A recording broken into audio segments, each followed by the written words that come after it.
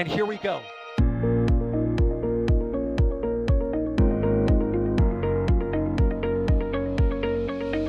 have liftoff. Propulsion continues to be normal. R68 chamber pressure looks good. Following up. Roger, with planet. Water towers fly! Yes! Echo down to nominal. Fighting downside FD off. Bring in FD off. Off. It's orange! Oh my god! Oh my god! Decollage. What is it? Put that in the big bag, 343 unfolds to go. Indeed.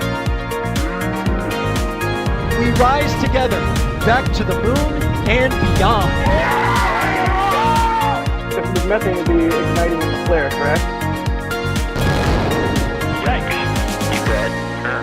We don't need any more of these.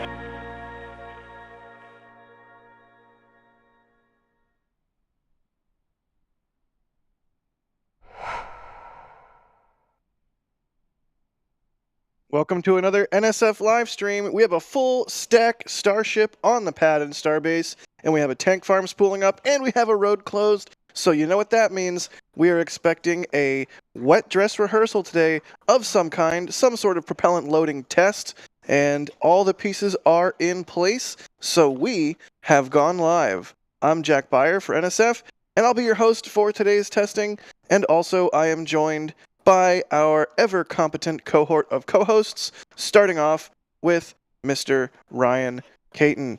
Ryan, how are you doing, bud? I'm doing good. It's a nice time of day for once, and Starship is doing something. It's a nice change over the last week, and fingers crossed, SpaceX doesn't troll us for a third time. Yeah, fingers crossed indeed, and it's nice to get some daytime Starship activity. So we get these nice views. You can see the tank farm right there, spooling up.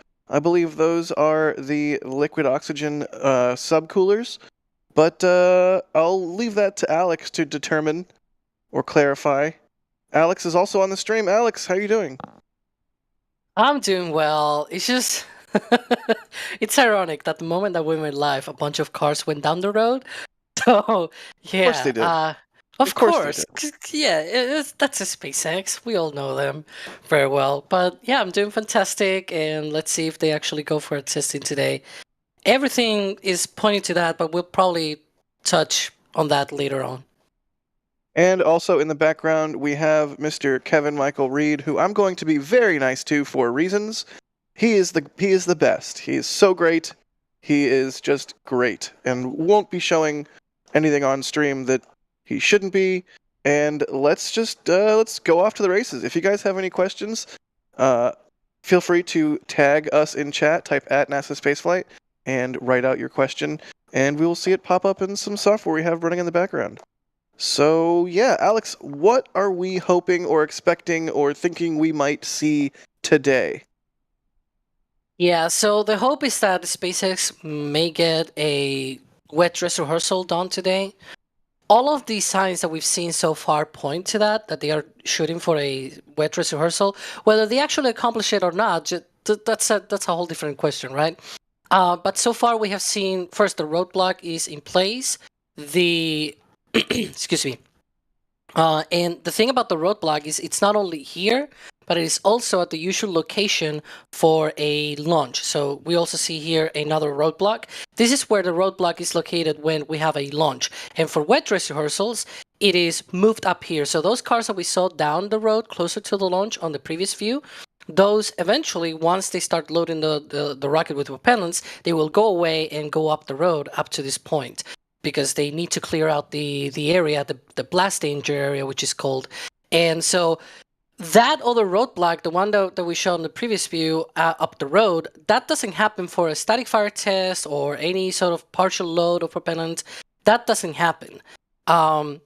They do have some kind of in-betweens where sometimes there's like a roadblock somewhere up the village, but it's not entirely all the way up there. It's a bit it's a bit complicated to explain it all, but definitely looks like just by that roadblock today we're going into rehearsal. Also, recently, SpaceX tweeted on X, or I guess a post on X, on Twitter.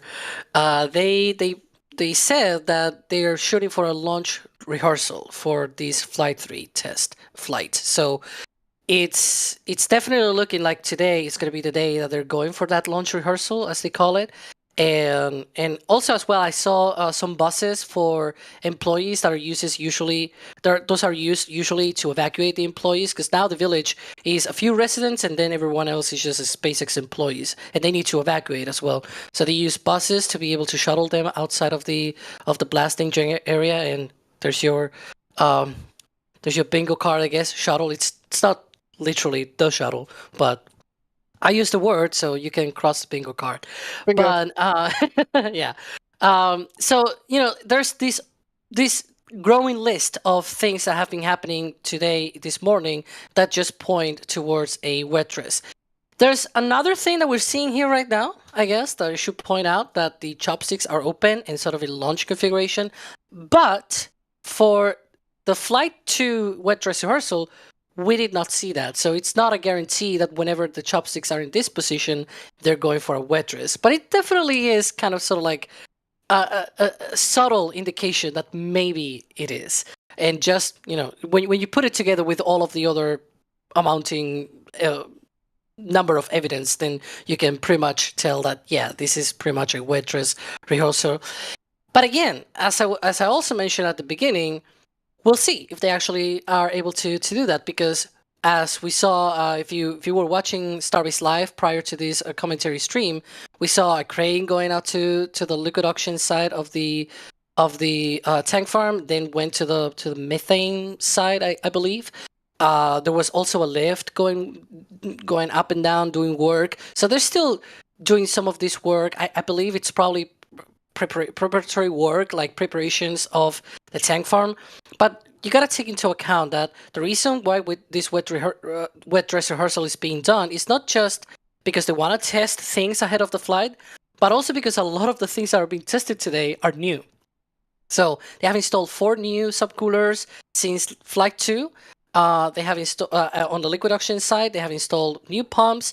As well, on the liquid oxygen side, on the methane side, they have installed another 2 subcoolers. They have installed more pumps as well. There's a lot of things that are new. There are new plumbing, new hardware on the tank farm side, and so that is important to be tested. And especially recently, in like the last couple of weeks, we saw them replacing LOX pumps. So it is. It probably will not surprise me if today's test doesn't go completely smoothly for them, because of all of the new stuff that is being tested today. But if it does, that's going to be a big win ahead of this Flight 3 test flight that we're sort of thinking might happen in early March. But yeah, that's all the things that I need to say for today's test. So far. Are you sure? Is that it? I think, yeah. All right, cool. You even answered a question from Jordan Payne in terms of what do we know what the crane was doing at the orbital tank farm this morning. So you even hit that. So good job, Alex. That was perhaps your longest Alex answer yet. Christopher Hella, thank you for gifting 10 Red Team memberships. That's very generous of you. And if you got a membership gifted to you, be sure to thank the person that did it. Sean Plays Too Much, thank you for gifting 1 Red Team membership, and Coco Cat's also gifting a Red Team membership. Musical Wolves, thank you for the support. They say, Happy Valentine's Day. I'd love to see a wet dress rehearsal. Will the days they get from I believe they mean data. Will the data they get from the wet dress rehearsal be lovely? Valentine's Day. That's right, it's that stupid day, isn't it? Mr. One Wolf, thank you for the extremely generous super chat. That is very, very nice of you. We appreciate that so much. They say, when does everyone think that Starship will star in a major motion picture other than media like Armageddon or For All Mankind? Starship was in Armageddon? I think they're talking about how in a lot of popular movies they show the shuttle, and so will Starship be the shuttle in movies in the future, where all of the rockets that you see in movies, they just look like a starship. Like even a recent one that was Moonfall, they were using Endeavour or something like that from California. It It was nuts. It was crazy. Yeah, the shuttle is so iconic that I suspect it'll be a movie prop for some time to come. But I don't know, give it like 5 or 10 years, and Starship will enter the zeitgeist and become it'll start to appear more in media, I think. But I don't think we're there yet. I think we're still at the stage where most people have no idea what Starship is or what it aims to do or how transformative it will likely end up being. But Ryan, do you have any thoughts? No, I mean I'm just going to agree with your point there, which is like the majority of people still have no idea what Starship is, which is kind of annoying. But hopefully, our job means that more people know what a Starship is. Precisely. And then I have to. It's obligatory. I have to ask: have you seen Armageddon? Me? Yes. No. All right. I'm okay. Here's a little inside baseball. I'm going to try and turn over a new leaf here.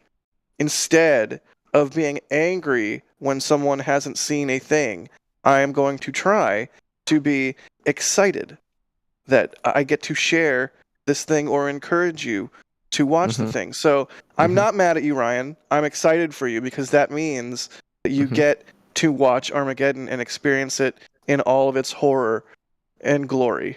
It's a terrible movie. It's a Michael Bay film. So you know there's going to be a lot of gratuitous explosions, and it's like, basically a popcorn movie. But I'm excited. I'm excited for you. At some point, you're going to watch Armageddon for the first time, and then I want you to DM me and be like, this was truly awful. I loved it. Or whatever your actual words. I can't even words. So yeah, I'm excited. I'm excited that you get to see Armageddon for the first time. I envy you. Let's see here. Good question from Mr. One Wolf. An extremely generous support. Thank you. Daniel, grabbing something from the store. They say, love all the coverage. Keep up the great work. And Anonymous with a store purchase. I believe they are getting the patch there. Thank you for that. The new patch is so, it's so good. Ryan, agree, disagree?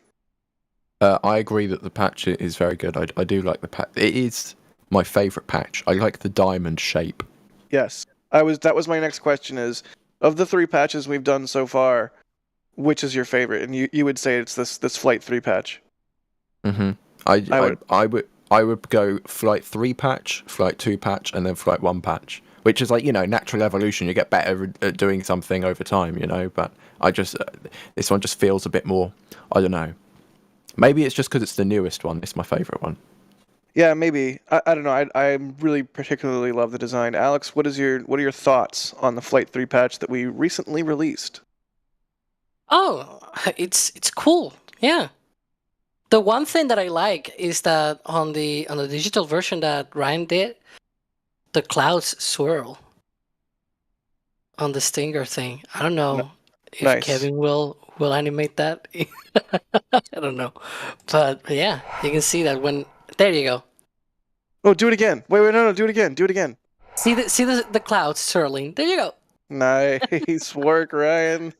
I love it. Do it one more time. Do it one more time, just for fun. Yeah, Kevin, my guy. Thank you. Apocalypse Cow gifting 10 Red Team memberships. Thank you. Ryan gifting 5. Liz McQuaid gifting 5. Y'all are the best. All right, let's do some questions. We'll start off with... anyone want to try and pronounce this person's name? Because I am definitely going to butcher it if I try. Druv? Druv Pankhania. That's my attempt. Thank you, Ryan. That was an excellent attempt. They say, we have not received an overpressure notice or an evac notice, so how can they perform a wet dress rehearsal? Well, turns out Mary has, in fact, been asked to evacuate. So there is an evacuation order in place. So that is one of the tea leaves that we have divined our inkling today that, they might be doing a wet dress rehearsal. Will it be a full wet dress rehearsal, a partial? Will they intend to go for a full one? Will they hit some kind of snag and not do a full load? We don't know, but certainly all the pieces are in place for some sort of potentially hazardous propellant load testing that would necessitate an evac of the village. This looked to be the cars that went down the road before. Oh, interesting. We have a new road closure update. Tomorrow's road closure has switched from possible to scheduled. Ooh, another test tomorrow. That's a very Interesting. short turnaround if they want to test tomorrow another, again, the stack. Yeah, remind me, how much propellant does the orbital tank farm hold? Like, it's like 1.5 times what a full stack needs. So they wouldn't necessarily have to top off the whole tank farm if they did do more testing tomorrow. But what if it's not the full stack tomorrow? What do you mean? Haha, so overnight, they moved the 2-point lifter to the launch site. Which means that's the lifter that they use to lift a ship on the suborbital pad. Or a ship in general with a crane. So... Maybe what a if- static fire on 28? Yeah, so what if today they do this sort of full stack wet dress rehearsal? It goes well, they destack ship 28 tonight. After they have completed all of the closeouts and everything, they destack it, they move it to suborbital pad B, and tomorrow they do a static fire test of it. Because it's probably not out of the question, and we know that at least a number of engines, which we don't know if it's one, there's up to 6 that could have been changed, basically. But maybe one has been changed at the very least. Because they removed engines, but there's always the possibility that then they just put it back in after doing some work on that engine outside of the vehicle. But there was... let's say that at least on the pictures and views that we saw when they stacked Ship 28, you could see at least one of the vacuum engines was very clean. It was not as test proven, I guess is the word. It was not as used as the other two.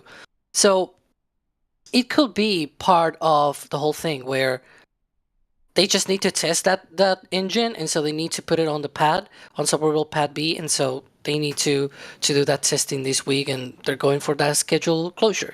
I don't really know, to be fair. It could also be that, just in case today's test doesn't go well, they can try again tomorrow with a wet dress. I don't really know. Interesting. Annie McGee, thank you for the support. They say, will SpaceX be producing their own propellant gases? That was a thing that they were saying they were going to do for a period of time and appear to have either put on hold or scrapped, right, Ryan? Yeah,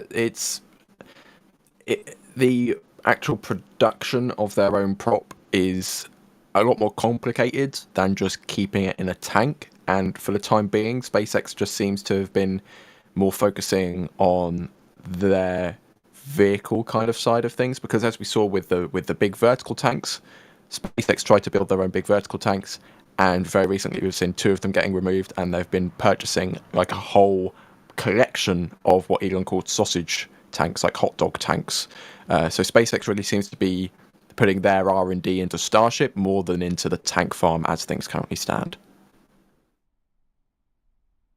And just Oliver, go ahead. I was gonna make a mention because we know that this is a full load precisely because of where the roadblock is located. When it is a full load, they don't place the roadblock that far up the road where we showed it earlier, and also they don't need to fully evacuate Starbase completely.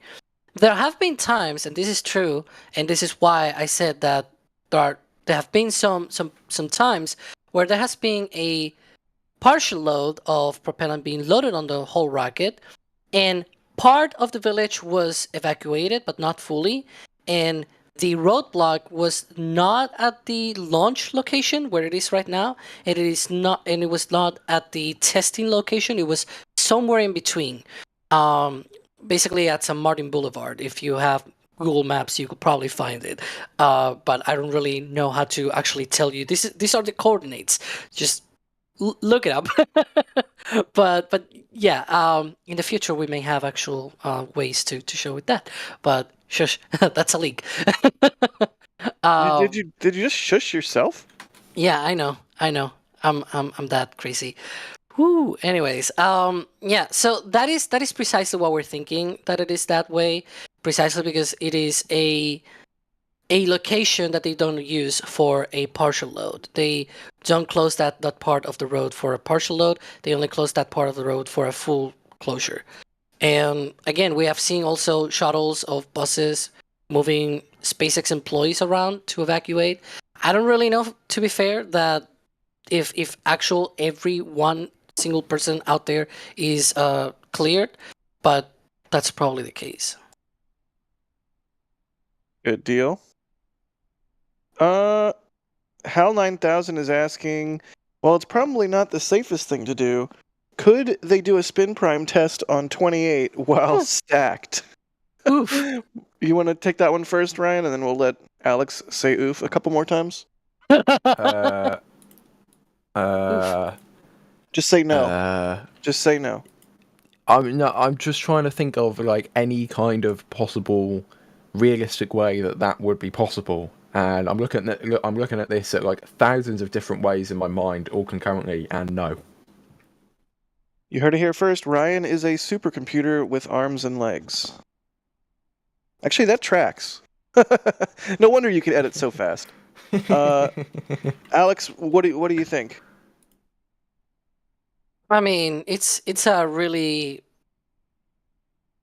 hard risk to commit, but there you can see people at the QD arm. They seem to have pulled over that work platform. That's interesting. Again, there's a lot of new things here in play. And the other day they were also having trouble with the QD, so I don't know if they have come to the QD arm to do work on it or just to deploy the platform for the sake of deploying it. They forgot to flip the switch from stack to WDR, so they had to go up into the QD arm and press the WDR button. It's interesting that they were up there and then left. Like, are they going to come back? Or did they do whatever they needed to do? Interesting. It's not like the platform needs to be out for a wet dress, though. It needs to be out for a more serious launch campaign and things like that. But for today, doesn't really matter if it's out or in. But I wonder if they have like cameras. I see some cameras on the platform. Maybe they're using the platform to look at the ship. I don't really know. Could be. But yeah, going back to the question of the spin prime, it's definitely quite a risk to take for very little reward, in my opinion. I don't think it really gives that much of data for the kind of risk that you could get if it goes bad. Kind of safer to just put it on the suborbital pad and test it there. Right. You don't want any accidental ignitions during a spin prime. Mm-hmm. As we have seen with Booster 7, RIP White Tube. RJ Brown is asking, do they need to destack before flight? Yes. Yes. Would you care to explain, Alex? Yeah. Yeah, so as we've mentioned in the past, right, the flight termination system that they use has a physical pin system. Those pins need to be removed in order for the flight termination system to be electrically armed. Whenever they are in launch countdown, they have a signal that is sent so that the flight termination system is armed. So that physical system, that those pins that are used to save physically the flight termination system, those need to be removed. And the thing is, the location that they are right now, you can see here, it's sort of that boxy thing around the middle of the ship there. And that location is very high up. There's no lift that can reach that place. And I know there's a lot of people, and we're probably going to get this question a lot today, I bet. But it's okay.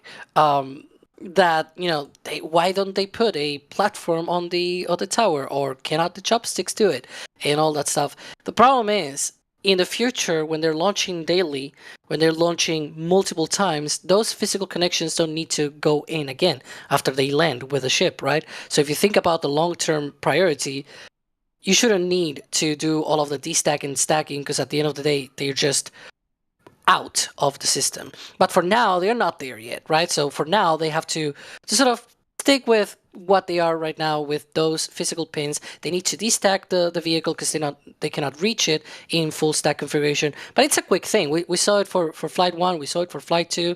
It's a quick thing where they just destack, they go up there, pull the pins, stack again. It's not really something that takes a full day or takes a full week to do. It's a very quite quick thing to do.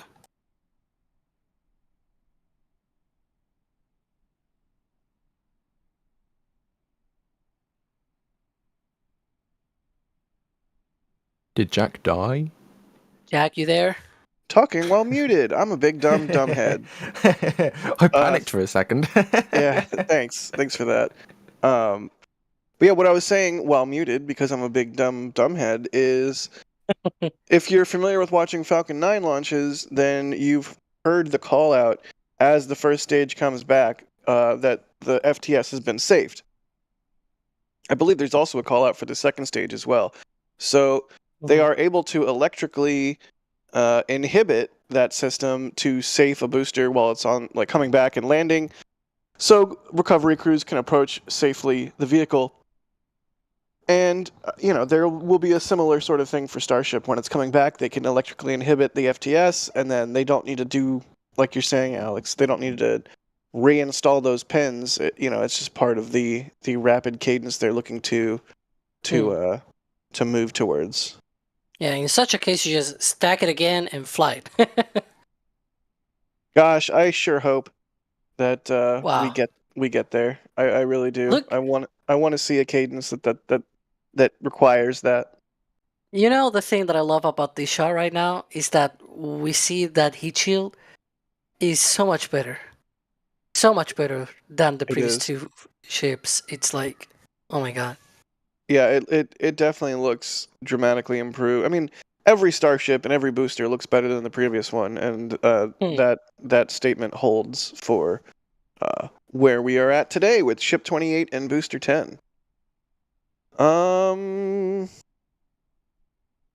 Kanan Copeland is asking, other than the wet dress rehearsal and the FAA, what's left to do? Remove scaffolding from the orbital launch mount?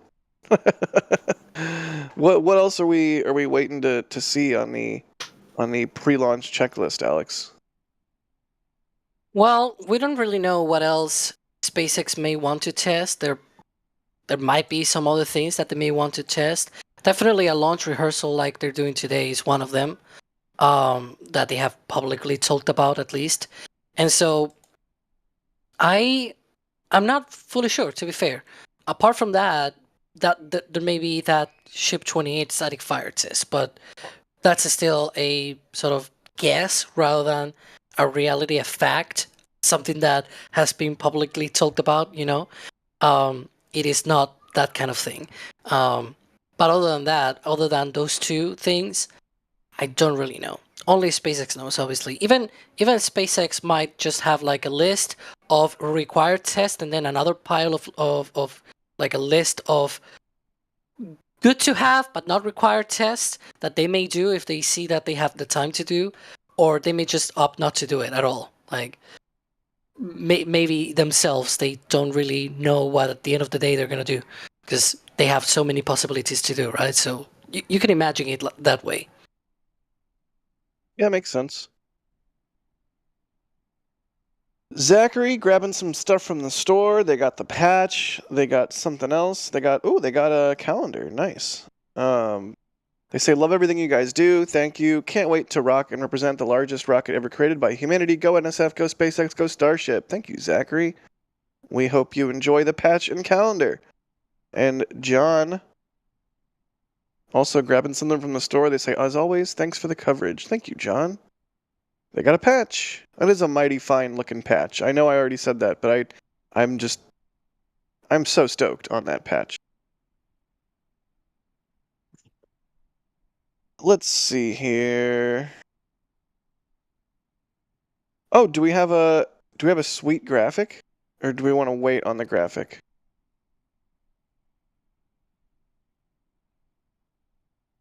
All right, we'll wait I on the believe graphic. I was trying to correct a little bit. All right. Willie, thank you for the store purchase. They say keeping my patch collection complete. You all are the best. You're the best, Willie. Jerwa, what's up, Jerwa? Long time supporter of the channel. They say get off the nuclear warhead, which if you had seen Armageddon, you would get.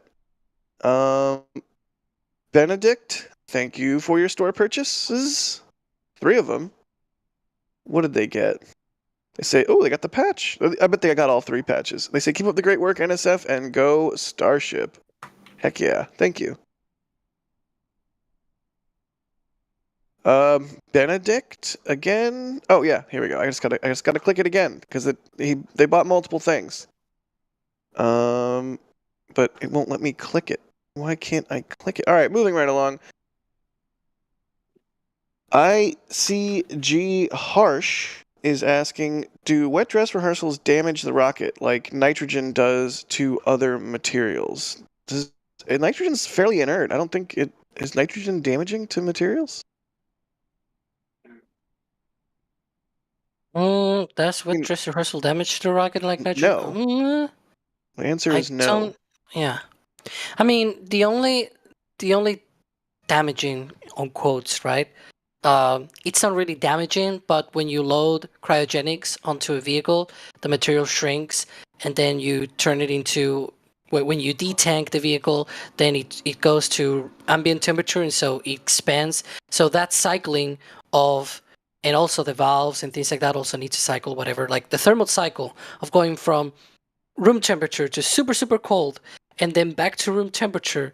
It can put a strain on the materials, and so sometimes certain rockets, and some people in the audience might remember certain rockets have like a limit in the times that you can tank it and detank it, and so, or at least like a safe limit at the very least. Maybe you can go past that safe limit if you actually go and take data out of the structures and things like that, but that is a very high number. Even SLS, which is the rocket that I'm talking about, was like within the safe limits. It was like 22 times, and they were saying that they could probably go like twice that and still be good.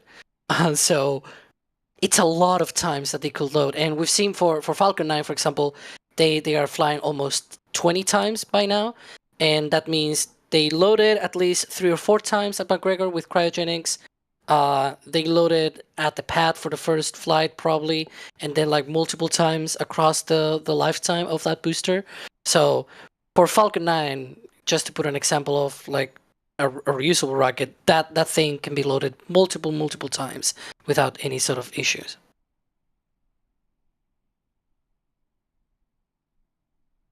Oliver Pye is asking, has booster cryoload gotten any faster between the first wet dress rehearsal for IFT1 and now? This is an Alex question. Sorry, Ryan. Well, soon Ryan will be able to talk about that as well, because we're working on videos about this. Also another leak, I guess. But yeah, so there's been a lot of new stuff that is being added to the tank form for Flight 3 that is new compared to Flight 1 and Flight 2. For Flight 2, the propellant load sequence lasted about 97 minutes. We expect this one to be closer to 1 hour for with the new stuff that they have added to the tank form. Again, it's new pumps, new subcoolers. Some of the subcoolers are just dedicated to the ship, which is good because that means perhaps when they start loading. So one thing that happened with the past 2 stacks is that they started loading the booster, and whenever they started loading the ship, the rate at which the booster was being loaded slowed down because basically they shared the same resources. Now it seems like they have dedicated resources for the ship and dedicated resources for the booster. So when the booster is being loaded, perhaps, and this is a perhaps because we're yet to see it, but perhaps the booster load will not slow down and actually go through very well. But that's what we're gonna figure out today. What is it gonna look like? Every single time that they introduce something new, it's always exciting for people like me, which we track these timings and we try to guess what else is gonna happen next. And so it is always exciting because then we figure out something new. It's like you, Jack, when someone hasn't watched a movie or a show or something, and then you're like, yes, you're gonna get to enjoy it. So that's the same feeling. We're gonna get to enjoy something new today. Hopefully, again. There's been so many changes to the orbital tank farm that we'll just have to see how that plays out. Oh, look, we have a fancy graphic showing where the that's road the old one. closures typically are. Oh, that's not the fixed one. Kevin, it's not the one that was fixed. That's the old one. There we all right, go. There we go. So yeah, you can see the partial prop road closure. That's like the typical. There's a static fire or some sort of testing at the launch site closure point. Sometimes it's at the sometimes location. And for launch and full wet dresses and whatnot, the block is all the way up Highway 4 at the intersection of Highway 4 and Richardson Avenue. So there you go. That's a good way to visualize what's going on here. And there you can see that roadblock. Those two white trucks are on Richardson. The red truck is on Highway 4. Mm-hmm.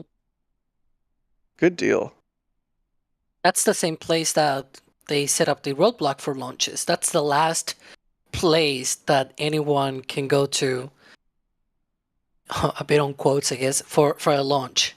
So Right. yeah, except certain SpaceX employees, which I believe they can go up to the Stargate building. Right. And there's typically for launch multiple layers of roadblock.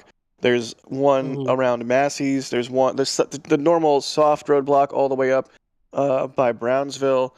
So, yeah. Standard SpaceX closing the road down for some full stack testing. Exactly what we want to see today. Canan Copeland, they're asking, when do we expect to see Frost? Ryan? Sometime today. Well, we need to have ooh, it's orange. Someone got the orange shirt. It's such a good shirt. We need to have the propellant lines to the launch pad chilled down, which we have not seen yet, and that is indicated by the tower and OLM vent, neither of which we've seen start up yet. So, Alex, where are we at right now? What are there still crews at the pad? I guess I think I see someone on the QD arm right now. Yeah, that is the interesting thing. They seem to still be working on the ground systems. As they usually say, they may have they may have hit a snag. Excuse me. But this is the sort of thing, as I was trying to emphasize before, they have a lot of new systems, right? And so we need to be patient. We need to be patient because this is the first time they've tested a full stack with all of this new hardware, and so we'll see what happens today. But yeah, still keeping an eye on the crews working there. It seems like they are sort of pulling away that work platform. Wait, so they extended it and now they're retracting it? Yeah, and the funny thing is this platform is like manually deployed. So there's a guy there that needs to actually go in and pull it out or pull it in. It's crazy. Interesting. All right, well, we'll keep our eyes on it and we'll report changes to the status of things as we see them come down the pipe. Brett, thank you for the support. They say, you guys got me. I was going to get one, but needed the set. Can't wait to see more launches from Charleston, South Carolina. Nice, getting the patches. It's a good thing, too, because the patches, we order like a set quantity, and then once they're gone, they're gone. So I don't know how we still have Flight 1 and 2 patches, but we do. And if you want all three, now's the time to get them, because once they're gone, they're gone. So thank you for that, Brett. And I'm glad you got in while the getting's good. Charles, thank you for grabbing something from the store. They say very nice to add to my collection. They also got the patch. Excellent. Angry American, thank you for the super chat. They say 5.5k watching, barely 1k likes, smash like, and kick algorithm monster. Thank you. Thank you for that, Angry American. Sean, thank you for the support. They say, put a bird on it. When Gary plushie. Gary the Grackle. I feel like that would be a challenging plushie to make. I don't know. We'll have to talk to the store team, but thank you for grabbing the patch. MGJ. Is that our Sean? Because what? It was called Sean, right? That's a store message that you read. It did say Sean. And it was talking about Gary, huh? I don't know if it was our Sean. We'll have to see if he confirms or denies in our back channel. Gareth, thanks for getting the patch. We appreciate you. Daniel, thank you for the support. They say, I've been watching NSF since SN8 and even have a very brief cameo just before SN10 launched. I finally made the red team on B10 lift. Love y'all. Thank you so much. Which one? Now I'm curious what your cameo was. Which one what? Which of the streams? Oh yeah, there were several. Was SN10 the one where there was like we did like a 12-hour stream and then it scrubbed and then we did another 12-hour stream like the very next day? Well, I meant on the Booster 10 lift. Although I guess Booster 10 lift, that was not the one that we had to scrub, right? I don't think so. That was ship 28. Booster 10 lift is just the one that took forever and we had the long music-filled stream and then yeah, but still it lifted. Yeah, okay. Steven, thank you for the store purchase. They say, keep up the good work. Steve SGB Guitars. Thanks, bud. RC Horseman, gifting 5 Red Team memberships. Alisso Perini, thank you for the €5. They say, Starship is already used as a rocket.png. First time in the anime Orbital Children. I got hella excited when I watched it. Oh, I'll have to check that out. I do like me a good anime. Yeah, there are some places where it's already starting to be seen. Even For All Mankind has like a knockoff of a Starship. I'm not gonna spoil anything, but yeah. I mean, it's from season 2, or season 3, I guess. But yeah, it's from a few seasons ago. So no spoilers. You should watch it.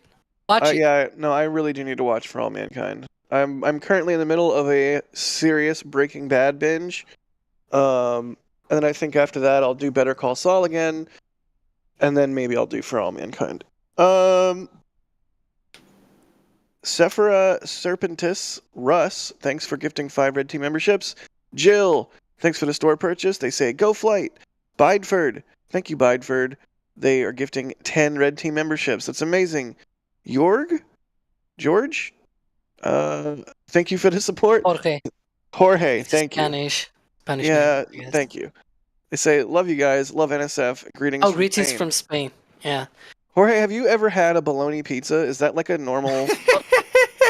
is really that like asking this on stream? Is that like a normal thing in Spain? Because apparently Alex is eating a bologna pizza, and I... No, I was. I'm not eating it right now. Well, you're currently digesting a bologna pizza. Like, what? What is that? Why would anybody do that to themselves? I'm just looking at chat. I'm waiting for a response from Jorge. Really? Yeah, no, this is important. Wasn't that a store message? It was. They got a patch. So maybe they go by another name on chat. Oh, maybe. Darn it. All right, well, we'll move on. Anonymous, thanks for the store purchase. They say, when hop? Well, you can go to People are saying they have tried bologna pizza. I don't believe it. Yes. They're talking about that. Look at chat. It's real fine. bologna is good, not American bologna. Is there a distinction in bologna? The elevator's moving. Do we got the elevator moving? Are crews leaving the QD arm? The elevator is not elevating, though. Going down. It's de-elevating. Elevating. Good. All right. Well, hopefully we see the cars that went to the pad leave here shortly, and we get into testing proper, as will be signaled by the start of the OLM vent. That's sort of the next step in the flow that we would expect to see, right, Alex? Yeah, I guess. That's a really non-committal answer you got there. As usual. I'm gonna go. You Oh, know no, me I'll well. ask Ryan. Ryan, what do we expect to see next There in you the go. flow? How about that? Frost. No, we're going to be seeing some vents. We need some OLM vents. We need some tower vents. We need all the vents, which signifies that they're progressing nicely, which we are yet to see, but hopefully we see it soon. See, Alex, that's how you answer. That's a good answer. Boom. Vents. That's the way. I'm just sowing a rivalry here, like it's chaos. There's no rivalry. I already don't go along well with Ryan. You don't need to force it. Oh, Nah, it's a joke. It's a joke. You know me well. I don't want to get DMs of being like, oh, why are you mad with Ryan? I haven't gotten any more DMs yet. Yet. Exactly. TJ Moore is asking, has SpaceX solved the fuel slosh? So, speculated issue with the booster, it's not confirmed, on Flight 2 was potentially its RUD caused by a fuel slosh issue, and we've seen some new weld lines on the booster. Do we think that's a solve for the fuel slosh? I'll go with Ryan first. Take that, Alex. It's okay. I'm watching the feeds. I guess the only way we'll be able to answer have they fixed the fuel slosh problem is if there's a fuel slosh problem on this flight. But the extra weld lines we did see, it does. For me, it makes much more sense to try and solve this issue through those kind of additions for this booster and this kind of family of boosters compared to doing like a completely different design, because it's much quicker to add components than to completely redesign how the tanks work. So, whether they decide to redo how the tanks work, we're not going to see that until future boosters. So hopefully this intermediate, potentially fix, does the job for fuel slosh. Yeah, hopefully. Alex, any thoughts? I will go with what he just said. That I guess the flight test is gonna be the test. That sounds very, very silly. But it is true that the flight test is gonna be that test of whatever they have installed here on both vehicles to avoid the issues that they had with the second flight. It was a lot less issues than on the first flight. Let's be fair to that, but there were still issues that need to be solved, and we'll see if they actually solve them for Flight 3. Fingers crossed. Y'all are coming out in huge support. I'm struggling to keep up here. Raymond with a store purchase. Thank you. They say thanks for the coverage. Lawrence, thank you for the support. They say go IFT3. I love your coverage and commentary. Keep it coming. And they bought a bunch of things from the store as well. Thank you so much, Lawrence. Brian Young, gifting 50 Red Team memberships. Wow. That is insane. I get chat is just going ham right now, left and right. Scott was gifted a membership. Brian was gifted a membership. Alexi was gifted a membership. Holy cow. Thank you so much, Brian, for that extremely generous gift of 50 memberships. If you got a gifted membership, first thank Brian, then go over to the YouTube community page and check out the sweet member-only content that you now have access to because you're now a member. 50 people. That is insane. Joseph, thanks for the store purchase. They say thanks for the coverage. Scott, thank you for the support. They say missing the sticker for IFT3. Oh well, thanks for your stream. There's people asking about a sticker. We have Robbie Williams here too asking for a Flight 3 patch sticker. No, nothing to announce yet. Store team is looking into it. I too would like a sticker, but the patch is sick. So we have that right now. So if you want it, get it.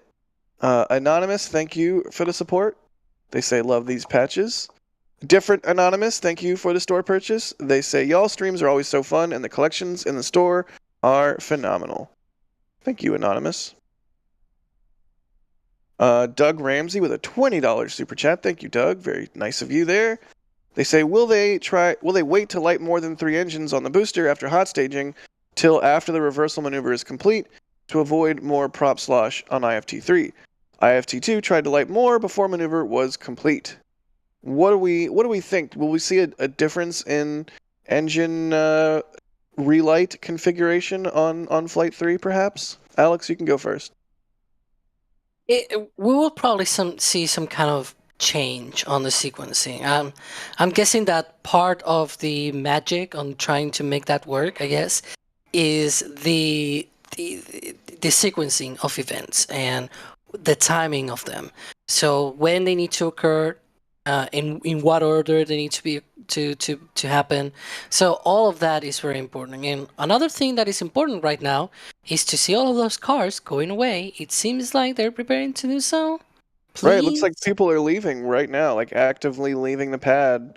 This would have been the crew that was up on the QD arm, so we saw them on the QD arm, they extended the work platform, they retracted the work platform, they descended via the elevator, and now they appear to be leaving, so this is good. This is exactly what we want to see.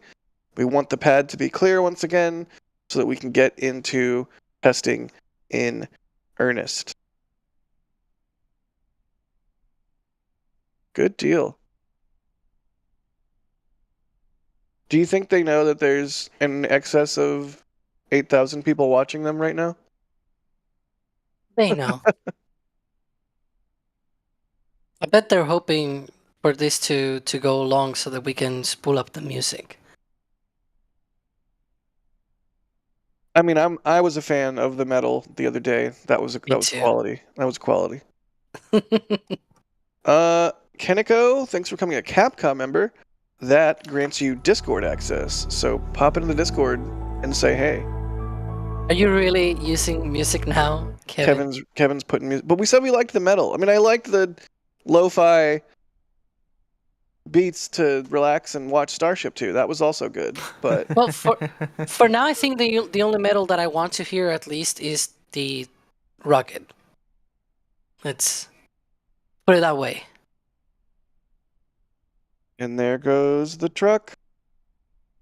Excellent. Bye. Everyone say bye. Say bye. Bye, truck. Goodbye. Bye. Goodbye, truck. It's not even driving on the right side of the road. Like, what's he doing? He's just going down the middle. Hey, the road's closed. All bets are off. And there they go, up the highway. Meow. There we go. There we go. There we go. Engage. We need an auto track for this. Did you just pull a Picard and say engage? Yes. Engage. All right. You see it here? Crew's leaving the pad.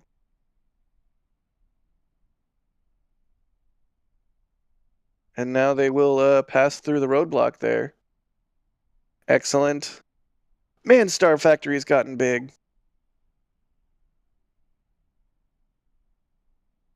Good deal. All right, so can we call the pad clear now? Yeah. As long as they don't go back. It was clear before, but they just went to the pad for some reason as we went live about an hour ago. It was hilarious how we had the intro rolling, and then I saw on the stream on our feeds and everything, I saw the cars going down the road. I'm like, oh my god. So it goes. Well, now they have left the pad, and that is what we want to see. Excellent.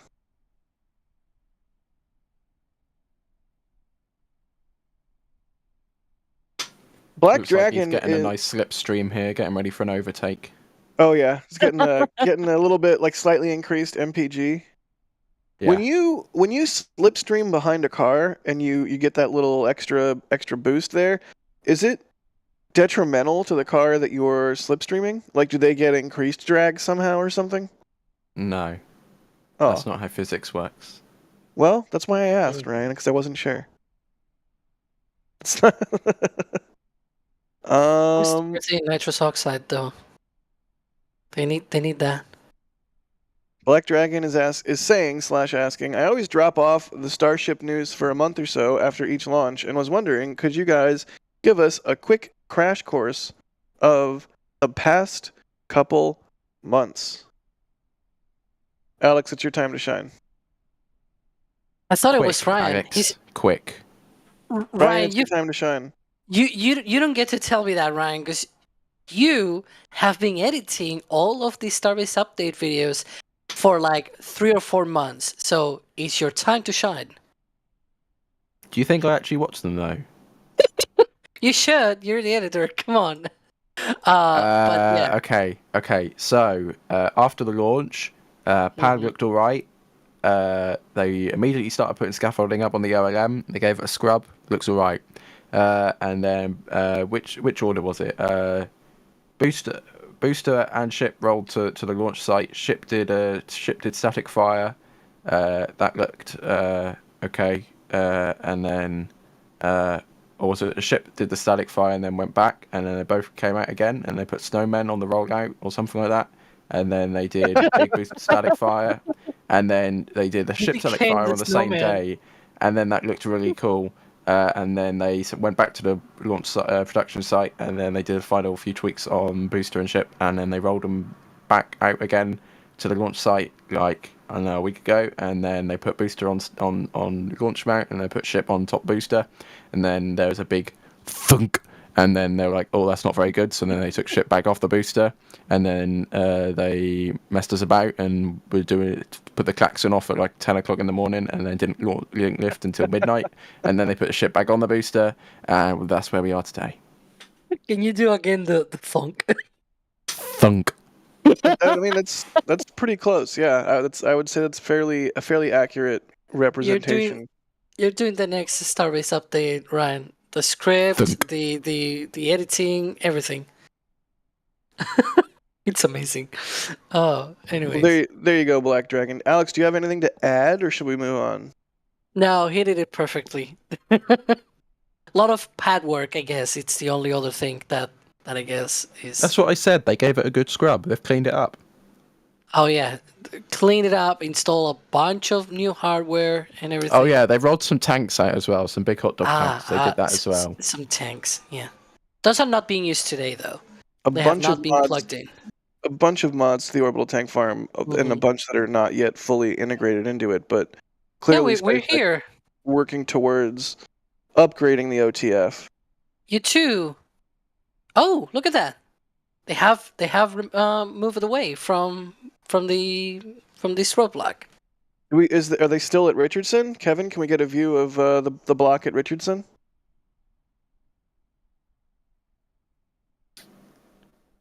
Still there? Yeah, I wonder. The 2 white pickup trucks have moved. I do wonder if they have moved temporarily, because sometimes they also do this where the roadblock doesn't move straight away to this location. They move to the and sometimes here location, which is at San Martin Boulevard. They sort of wait there, and then once they make sure that actually everyone has left, then they go up here. I don't really know, to be honest, where if they are right there, but yeah, they have left the usual roadblock. The hard roadblock is now what's the name of that place? Richardson? Richardson, yeah, Richardson. Good deal. Yeah. So road's still closed. Do not fret that the close-up roadblock has moved. That's pretty normal. We've seen that before. Tank farm appears to be spooling up again, so now we're waiting for the OLM vent to start up, right?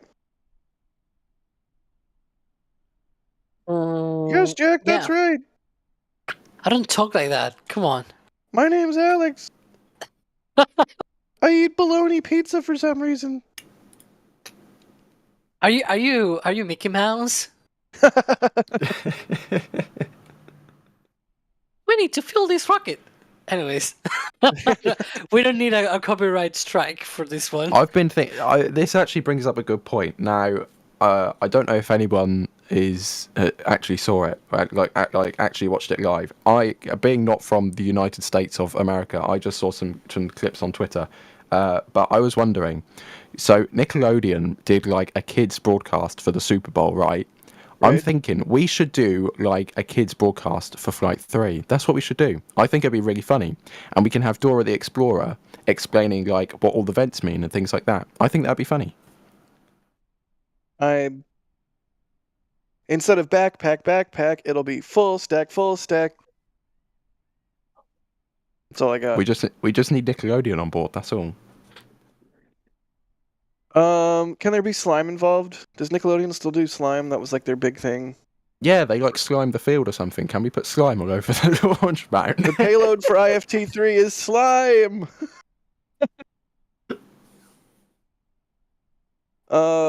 Corey, thank you for the store purchase.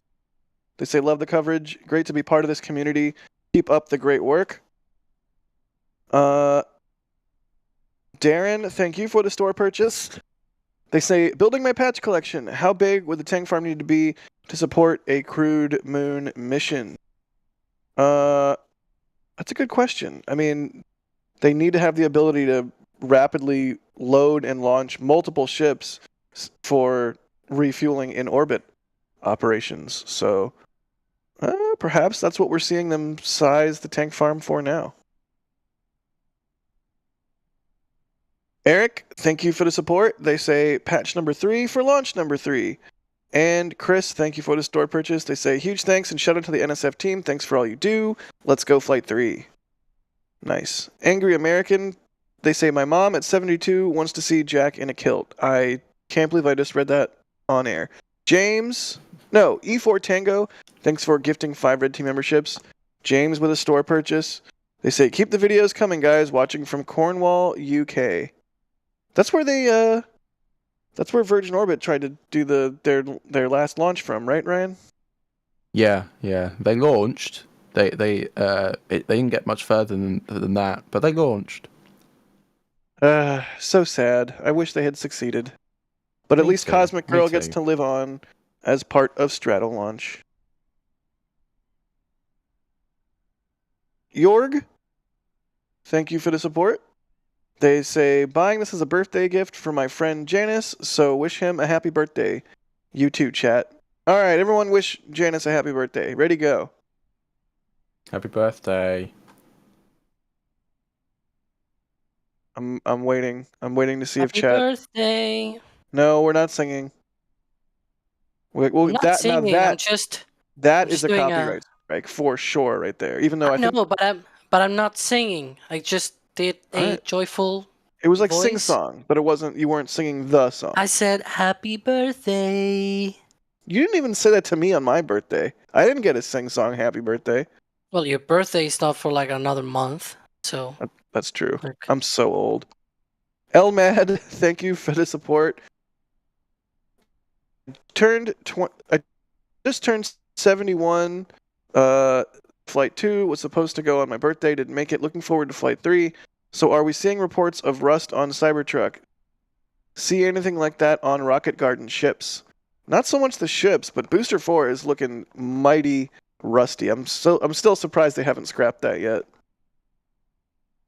They might, instead of scrapping it, they might just be waiting for it to be disintegrated by the rust.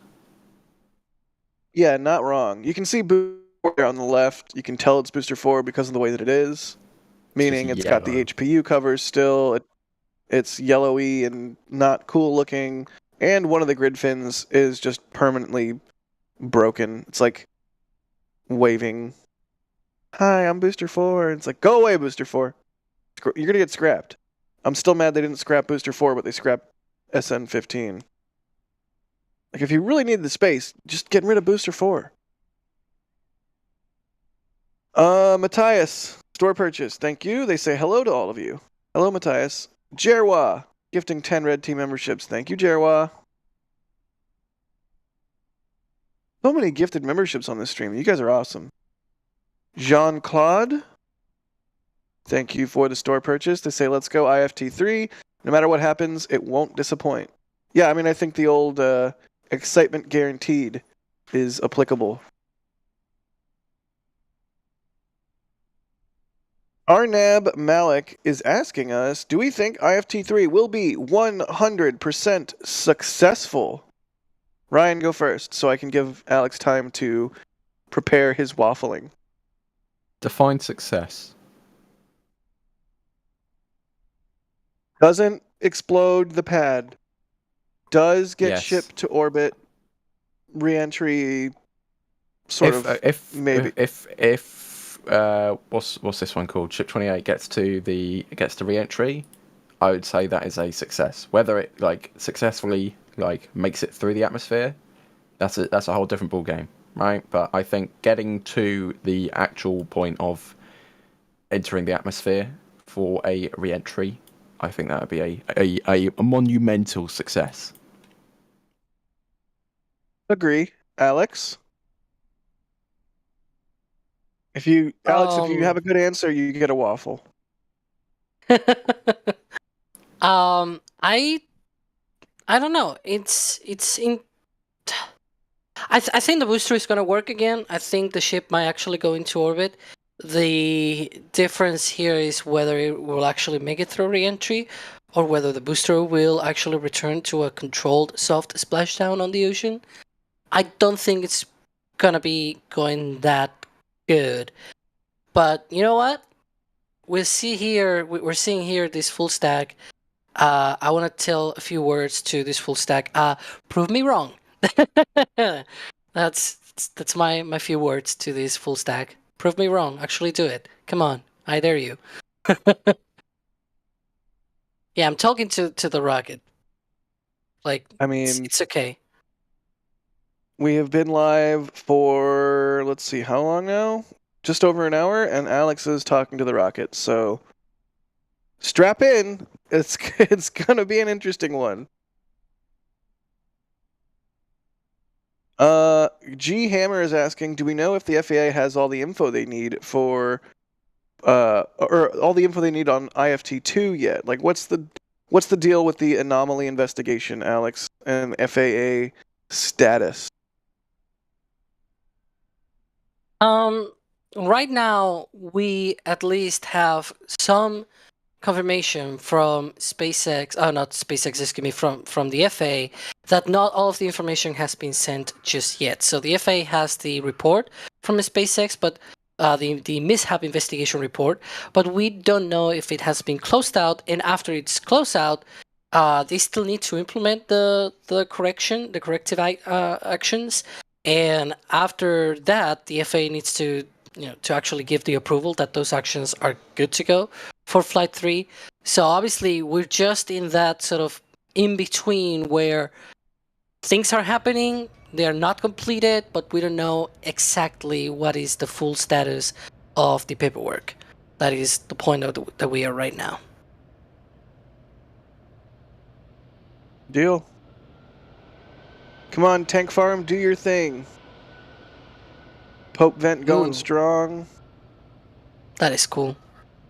I mean, literally. I see what you did there.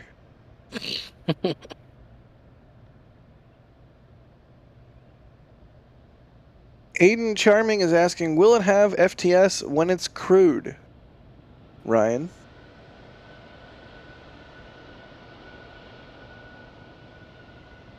Ryan? Talking whilst muted. That's an interesting question, because I would say no. Alex is probably going to be like, well, actually, but I'm just thinking that never before has a second. I say this now, and Chris is going to enter chat with shuttle. But if we just ignore the shuttle for a moment, okay? Never before has a vehicle like this, the second stage and the crew thing, been like the same thing, right? The shuttle didn't have an automated flight termination thing like on the orbiter, right? I don't believe. That'd be a bit silly if it did. So I would say no for Starship. I don't believe the orbiter itself had it.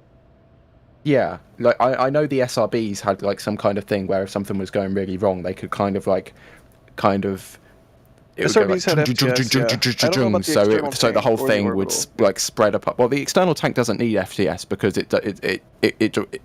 if they're with no SRBs and no RS-25s, the external tank is going to have a pretty hard time getting to orbit by itself. The SRBs could kind of split themselves apart. The orbiter didn't have it, so I'm going to say that the booster will, the ship won't with crew, just because it has crew on board. So it's a really interesting point going forward, though, because never before has this much propellant with this much power been like physically connected to the seats that humans are sitting in. Right, so this is just going to be a really interesting thing, both like technologically and regulatory-wise, going forwards to see how Starship is regulated. I expect they will have an FTS on the ship just in case, things go extra awry. But who knows? Alex, do you have any thoughts? Well, I will say Falcon 9 does have a flight simulation system even when it's carrying crew. But as Ryan said, this is unprecedented where you have the second stage tanks, the propulsion system, also attached to the vehicle. Like Crew Dragon itself doesn't carry a flight simulation system, but the Falcon 9 second stage and the first stage do have a flight simulation system.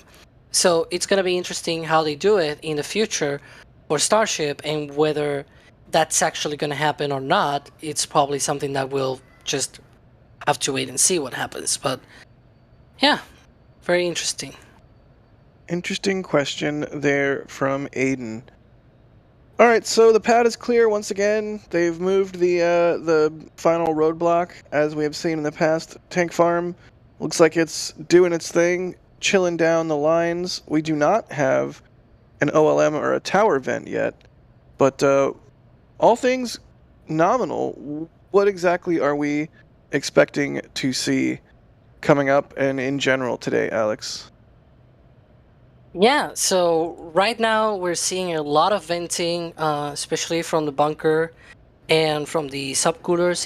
It seems like at least those LUX subcoolers, the liquid oxygen subcoolers, are starting to vent. We also have here the Pope vent as well, as we call it, but we still don't have the OLM vent that we're waiting for that will indicate that they have started chill down the lines to the OLM. So that is sort of the status where we are right now, where the tank farm is pulling up, but yeah, that OLM vent is not in place just yet. And that OLM vent, once it comes up, that is the indication that they are chilling down the lines to the overall launch mount. A similar vent will appear over here on the tower as well, where the same process will occur, but up the tower. So we're gonna have the lines up to the ship being chilled down in order to be able to go ahead with a propellant load. Once those vents go off, it's especially on the OLM side. Once the OLM vent goes off, or I guess dies off, once that disappears, then the liquid oxygen load will begin, and so we're gonna go into that propellant load, which will look different for this full stack rather than what we saw for Flight 1 or Flight 2. But yeah, that's sort of the things that we are looking for next. I'm gonna need some more arrows. I'm gonna need some more arrows on screen next time you do illustration, Alex. That was a dearth of clarity there. We need more arrows, please. And RC Horseman in chat says, "Ooh, DOS art," but no, it's Alex art. DOS art is red. That's how you know. Yeah. Alex art is purple. Alex, can we get a smiley? Okay, but for that, Draw a hold on. giraffe. Do a giraffe. I just did a smiley. It takes a while because the whole thing, it's a very complex process, and so it takes a while until it appears. But yeah, I don't know how to do a giraffe. If we get a wet dress rehearsal today, we will all be smiley, just like that smiley you drew. Thank you. This looks more like a dinosaur kind of thing. I don't know. That's a giraffe. That's an amazing giraffe.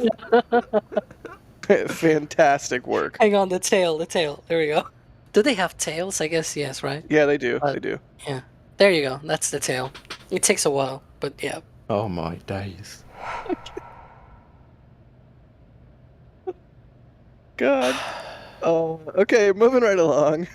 Thank you. Thank you for humoring me. Bryce says, I just ordered a Flight 1 and 2 patch last week. Needed 3. Your coverage got me hooked on SpaceX and Starship. Yay. Anonymous with a store purchase. They say, keep up the great work, guys. Music sucked. Not my cup of tea. Sorry. Can't please everyone all the time. I have a proposal here though. If you didn't like the music, what you could do is mute the stream and play your own music. Just an idea. That's true. There you go. Or you can mute the stream and play Starbase Live audio, which is not music. If you really want like pad audio and stuff.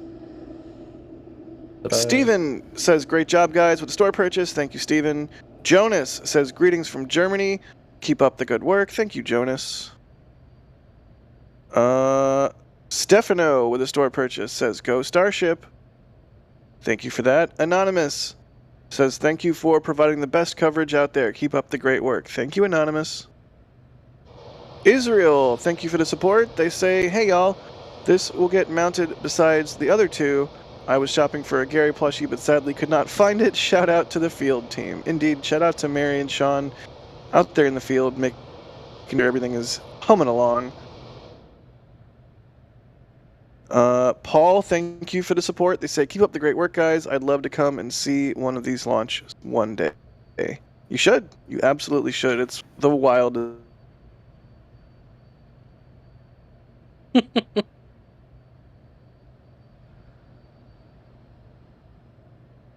Mr. Contuver, thank you for the support. They say, will there be a re-entry landing attempt? Well, 2-3. To see on the actual launch, basically. Jack? Them attempt preview? It seems like you're robotic. Maybe it's my connection? I don't really know. No, he's robotic. Okay, I thought it was me. Because I have also the whole thing to do the illustration or the Alex art, so things are going a little bit slower than usual, so I thought it was my end. But no, I see Chad is saying that is... Oh, there we go. That's my feed. We're vent. We're vent. We want the vent. We need it. But yeah, I can clear that up. Jack, you probably have to check your feed. Yeah. If whilst Jack is trying to stop his internet breaking, I'm just going to hit a few more bits of support here. Victoria's been purchasing a couple things off the store, saying buying for my husband Chris, who watches your streams every day. Well, hopefully Chris gets the new patch and the Flight 2 patch. Vincent saying for my brother Julien N in France, who watches you every day, thanks a lot for your dedication. You're very welcome, Vincent. I hope that Julien gets that Flight 3 patch. Joseph Zimmerman has become a launch director member. That's the top one, or the second to top one, I think. So that's a lot of support. Thank you very much. That's a lot of support. Gooey, sorry, has become a Pad Rap member. Thanks very much for that. And then Alex Vives saying with a $10 super chat, thanks for your great coverage. On a side note, who's taking bets that SpaceX surprises us and instead of a wet dress, they go on and do a full launch today? I don't think the FAA would be too happy. Let's put it that way. There's many things that still need to be done, including arming that flight termination system we were talking about not that long ago.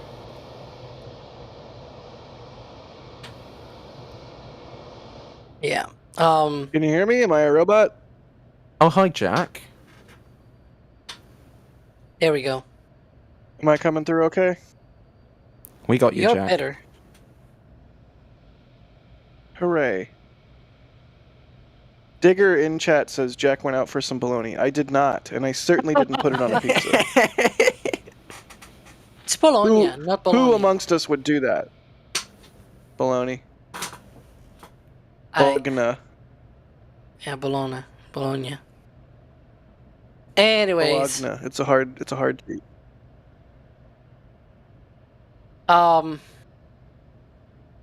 where were you going with Uh, your conversation before, Jack? Uh, You were saying something. oh, we had a question. I don't see it anymore, but someone was asking what the profile is going to be for Flight 3. Will it be a landing attempt, a re-entry attempt? What are we expecting to see on Flight 3? Yeah, so Flight 3, it is interesting because we have yet to see some kind of official confirmation on the actual trajectory. I mean, we have already words of, from public officials from SpaceX. I mean, from Elon and Jessica Jensen, Kathy Leaders. They all have talked about things like the cryogenic propellant transfer demo. There's going to be an in-space burn and things like that. After it has already gone into space, it's going to do that sort of burn to test the orbit for future flights. Now, the question is, will it actually go into a full orbit? You know what I mean? That it's actually going to go into a stable orbit, or whether it just will go into the trajectory that it was already targeting for Flight 1 and 2, but instead do some sort of basically that in-space burn be what it will do. Instead of making the ship land on the Pacific Ocean near Hawaii, it will just make it land somewhere in the Indian Ocean. That could be a possibility rather than actually going to orbit.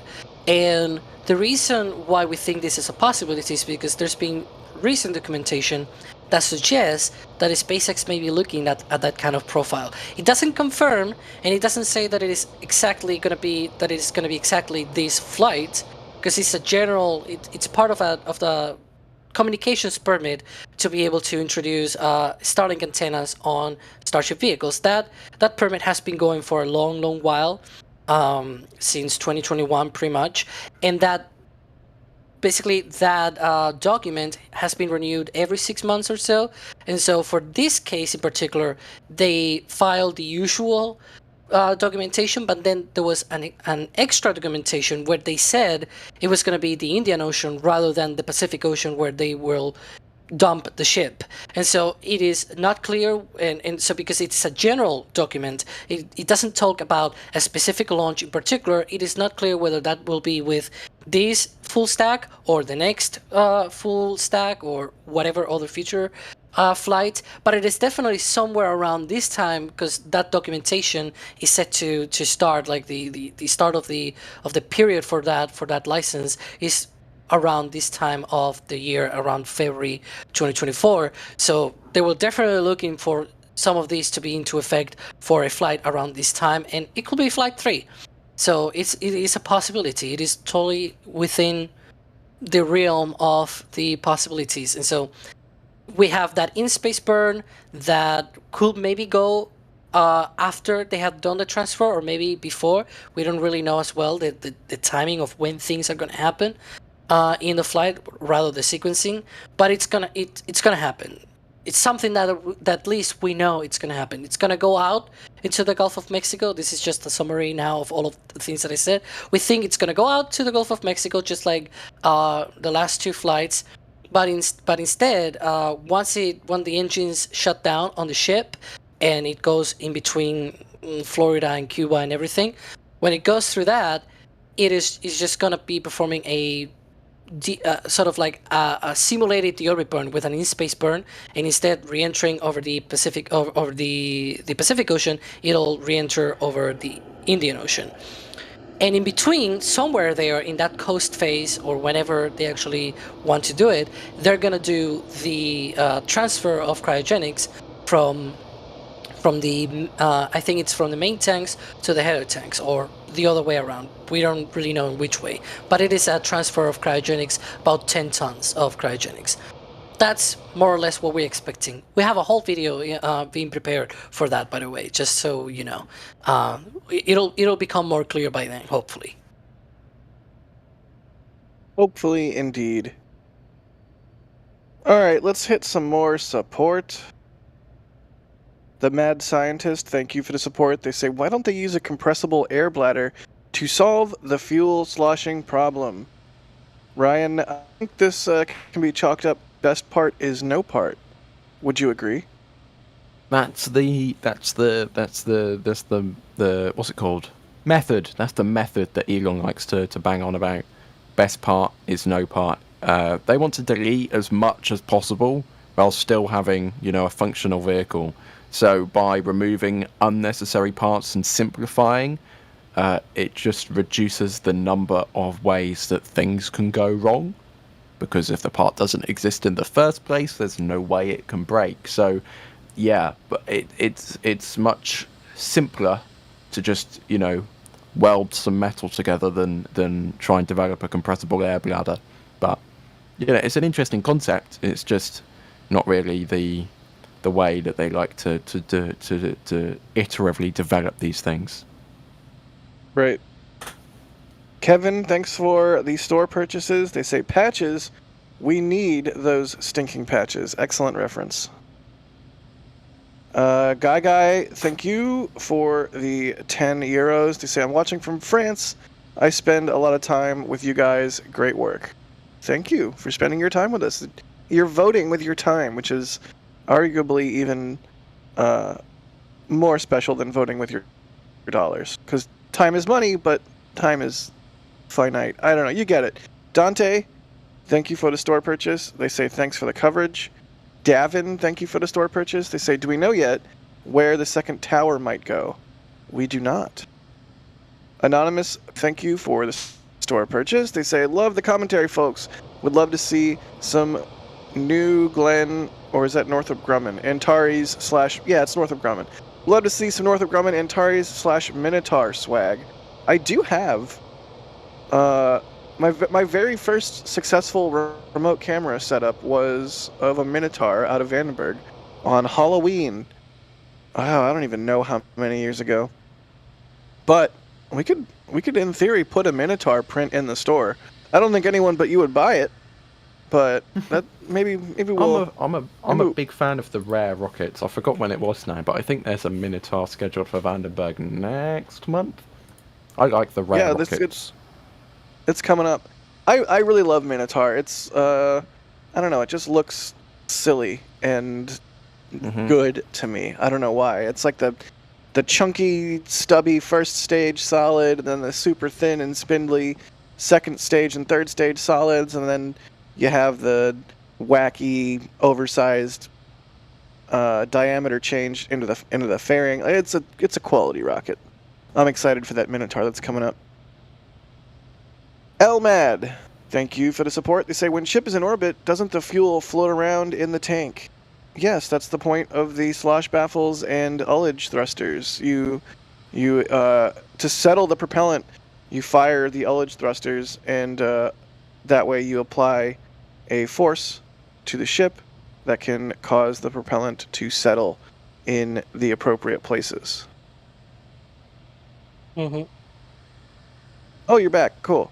Hi, yeah. Anonymous, thank you for the store purchase. To say Trail Life Houston Rocket Club Holy Ash Wednesday. I feel like I have no idea what I just read, but thank you, Anonymous. W. Scott Howard. Yeah. Sorry, just because we're looking at them right now, you can see there the venting from the liquid oxygen subcoolers. Those are new pipes that they have installed as well. That is basically, they used to dump it closer to the subcoolers, but now they have these extensions, and they even have put a wall. They have fancied up everything on the tank farm. It's becoming, what do you say there in the UK, Ryan? More posh? It's all more fancy, basically. And so you have those extensions to those exhaust vents for the subcoolers, the new protection wall there that they have as well. It's all very fancy, but it's a lot of venting. It was already a lot of venting before when we had 4 subcoolers on the liquid oxygen side, and now we have 8. So yeah, get ready. It's gonna be a lot of venting.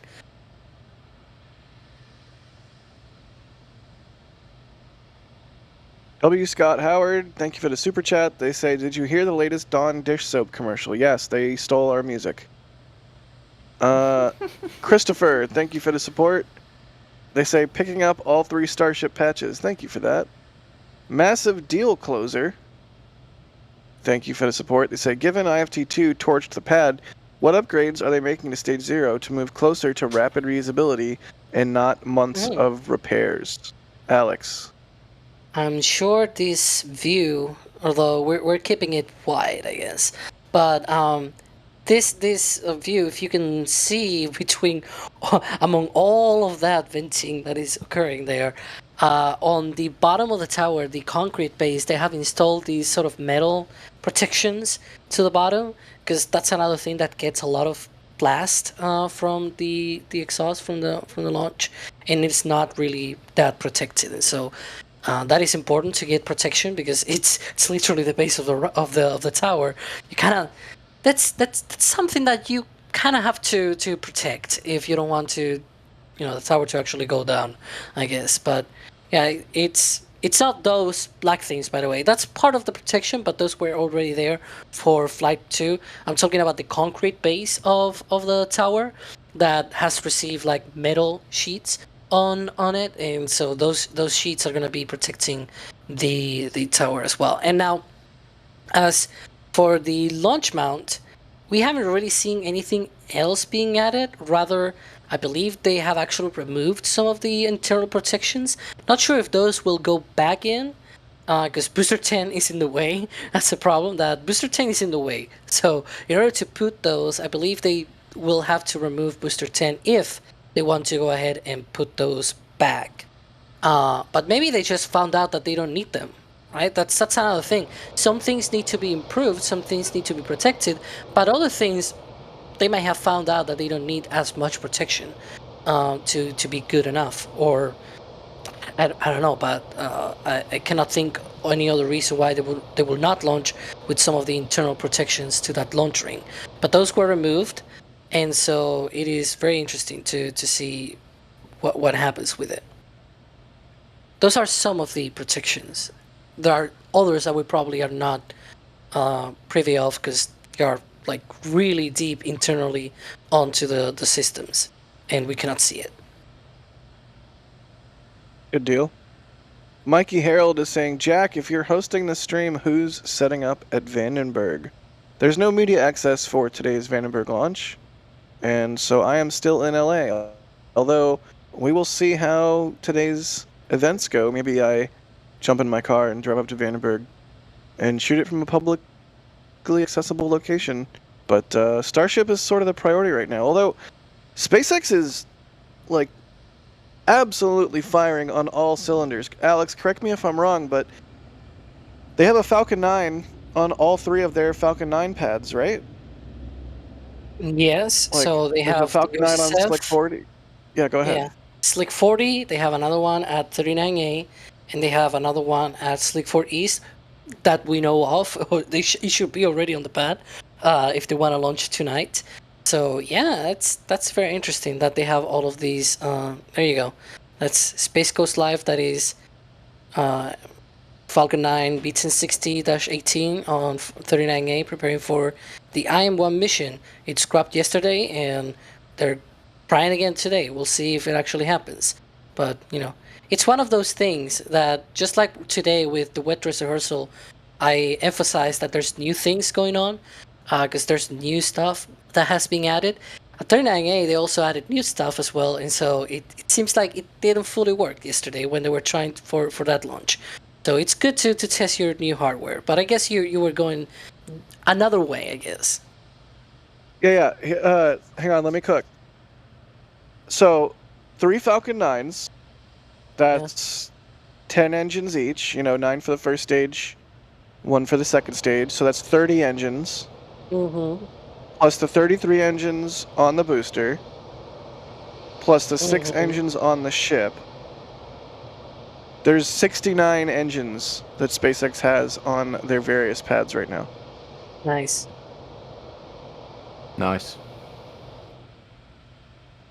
Dynamite Harry, thank you for the support. They say thank you for gifting 5 Red Team memberships. Let's see here.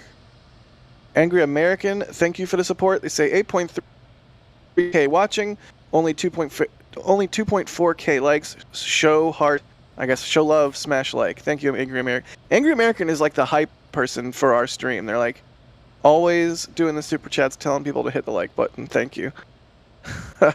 Sean, thank you for the store purchase. They say super excited for IFT3. Thanks for all y'all do. John, thank you for the store purchase. They say fantastic stream as always. Tyler, getting a whole bunch of stuff from the store. They say, could SpaceX send an empty Starship to the moon with a single launch? This is an Alex question. That's an easy one. No. So even with a fully empty ship, they would still need to refill it in Leo. Yeah. Yeah. But with just one refilling, like just one trip of like about 150 tons of propellant, you can send a huge amount of payload towards the moon. Doesn't mean that you are able to land it, but with just one refilling of one tanker, you can get something like 20-30 tons to translunar injection. It's crazy. Just one. You don't need a full tank on Starship. While once it is in orbit, around low Earth orbit, basically, it doesn't have enough propellant to be able to go all the way to the moon, but you just fill it just a little bit more and you can launch a lot of payload to the moon. So imagine if it's fully loaded. If it's fully loaded, you can launch hundreds of tons towards the moon, which is the principle of the HLS Starship, that you need to fully fuel that Starship so that it can go not just to the moon, but enter orbit around the moon, land on the moon, then launch again and enter orbit around the moon. Like, that's a lot of energy, all of the propellant being spent. So yeah, that is why you need full tanks for HLS. Makes sense. David, thanks for the store purchase. They say, thanks for keeping me entertained, informed, and clothed for the past 4 years. Matthew Dahl, thank you for the support. They say, for the Dora OFT3 broadcast fund. And Angry American says, Cartoon Jack in a kilt instead of Dora. No, not going to do it. Charlie W, thank you for the super chat. Will, thank you for the store purchase. They say everyone else is getting patches, so I guess I will too. I mean, you should. There's a finite amount. Like, we just put the Flight 3 patch in the store, so it's still going strong, but Flight 1 and Flight 2 patches are not going to last forever. Glenn, thank you for the support. They say thank you for all the time that is needed to give all of us such an entertaining broadcast. Well, thank you for the kind words. You guys keep supporting us and we'll keep being able to do this. Tyler, thank you for the support. They say, I'm watching from Wisconsin. I visited South Padre Island in October. When I visited the pad, I saw one of the NSF team working on the live camera. I was too nervous to interrupt, so hi. Aw, Tyler, you should have interrupted. If you find me and or us in Starbase, there's a fairly good chance we'll have stickers on us, so it's just like a cool little NSF sticker. So find us, say hi, even if we're busy. We might have to keep working, and we might not be able to like stand around and chit-chat for a whole bunch of time, but you can at least say hi, and we always love seeing people who are fans. Anonymous, thank you for the support. They say, another lovely patch for the collection, hoping late Feb, early March launch, so I can see it fly in person, up from East Yorkshire. I think that's a fairly accurate time frame. I don't expect February anymore at this point, but March is certainly on the table.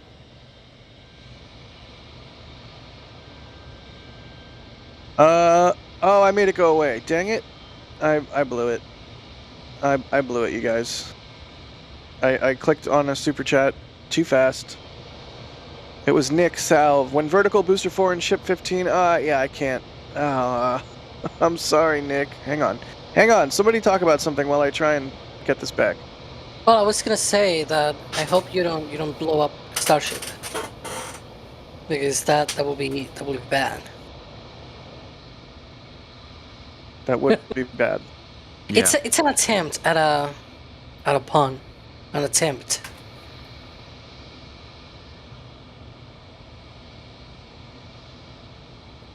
I can't find it. I can't find it. I give up. I'm sorry, Nick. This is what happens when you get impatient with the question queue. Let's see. I wasn't impatient. I was just a little click happy. Josh Schulten, thanks for the support. They say, Jack, do you have your kayak ready for splashdown cam? No. Alas.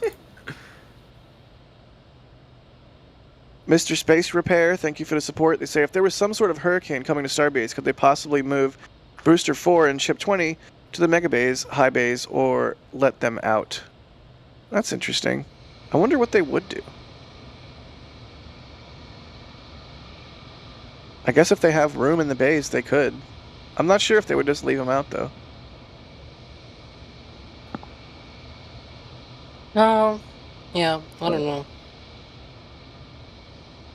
Steven, thanks for the store purchase. They say they got all 3 OTF patches. Thanks for all you do. Thank you, Steven. Bill, thank you for the support. They say, since I was... What? It is cold. What? Look at that. It's frosty. The booster's not frosty yet, is it? No, that's the Oh, you're talking about the subcoolers. subcoolers. Yeah, we're looking at the subcoolers. They're frosty. Look at that. Good deal. The thing that I'm looking forward to Things be are frosty, progressing though. here. Yeah, the one that I'm looking forward to be frosty, apart from the booster and the rocket in general, but before that, we need the lines to the overall launch mount and the tower to get frosty, to get venti. So we'll see. Yeah.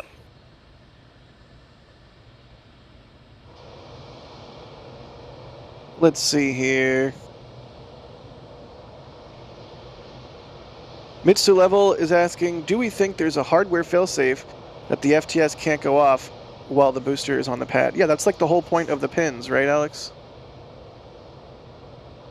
Well, yeah. So the FTS, of course, it has the pins so that it doesn't accidentally trigger.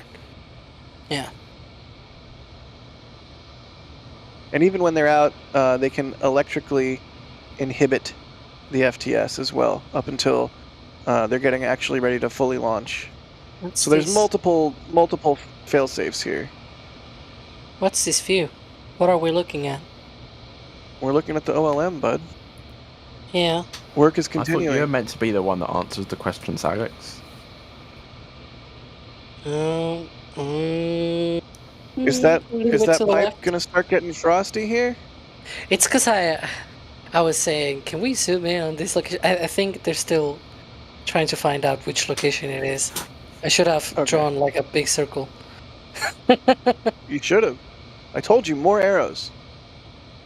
We need more arrows. To the left of that last view, by the way, for the operator.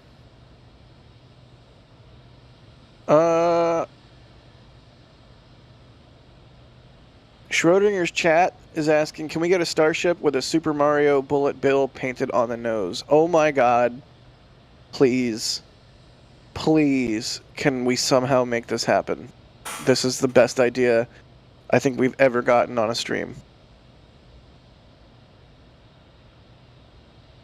No? You both don't agree? Okay, fine. I don't get it.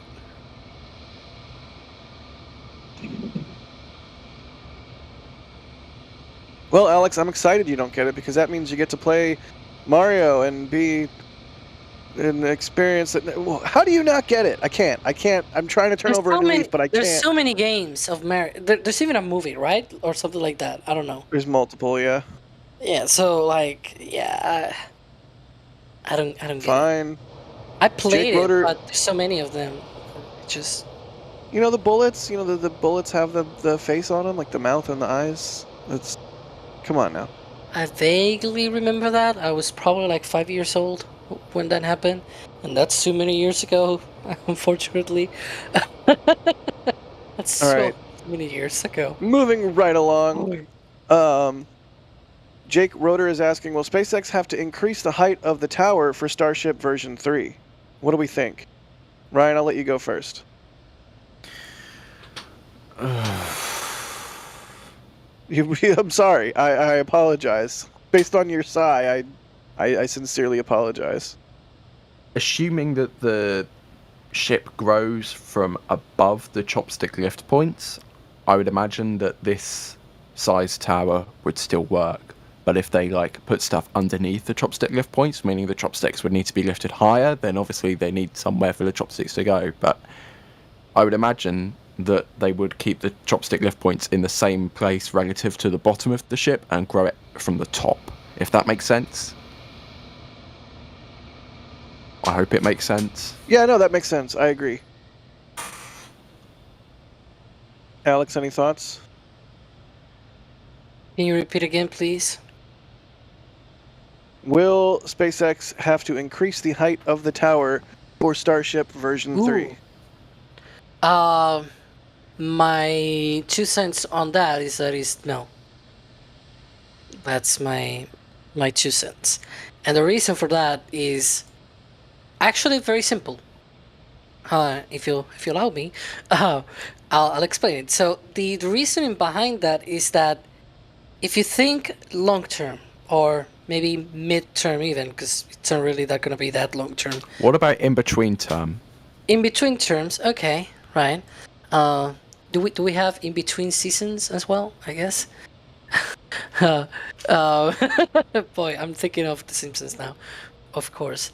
The thing about the tower, if you have to make a taller tower to accommodate a taller ship, then that means that whenever SpaceX is launching different versions of a Starship, then you need to reconfigure the tower, right? That doesn't sound right, if you think about it. Like, in some shape or form, that tower needs to accommodate all of the versions of a Starship. Whether it means that there's going to be modifications to the height, so that eventually, because it like, you could think a way of doing that could be just make it so tall that the Starship will never be taller than the tower, and so never will have any issues at all. Or, on the other hand, you could modify the lift points on the vehicle so that it is at different locations on the vehicle. So you can see there, if you were to lift, so right now the chopsticks have not on the flaps, but right below the flaps, there are 2 locations where 2 pins from the chopsticks go in and sort of engage, and then that's what allows them to be able to lift the ship up and down. But you could imagine that in the future, if the vehicle is just taller, the lift points are still there, just have the nose and the flaps and everything, they are farther up the vehicle. So essentially the points have actually moved down. But the chopsticks keep doing the same work at the end of the day. They are just connected to a different location of the vehicle. So that's another way to do that. And I think that's a more sane way to do it. Again, because in the future, you will see different sizes of a Starship. You will have maybe the pod version, the one for storing propellants in orbit. It's going to be like super huge, as we saw in some of the renders. Maybe some others are going to be shorter. Like, we don't really know, right? And having that flexibility is really key, because it's really, really bad for your launch system to not be that flexible. Good question, good answers. Bill, thank you for the store purchases. They say, since I was there, I've wanted the first OFT patch. Thanks for your excellent coverage of the new space race. Anonymous, thank you for the store purchases. They say, keep up the good work. Kit, thank you for the support. They say, will they shut down fewer Raptors on Booster 10 in order to mitigate sloshing? Maybe. We have nothing confirmed yet, but it's certainly plausible. Andreas, thank you for the store purchase. They say, thank you very much for your reporting. I often watch with my daughter in Switzerland. A program for kids would be awesome. I'd rather be flying an X-Wing. Thank you for the support. They say, bologna on pizza is the new pineapple on pizza. But pineapple on pizza can actually be good. I think the most cursed pizza is a pineapple bologna pizza. Anthony Monahan, thank you for the support. They say, could Starship ever break New Horizons' record time of 9 hours to the moon? I suspect not. Just because New Horizons needed to be cooking so hard by the time it left the Earth and Moon sphere of influence in order to get all the way to Pluto. Angry American, thank you for the support. They say, could crewed Starship do powered soft splashdown with escape rafts in the event of a booster failure? That would be pretty funny, honestly. Like, not funny in terms of people on board, but like just imagining a crewed Starship like safety briefing, the same as you get on a plane. Like, in the event of a RUD, your seat may be used as a flotation device. Will oxygen masks drop from the ceiling above? There you go. Nice. And oxygen will also rush below because it's exploding. Remember to secure your mask first before helping others. Will it have a mid-door plug? Oh god. Hopefully they install all the bolts.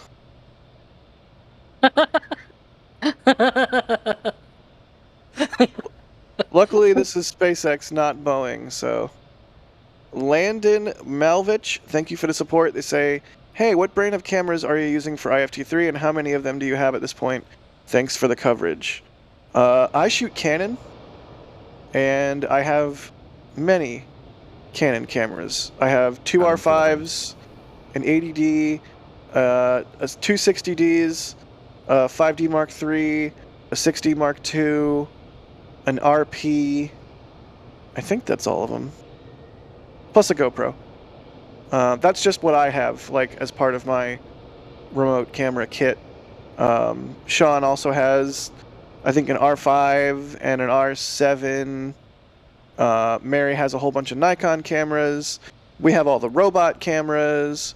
And we're looking into, well, I'm looking into some extra fancy stuff for Flight 3, but nothing to announce there yet. We'll see how that all works out, but always looking to up our coverage and bring you even better views each time they launch these things. So stay tuned for that because we got some cool stuff cooking. Jack just wants an excuse to play with cameras. That's true. It's my favorite thing. If we're talking about playing cameras, Ryan, you play a lot with ours. So That's true. yeah, I saw you yesterday. What was he doing yesterday? Oh, he was working with the robots out there remotely, moving them around. Let's put it that way. Yeah, okay. I'm picking up what you're putting down. J-Man Knows, thank you for the support. They say, best Dino RAF ever. That shows you how far behind we are on support. We're talking about your absolutely horrible giraffe, Alex. No, it was good. It was good. I'm just kidding. It was good. Make your mind up. No, it was horrible. You were right at the first time. It was horrible. But seriously, you guys, like, thank you so much. You all are coming out with so much support. I'm, like, drowning in it over here, trying to keep up. Benoit? Thank you for the Benoit. Thank you for the support. They say thanks for the great merch. What a better way to celebrate Valentine's Day than with a wet dress rehearsal. Oh god, does that mean Starship is our Valentine? Well, we're looking out for a launch on Valentine's Day, right? So I guess this is sort of a rehearsal of Sim Valentine's. I don't know. All thank you for the support. They say, here we go for IFT3, right? FCC, hello FCC. I think you mean FAA. Hey. Yeah. Oh, there we go. Benoit, thank you for the support. They say, hi NSF, thanks for the great merch. And what better way to celebrate Valentine's Day than with a wet dress rehearsal? Paul, again. Thank you. Benoit, again and again. I think our panel might be glitching out a little bit. James, thank you for the support. They say, let the wild speculation begin. Launch date, ? Oh dear. I'm going to say March 13th. Alex? I'm gonna say March 10th. Oh, my birthday. For no reason at all. You got it. I was gonna be like, oh, it's March 10th for no reason at all. It's it's your birthday, but you figured it out. Ryan, what do you think? March.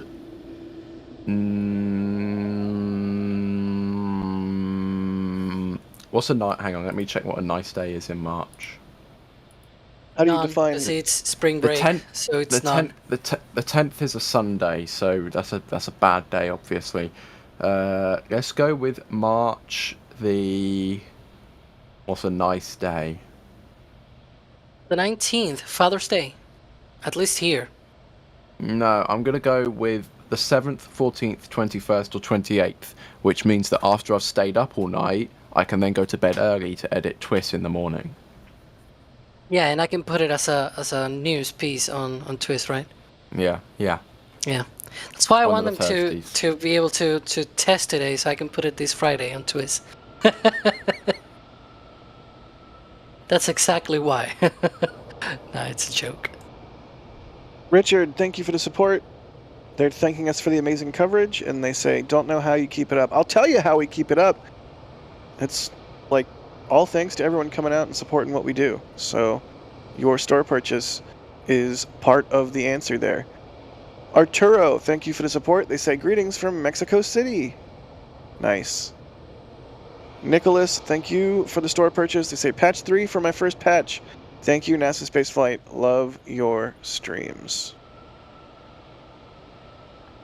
Flawed Perspective is asking, what do we all do with our patches? Mount on jackets? Wallboard? I have a giant stack of them because I just have so many. But yes, I have a little display of them on my wall, and I rapidly am approaching the time where I need to make a second one because I have so many patches. It's a good problem to have. Ryan, what do you do with your patches? I haven't got any yet. What? Yeah. What? Mm-hmm. How? Can we mute him? I Or can't, something? but I can't, but Kevin can. Yeah, Yeah, but I can that's- just unmute myself because I have the same powers. He's immune. Oh, true. Because he's also an operator. Oh well. What should we do with Ryan? I don't know, but what do you do with your pet? Oh, he is muted. Ooh, Chris is in chat saying Ryan to manager's office. Manager's office, Ryan. I love it. Alex, Just Alex, mute- what do you just do with mute your? Jack? No, you can't. I just did. Boy. Yeah, that is true. You can mute Jack. You actually have muting powers.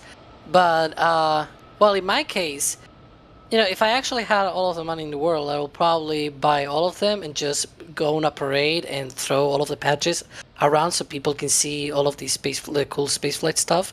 Because it's like, spread the word, and ho ho ho, Merry Starship or something. But yeah, I don't know. I just collect them and just put it on a drawer on my bedroom. I don't have any fancy ideas to have for them. Maybe if I have the money, or if I had the money, I guess I will probably launch them into space. That would be cool to do, and then obviously not just launch them, but also get them back. That would be even cooler. Philip has bought a patch from the store. Patch time. Greetings from Munich. Greetings to you, Philip. Kilmore with a $5 super chat saying when kilt. Well, now that Jack's hopped off for a second, I can say that Jack loves the kilt photos, so make sure to keep tagging Jack with the kilt photos. He's a big fan. He appreciates it very much. And that's what he gets for abandoning us for 5 minutes. Carl says the robotic voice reveals that Jack is an AI robot.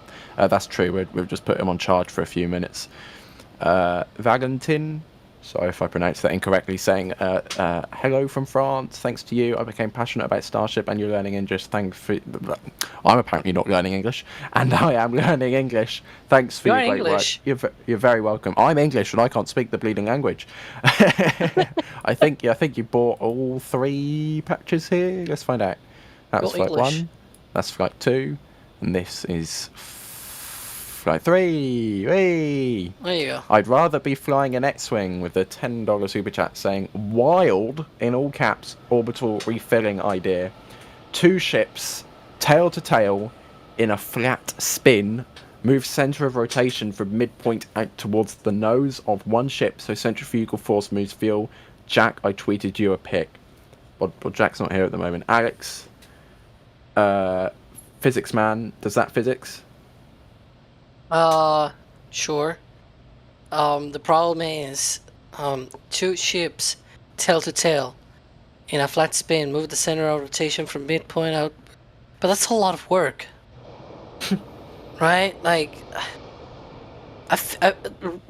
right now it seems like the method that they were going for is like the one back to back. I don't know. They're the ones that have all the data and all of the engineering stuff. So I don't really know what to say about that, other than kind of looks a bit more complicated.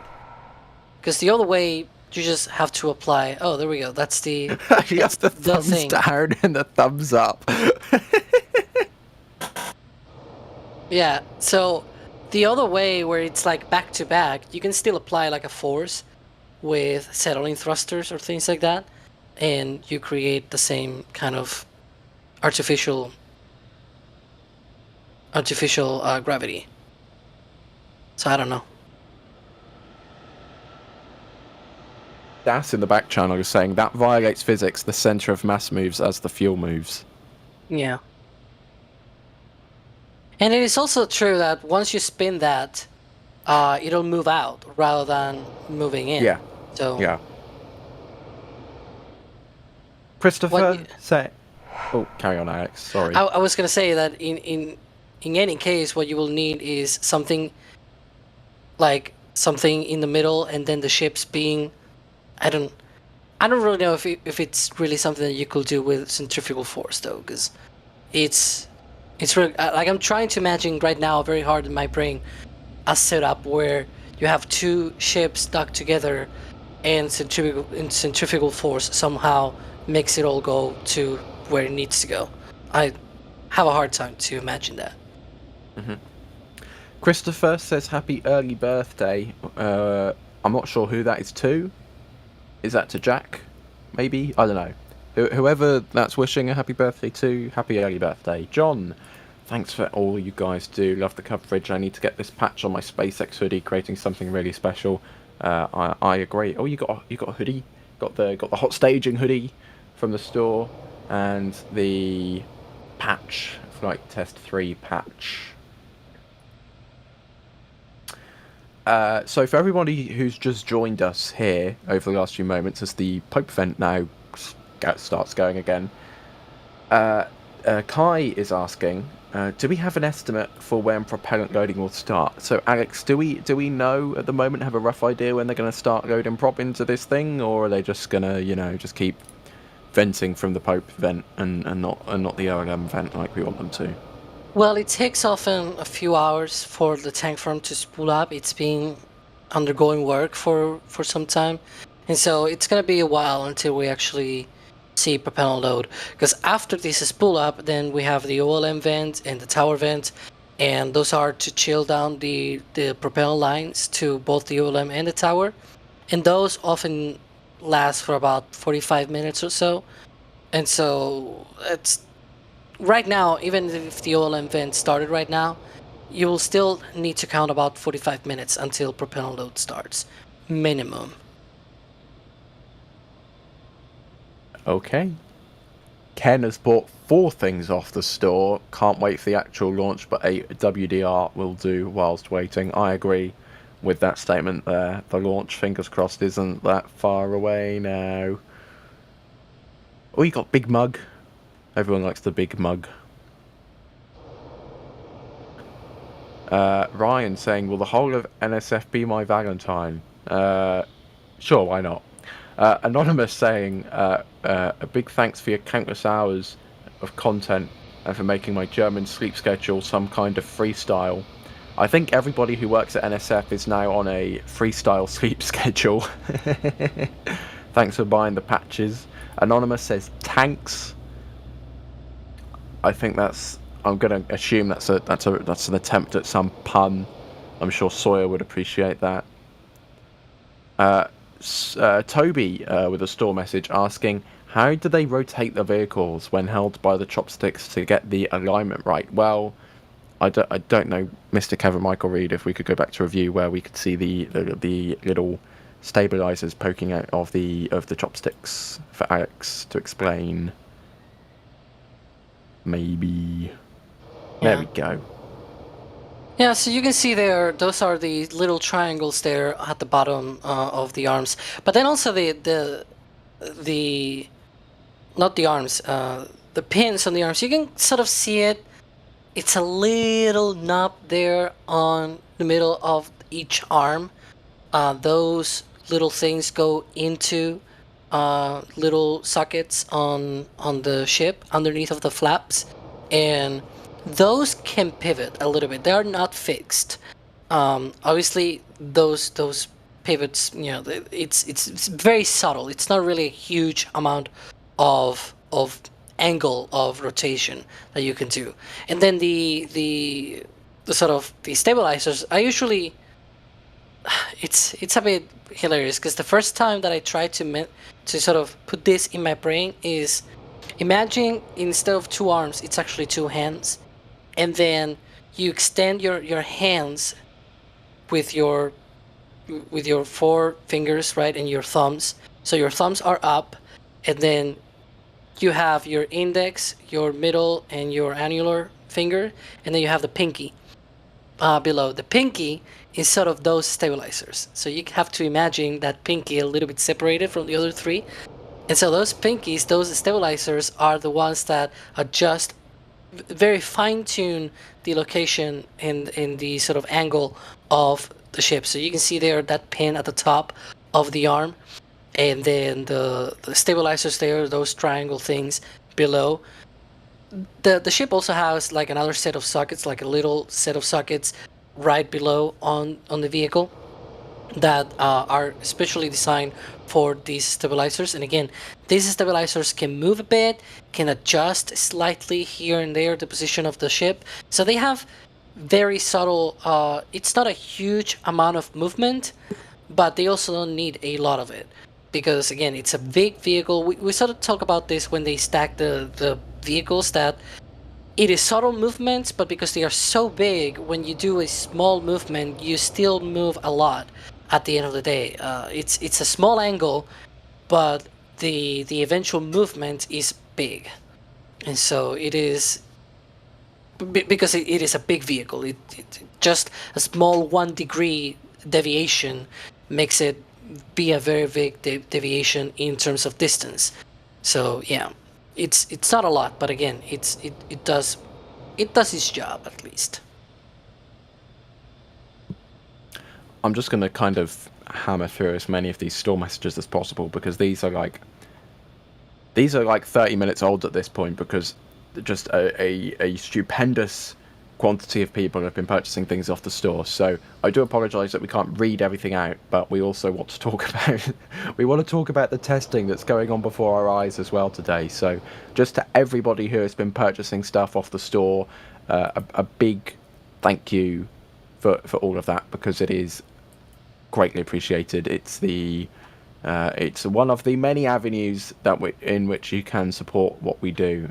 So yeah, it is just the store team, Pauline especially, who designed the patch, a big thank you to them, and they are very gracious for all of the store support that we've been getting over the last few days, ever since we launched that patch, that one right there, with the Hawaii and the Starship for the Flight 3, which you can get at shop.nasaspaceflight.com.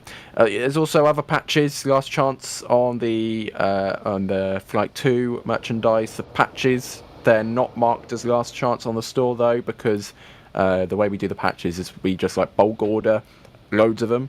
So there's still some Flight 1 and Flight 2 patches knocking about on the shop. So if once they're gone, they're gone. We won't be reordering them. So if you want one of them, make sure to get it now, because they will not last forever. They are a limited supply run, if that makes sense. Fingers crossed. But, and we can see the tank farm still doing tank farm things, waiting for them to start doing more than tank farm things, I guess. Let's pick up a question here for you, Alex. Give you something to talk about.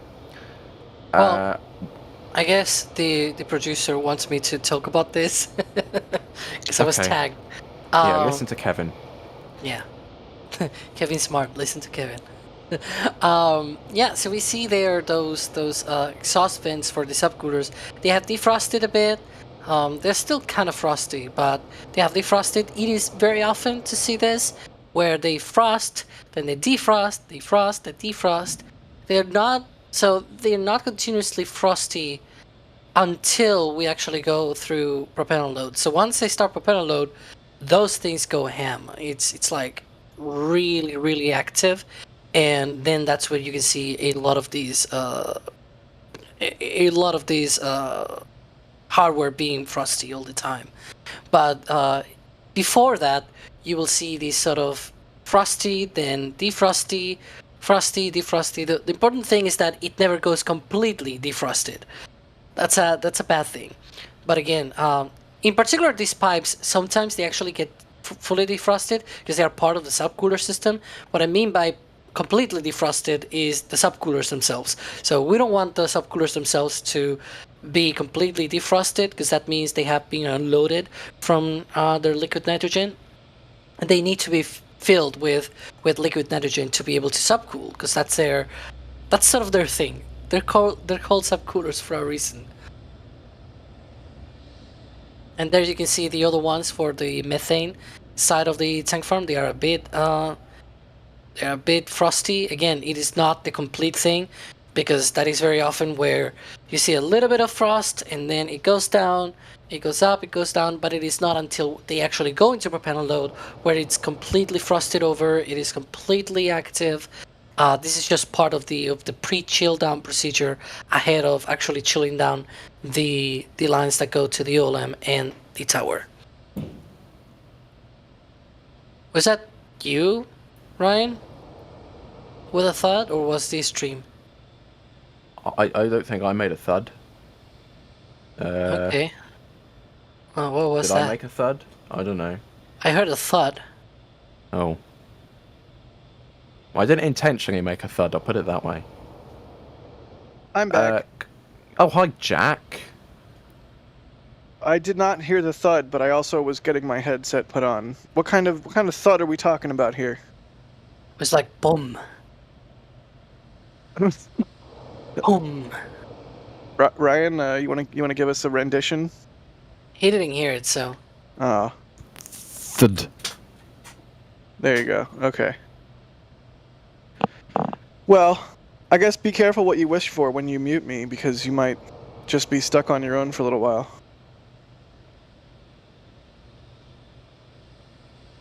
Let's do some more questions as we wait for this wet dress rehearsal today. Road still closed. Pad still active and clear.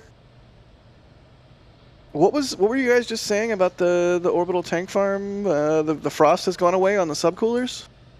Yeah, but that is a thing that they often do, where it's like they get frosty, then they get defrosty, then they get back a bit again frosty. It's a bit of a process there, because it's part of the whole cycling and chill down process that they have for a tank farm. The tank farm itself needs to be chilled down as well.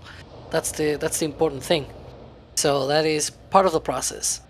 And purge, like, it's not just chill down, it's also like purges, the whole shebang, basically. Good deal.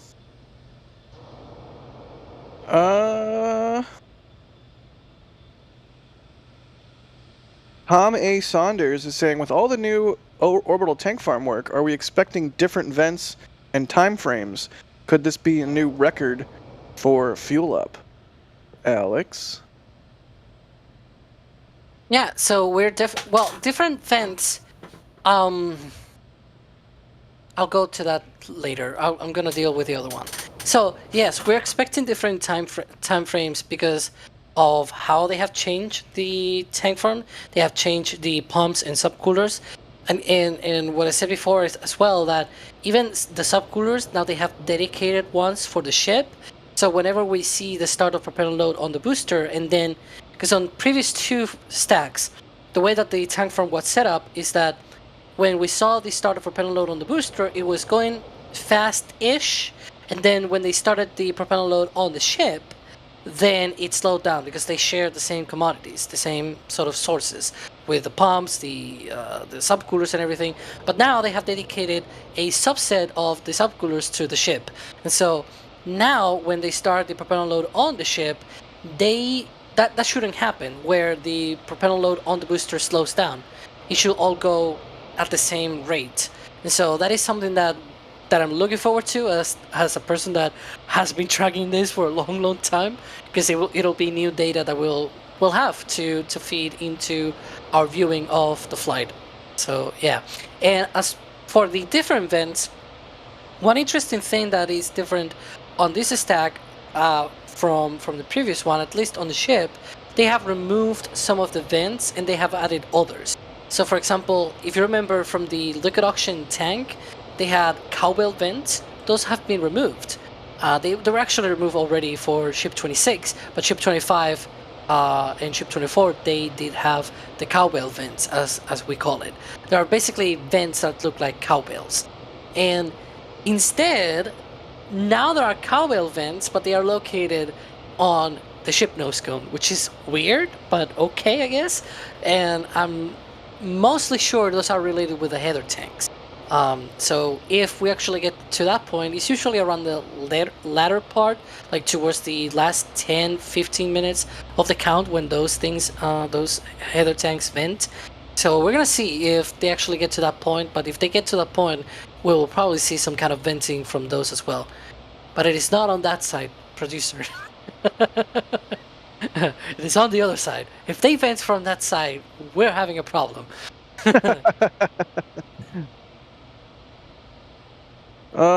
Good question. So yeah, I mean, as a repeat of the quick status update, pad closed, pad clear, road closed. A village is in a state of evacuation, so still something going on, and we're just hanging out, answering your questions, waiting to see what happens next. Some good old-fashioned tank watching. Now heat shield washing. Also good. Yes, look at that. Look at that. It's so smooth. The Lofty Scotsman is asking, did anyone else notice the RVAC that got replaced has a different nozzle on it? Is that so? Alex, is this something you caught? Well, this is something that we actually noticed while on the live stream. That one of the RVACs kind of looked differently. But yeah, it's really interesting that one of the Raptors, at least, they look to be a little bit different. Now, it could be, and this is a real wild thought, I guess. It could be that it is actually one of the engines that they used, but we are tricked by the fact that it just looks so clean. And I say this because sometimes, like even with ship 25, it happened where one of the Raptors was actually cleaner than the others, and we were like, oh, that's new. But we didn't see at any point, and we had actually eyes on that vehicle before it flew. We really didn't see any changes on the ship engines, so it just looked very new. So it could be down to just how it looks like. Sometimes appearances are deceiving, I guess. Yeah, it makes sense.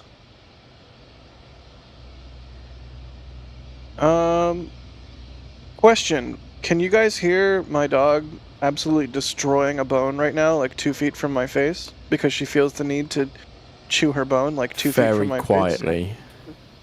Alright, I'll see if I can get her to be interested in a softer toy. Sorry about that. No, you eat your crab. Eat your crab. Let's see here.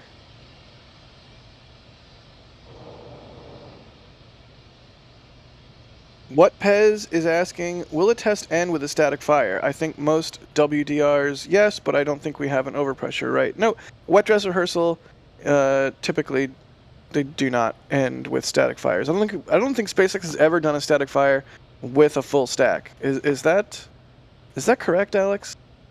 Yeah, they haven't done a full stack static fire test. And another thing to point out, they don't need our overpressure notice for wet dress because they evacuate directly. Like the overpressure notice, usually if you read it, it usually says within 10 minutes there will be a siren and you have to leave your house and things like that. While that happens, while the testing is ongoing because of safety precautions and things like that. Just in case there's another pressure of, as a result of that testing. And so if you are just not in your house at all because you have been evacuated, then you don't need an overpressure notice. That's the whole point of the overpressure notice, that you are in your house, you have not evacuated, but at least you're told, hey, whenever this test happens, make sure you are safe, right? And so they don't need an overpressure notice for a wet dress. They just get evacuated. Good deal. Rocket fella, thanks for the support. Go ahead, Alex. Go ahead. No, good. No, go ahead. It actually changed now. But I was gonna talk about there we go. That little vent there from the subcoolers. That is one of the subcoolers that. So there are 4 methane subcoolers, and that's the one. The one that is venting is the one that is dedicated for the ship. It is venting a little bit. It is not, however, the sort of venting that will indicate anything major, in my opinion. It doesn't seem like it is going at a fast rate or anything like it. It just looks like it's venting, just like the Pope vent is venting and things like that. I will have to wait and see to interpret more things. I love that animation so much. It's so good. Good job, Ryan. You're welcome. Oh, the super chat that I accidentally deleted earlier from Nick. They said, when vertical, Booster 4 and Ship 15 take up the same amount of space in the rocket garden. When scrapped, B4 will require much more cleanup. That's I guess back when we were talking about why haven't they scrapped Booster 4 yet. Yeah, fair enough. Just waiting for some action here. Everything is in place for a wet dress rehearsal today. And so we are waiting to see the next steps here of tank farm activity and hopefully the orbital launch mount vent starting up to signify the beginning of GSE line cooldown. Rocket fella, thanks for the 5 curly L's. They say, hi guys, love your coverage. Keep it up. Why hasn't SpaceX tested Starship's belly flop and landing functions since SN15? That's a very good question, and not one that I have an answer to. I wish they had done more flights after 15, because those low altitude hops were so cool.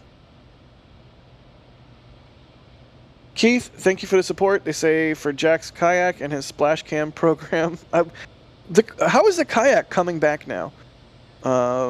It's like a deep cut from like SN8 days. Yugen, thank you for the support. They say how they stack Starship so precise with chonky chopsticks. Alex, this is you. This is all you. With chunky. I assume they're referring to the shorter chopsticks that they have.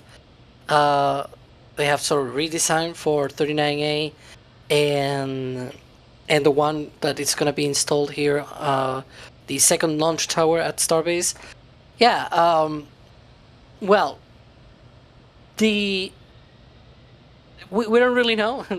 I guess that's sort of the the part of how it is being redesigned. I'm trying to find the words here because the problem with the new chopsticks. I don't even think they're asking about the new chopsticks. My take on this question is just that the chopsticks are blunt instruments. Oh. And the precision is remarkable. Like the precision they were able to achieve with them is remarkable. Yeah. They have hydraulic systems on the there are rails where those pins are located, and they can move them here and there a little bit. And they also have hydraulics on the pinkies, as I call them, the stabilizers. Can also move. It'll be the same with the shorter ones. It'll just be a little bit different. I just don't know the actual way because we'll still have yet to see it. But yeah. Berlin is asking, why evacuate the village for just a wet dress rehearsal? Ryan? Because if the wet dress rehearsal goes wrong, in the extremely unlikely event that Big Starship starts, doing a big boom that impacts the village, you don't really want to be in the village. So it's a big precautionary measure to make sure that there's no one could be ever placed in harm's way should anything happen. But we're not expecting anything bad to happen. It's just, you have to do it just in case. Safety first. Yeah. The main point of the evacuation for a launch is precisely that, rather than where the rocket goes. It's just that even if the rocket stays on the ground, it is not a really good idea to place people that close to a fully fueled starship. Just yet, at least. Maybe when it gets crew rated or something, that's the point, I guess. But yeah, and that'll be people that are going. They have paid to be there, to be on that risk. Thomas is asking, what's the shortest time between a Falcon 9 launch and a Starship launch? Alex? If you give me a minute. I have it. I said, if you give me a minute. Yeah, I took a bite of my food right as I asked you. I shouldn't have done that. Well, too bad. About 23 hours, I think. Oh no! Hey! I forgot. During flight 2, we actually were on the live stream for flight 2, and there was a Starlink launch. That was 7 hours, 57 minutes, and 3 seconds between Starlink Group 6-28 and Starship Flight Test 2. By the way, that Starlink launch was performed with booster B1069. Nice. Let's see here. Mike Gardner is asking, what is fueled so far? I don't see any frost lines. Nothing is fueled so far, right, Ryan? Yep, we're still waiting. They're currently it just appears that they're moving stuff around the tank farm at the moment. We're seeing things get frosty, things get unfrosty, things get frosty, things get unfrosty, and then you can obviously see all the condensation build up. It's like a big pool of... It's kind of cool, actually. Big cool stage show. I'm sure Kevin would love to produce this with all of these cryogenics. And we can see the pipe vent off there in the background. That's going off currently. That keeps turning on and off. So that's all that's happening. We are yet to see an OLM vent. We are yet to see a tower vent. And those two things indicate when fueling will begin on booster and ship, respectively. Fingers crossed we see it soon. Matrix is asking for predictions for the time between Flight 3 and Flight 4. Alex, I know you love these sort of questions, so you get to go first. Hang on, because I was... can you repeat the question, please? Do you just tune me out when I start talking? You just hear my voice and you're just like, all right, I'm out of here. Look, when we are on stream, there are so many things that I have to look at to keep track of everything that sometimes I do have to tune out. So yeah, can you repeat it, please? Thanks. What is your prediction for the time between Flight 3 and Flight 4? Oh dear. Hopefully less than 3 months, but I'm not too positive. Yeah, my hope is at least less than 3 months. Ryan? Oh, I did the thing. I did the thing on the Not Lift stream where I worked it out. So flight 1 to flight 2 was May, June, July, August, October, September, November, which is 7, and then December, January, February, March, which is 4. So that's -3. So it would be 2 to 3 months between flight 3 and 4 was my prediction. I think. I think that's a fair assessment. I mean, I assume for flight 3 there will be some sort of mishap investigation. Like I think it's going to go really, really, really well. Maybe even close to perfect, but I don't think it'll go 100 perfect, which means there will need to be a mishap investigation. So between that and rebuilding the pad, like 2 to 4 months, I think is reasonable. It's still all a very new system. It's still all a prototype, and it's still a test program. So a lot of moving parts, I think, suffice to say.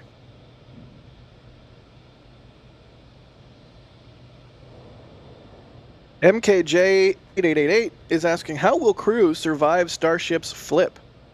My only guess here is rotating chairs. Alex, what do you think? Rotating chairs. It just reminded me of musical chairs. But yeah, I don't know. It's gonna be interesting to see how they deal with that. It's some of those things that it's like, how will it look like? And they're the only ones that obviously are working on that, because we don't really have access to all of the engineering and all of the work that they do. So yeah, I really don't know, to be fair. That's my answer, that I don't know. And sometimes it's good to be I don't know. Let's be fair with that. And that goes to you, Jack. What? Well, because you sometimes force me to answer questions that I'm like, I don't know about this question. You're like, oh, you don't want to say. Is that what I sound like? Yeah, oh, you want to say, you're bad. I do not sound like that. Yeah, and then you're like, stop chewing me, stop biting me. That's you to Laika, of course. She's actively trying to chew on my hand right now. Why are you the way you are? That's what I wonder myself as well. Let's see. Stop it. Leslie Sedgwick says, what year is it when Mars is closest to Earth, and will Elon send anything then? It's not necessarily about closeness, right? It's about the position of Mars's orbit respective to Earth's orbit. But there's a Mars transfer window like every, like 2 years or so? Yeah, every 26 months. Yeah. So coming up, what's the year? 2024. So there are some launch opportunities this year between October and November. We have the Mars Orbiter Mission 2 from ISRO, and Escapade from NASA, which will be launching this year. 2026, November and December. That's the launch window that's being used after that for the Martian Moons Exploration, or MMX, mission from JAXA. And Impulse/Relativity might be sending a Mars lander around then. And then we have the Rosalind Franklin rover from ESA, which is currently scheduled to, or planned to launch rather, in the December to January 2028-2029 window. But as you know, these things like to move. Yeah. That one we'll see. Yeah. Yes, that's a pretty honest response to that one. By the way, Jack, that says that I did a good impression of you. Just saying. Can't catch a break. Let's see here. Steve is asking, do we think SpaceX will ever be publicly traded? Because they want to invest. Oh boy. Ryan, what do you think? This is like so out of my wheelhouse. As someone who has a maximum of 0 seconds in trading experience, no.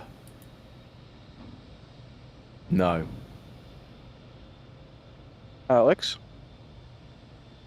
Well, all of the things that we have heard from SpaceX is that they don't want to go public, or if they ever go public, it'll be when they are actually stable. Which, frankly, with SpaceX, that'll be never. Yeah, because they're always developing something new. They're always building something new. Yeah, especially like even Starlink. I remember Elon saying, "Well, if we ever actually do it, like in a ideal situation, if we ever actually do a public offering, or whatever it's called, if they actually go public with the Starlink." It's only going to be when it is actually settled and the constellation is up and actually servicing. But the problem is, sure, now they have a service, now they have a constellation, but they are building a new one, right? They have these Starlink V2 minis. Eventually, they're going to launch V2 full or V3, whatever they want to call it, on Starship.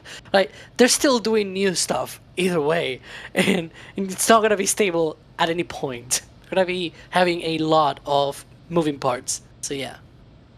Yeah, and they're not really having trouble raising capital at this point, which is, the reason you would do an IPO. SpaceX, I feel like every couple of months we see another news article that SpaceX has completed another funding round and that they're now valued at some astronomical number. And oh wow, that was not important. Or that was not intended. But yeah, they just don't need to. And, you give up some control of your company when you become publicly traded. You limit the sort of things you can say. So yeah. Maybe Starlink someday will be spun off and go public, but hard to say.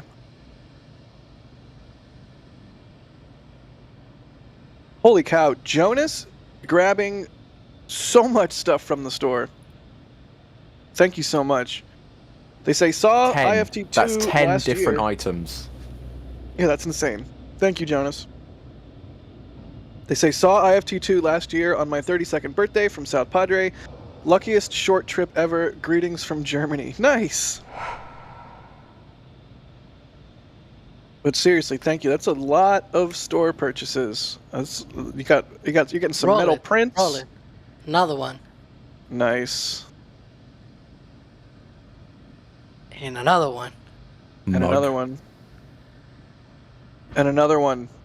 Ooh, It's they got orange. my It's metal orange. print for flight. They got the calendar. How do you do it, Ryan? It's orange. Patch. No, Ryan. No, Ryan, do it. How do you do it? Do what? It's orange. Do it. What's orange? Come on, you did it earlier. I'm winding you It's up orange. on purpose. It's orange. I know. There you go. There you go. Nice. Patch. Because T-shirt. you did it. It's orange. With Nice. the British accent. T-shirt. Oh, you got a J-Dub T-shirt. It's orange. It's orange.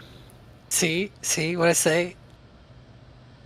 Tell me we've been alive for hours with very little action without telling me we've been alive for several hours with very little.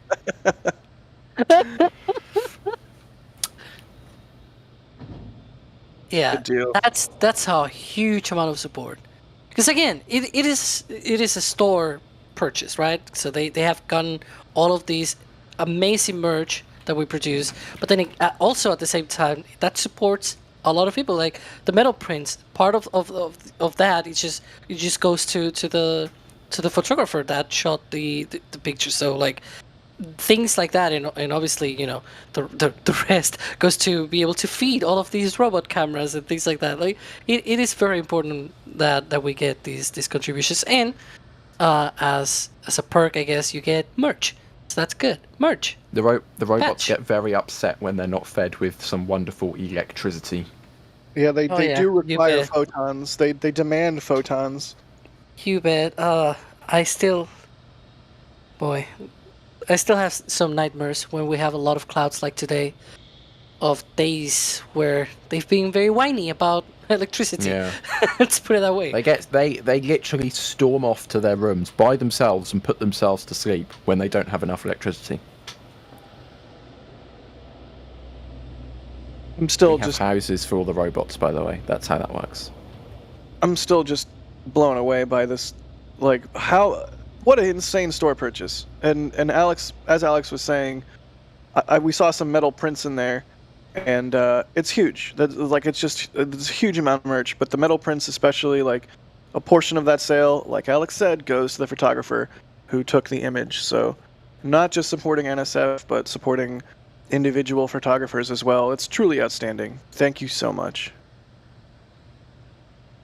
Hopefully for your 33rd birthday, you get something equally as cool as a Starship launch.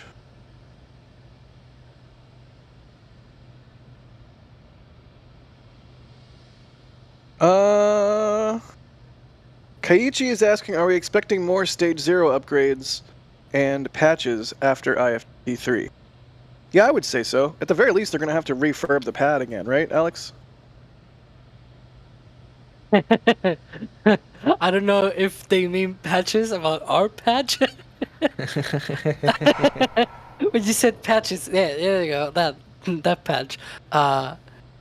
Well, I know for sure that there's probably going to be more patches coming down the line because they're cool, and Pauline is really awesome designing them. But yeah, there's probably going to be more upgrades, yeah. And also we're going to see a second tower, a second OLM as well being built. That's going to be very, very interesting.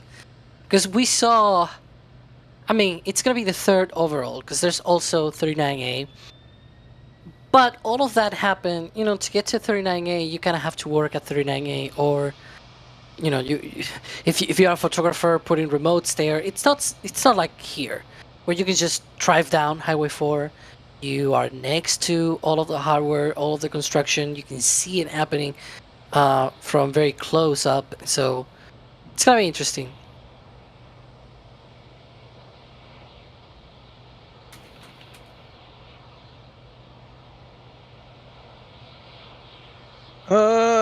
Romaine, thank you for the support with the store purchases. They say huge thanks for all the work you're doing. High five from France. Richard, also grabbing a bunch of stuff from the store. Thank you. They say, been watching since SN1. You guys rock. That's amazing. Long time tank watcher right there. That's longer than I've been watching. Is it longer than you've been alive? Only... Maybe? only just. Josh C, version 3. Thank you for the super chat. They say, a little off topic, but how do you think Mars missing a magnetosphere will affect planning / timing of future missions to Mars? I mean, you certainly want to avoid any kind of massive solar activity when you're transiting astronauts to or from, or have them on the surface. That's got to be a consideration, right? Yeah, and also there's ways to be able to shield people while on the ground, and this is something actually worse on the moon than on Mars, because at least Mars has some atmosphere, but the moon doesn't have any atmosphere. So whenever we actually set a base on the moon, it will be very interesting to have somewhere where you can go down on the ground. And for those that may have watched For All Mankind, they actually have levels that are underground for shielding against solar storms and things like that. So this is something that in the future, like that is not unrealistic, because that is something that you probably need on the moon, and eventually on Mars as well. That's going to be, because again, you have the atmosphere on Mars, but it's very thin, and there's no magnetosphere, there's no magnetic shield around the planet or anything, so you still need some kind of shelter underground, and just I don't know, 6 or 10 feet underground, it's okay. You don't need that big of a hole in the ground, I guess, to dig. You could also do it above ground too. Just put some water as shielding around like one of the rooms. And, or you could even take the regolith and put it up above of your, like an igloo kind of thing. Oh yeah, good point. Instead of digging, you just put on top. That might be easier, actually. Yeah, I think so. Unless you like find a pre-existing cave or something. Yeah, lava tube, someone is pointing out. That is also interesting. Right. Steven, thanks for the store purchase. They say, always great information. Keep up the great work. Alexander Ash, thank you for the support. They say, everyone loves Starship, but New Glenn looks sexy. I mean, I don't think there's a but that's necessary in there. I mean, I think we all sort of agree. New Glenn is a really good-looking rocket. Everyone loves the Starship, and New Glenn looks sexy. Yeah. Right, right. And Neil, thank you for the support. They say, thanks for the amazing patches. I'll treat them like they're Pokemon and collect them all. Nice. See, that's a reference that I can get. A-Train Even though I haven't Games. played. What? I haven't played Pokemon. Ever? No, never. I haven't really. Alex, I want you to play Pokemon because it's an amazing game. I really haven't had any consoles or anything where to play that, so that's why. Man. Playing Pokemon on my Game Boy, riding the bus to school, don't get much better than that. Yeah, I didn't have it. Anyways. A-Train Games, thank you for the super chat. They say, thanks for all the great coverage. What do y'all think about the new vertical wall by the OLM and how it will hold up to the shockwave of ignition? Seems like it'll hold up just fine. But maybe that's famous last words, I don't know.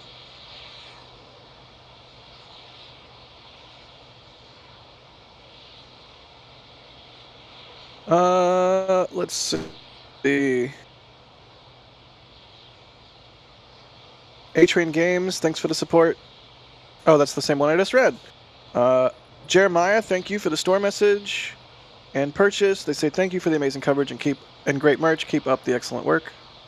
Very kind of you, Jeremiah. Thank you. Look Hope at you all enjoy those the merch. clouds. Yeah, and there's the... It's hypnotic. Look at that. It is. And there's the ordnance bunker where they keep the FTS charges. You can see that orange placard there, indicating there's explosives inside. Yes, that one.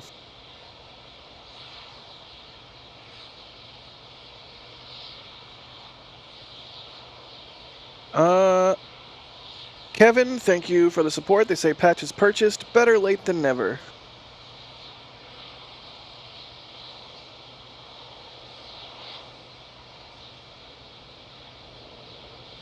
Alright, let's do some more questions. All 4 IX is asking, could Starship use Falcon 9's first stage re-entry profile? I assume you mean the booster. Yeah. Well, there's also... Ooh, hang on. The OLM event has started. Excellent. There we go. What we want to see. This is exactly what we want to see. The OLM event has started, which means SpaceX is going to be chilling down the propellant lines that lead from the tank farm to the pad in preparation for beginning propellant load. This is perfect. Could mean... yeah. This could mean... Now... should I answer the question or go into guessing mode? Guessing mode. What do we do? Okay, guessing mode first, and then we go back to this question. You know, I said that sometimes, like the minimum, absolute minimum that I've seen this OLM event take, it's usually 45 minutes. But again, they have changed things, right? So it may take less. But let's say it is that absolute minimum that I usually see, which is about 45 minutes. Let's round up to 1:45 p.m. so that it all plays nicely. So let's say that the OLM event goes away at 2:30 p.m. Central, right? That would mean the propellant load starts around that time. And we're expecting it to be 1 hour this time around instead of 1 hour and a half. And now we're seeing venting from the chines as well. That is to load the fire suppression system fluid, the CO2, the carbon dioxide that they use for the fire suppression system on the engine section. What I was gonna say is that if this is a big if that is the case, that they start propellant load at 2:30 and that they are gonna take about an hour to fully fuel the rocket, then that will mean that by 3:30 p.m. that will be sort of our simulated T0 for today. That will be sort of the guess here, that they're shooting for the simulated T0 of around 3:30 p.m. Central. Is that the case? I don't know. I'm not a SpaceX, but I'm trying to guess here, and this is based on the assumptions that we have for this for this test today. And the good thing is that we're gonna figure out whether those assumptions are correct or not, and that is very exciting when that happens. Yeah, I love being able to look at the data that we've gotten and things that we've seen in the past and sort of try and extrapolate from there. What was your predicted timing? Yeah, so the simulated T0 will be somewhere in the vicinity of 3:30 p.m. Central. That is sort of the thinking. Now, will it be that? Again, we don't really know, because this is a first time kind of thing. They have upgraded so many things that a lot of these timings will be new. But it is just a pure guess, assuming certain basic conditions that, again, the OLM vent will take about 45 minutes to finish, and that propellant load will be around 1 hour. So adding those up to the current time, then we get around 3:30 p.m. And this is the thing, today is a launch rehearsal, right? So they need to have a T0 to shoot for, even though they're not going to launch today, for obvious reasons. They still need to rehearse everything as if they were shooting for a certain launch time. And so that is the thing that they're probably targeting to, that they are having a simulated T0 for this simulated countdown sequence, this launch rehearsal. Excellent. Yay, the OLM is venting. Yay, we're moving into testing ops in earnest.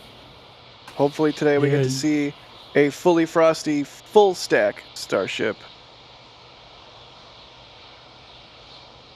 Is the tower venting too? Well, let me see. I don't know. I can't. Oh, doesn't look like it. Or maybe there's a little one going. Yeah, There's a little. Psh. It looks like. Yep. It looks like I can see it. Maybe if we can go to our trader. Enhance. Well, there's also this view as well. Ryan, take notes for the overlays. Just below, there it is. There you go. There it is. There. Bottom right, by the stairs. Hopefully no one's on the stairs. Everyone's left this fine. Excellent. That's the tower. That's the one that I said when vent, now vent. Oh, this is great.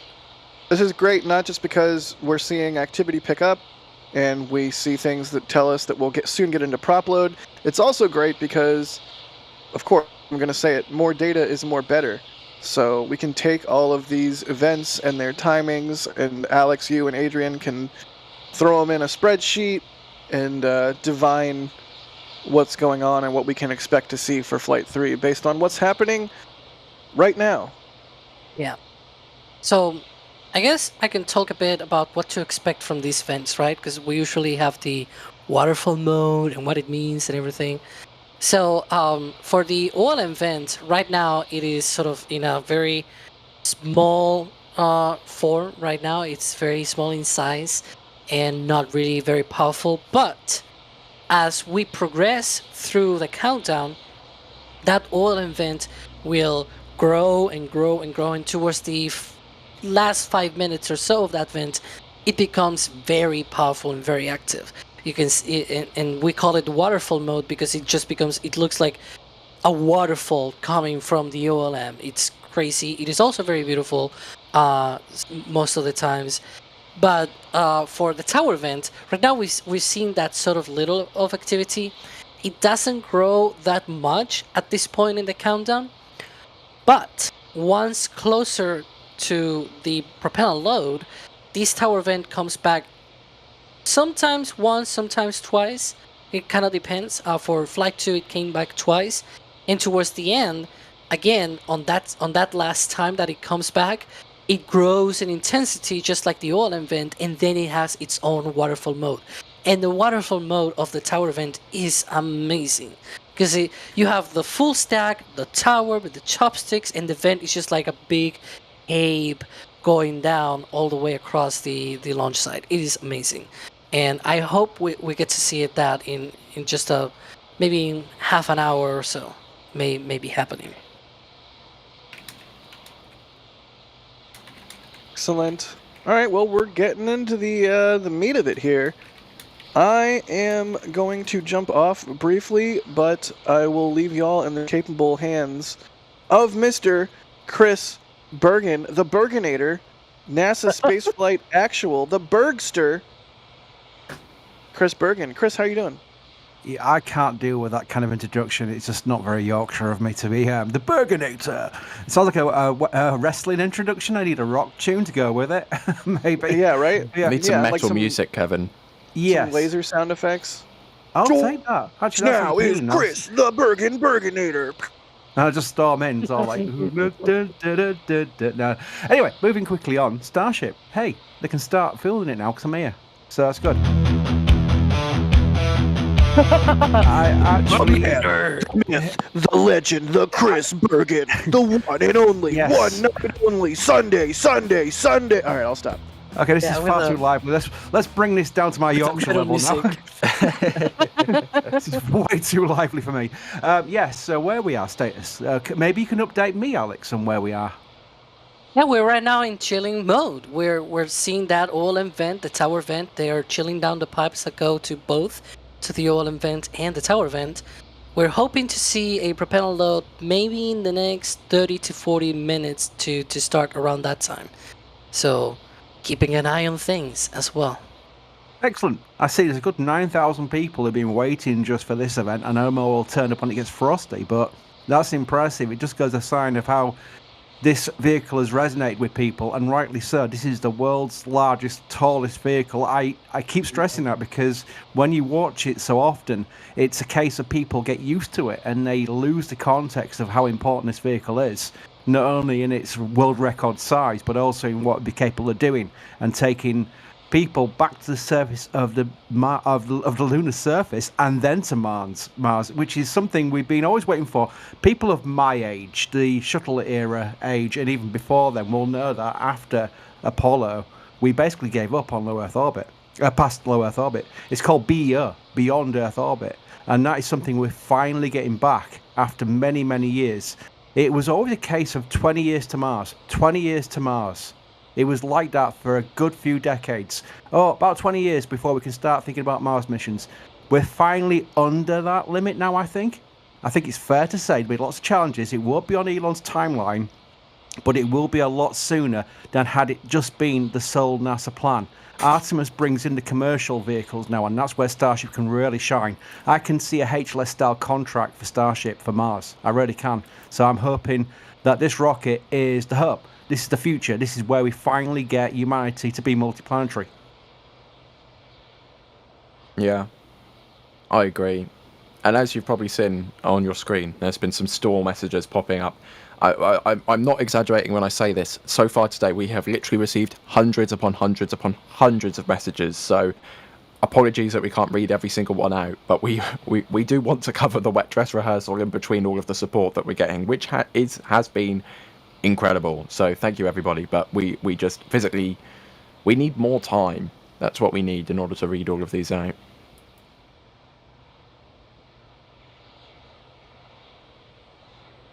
Chris, Jack asked me and Alex a while ago how well we think Flight 3 is going to go. So how well do you think Flight 3 is going to go? Yeah, it's very easy to be a fan of rockets, as we all are, and hope for the best and not lose objectivity.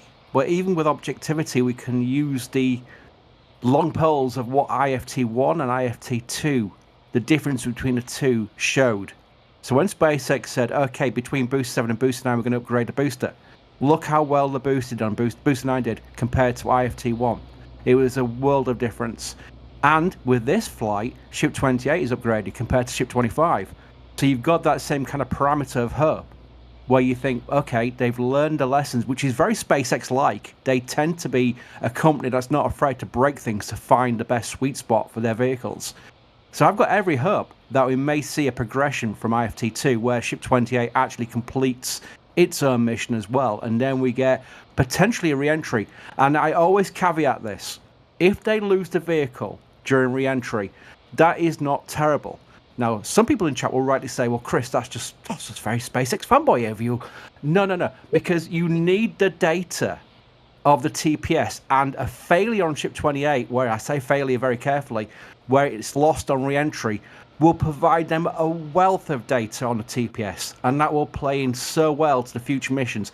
Alex, I say this every time, Alex, the space shuttle for 30 years was still losing tiles. There was no, we found the problem after 5 flights. They basically kept on losing tiles. It's where you lose the tiles and where you need to reinforce, and they only get that data really from re-entry. So we need Ship 28 potentially to be a massive success where it's re-entering. If it survives, woohoo, wonderful, brilliant. If it doesn't, that is a wealth of data that will help the future vehicles along their path. So I'm very hopeful about IFT3, Ryan, to get back to your question. I'm very hopeful that we'll get to that point of success where we're into a re-entry test. And I'm saying test because it doesn't have to splash down and go swimming around near Hawaii. It just needs to get to the re-entry point.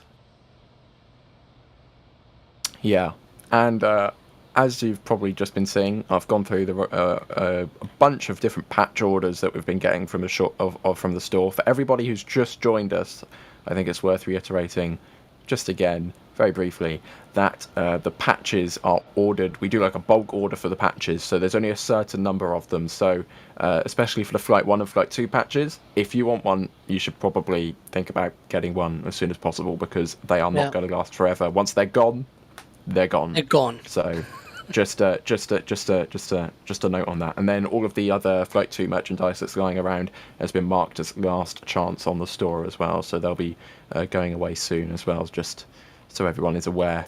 So I don't want anyone to be upset saying, I wish I ordered a patch, but I didn't. So, you know, make sure to get yours at shop.nasaspaceflight.com. If I could... Sorry, Ryan. If I can jump in on that one, just to stress, because like I started at the site, and if I said false statements about store merch and whatever, then I'd be rightly in trouble. It's absolutely a fact. We bulk order. We don't say, okay, we've run out, we'll go and order some more. It'd take too long. So we bulk order a rough estimate of what we think we'll do, and then we'll have that until it sells out. And literally it is that. So it's no, you know, you see stores, you pass by stores in town and they say closing down sale, and 3 years later they've still got closing down sale on the side. No, the sofa shop, the default sofa shop has a 50% off sale every other week. Yeah, it's not the case. You might know the one I'm talking about. Yeah, I do, but we can't name it on stream to make it in trouble. But yeah, it's a case of that is truth. It really is. Once they're out, they're done. So it is limited for a reason. That's why we say it, and we always stress it, not to kind of like buy now sales talk or anything like that. We're not. We cover spaceflight. We're not professional store people. We say it because we don't want people disappointed by saying, well, I didn't really believe that was limited. I waited a few months. Oh, they're not available anymore. Oh, why? Well, that's why we're warning you. Yeah, get it now, or you don't get it. Yeah. And speaking of support, it's gone. Over the last few minutes here, we've been getting some absolutely honking gifted memberships. We, first of all, have Matt, who gifted 50, the big 50 Red Team memberships, which is a ridiculous amount of support. Thank you so much. And of course, if you received one of them, make sure to thank Matt in chat. We also, where did it go? We had Mighty Don, gifting 10 Red Team memberships. Brian Green gifted 5 Red Team memberships. And then we also have many people becoming members themselves, such as James the Armchair Rocket Guy becoming a Capcom member. That now means you get access to the Discord server. And Todd has become a PadRap member as well, if that'll come up. Thanks, panel. And I think that's all of them that we've gotten recently. And we've also just got a tip from Peter Shaw at tips.nasaspaceflight.com asking, does SpaceX still use the operational status radio green lights that were on the tower? Haven't seen them in a while. Alex, do you want to give this one a go? That was a long question. I didn't catch everything. Does SpaceX still use the operational status in brackets red, Ooh. comma yellow, comma green lights that were on the tower? Haven't seen them in a Yeah. while. Dot dot dot. I haven't seen them either. I don't really know what's going on with those. I'm mostly sure that they just removed them because I just haven't seen them ever since like the ancient times of, I believe, like Booster 4 and Ship 20. Like that's a long time ago, boy. But yeah, I don't really know what else has been going on with those. I haven't seen them. Did you just hit? I just heard kind of like a kind of noise. I don't know whether that was something like a tower. The tower vent's still going, as you can see there.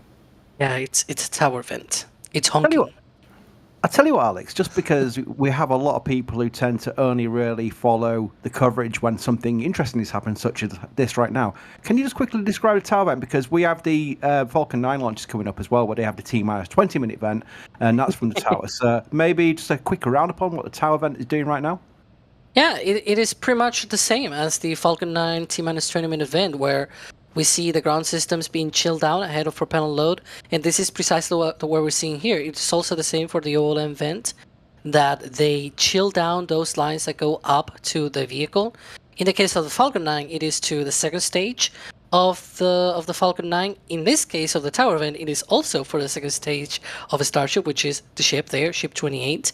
And so those lines need to, obviously, they need to be conditioned in order to be able to load all the cryogenic stuff. In this case, for the vent, we mostly believe it is, with 99% of confidence, it is related with a liquid oxygen load on the second stage, just like it is for the Falcon 9.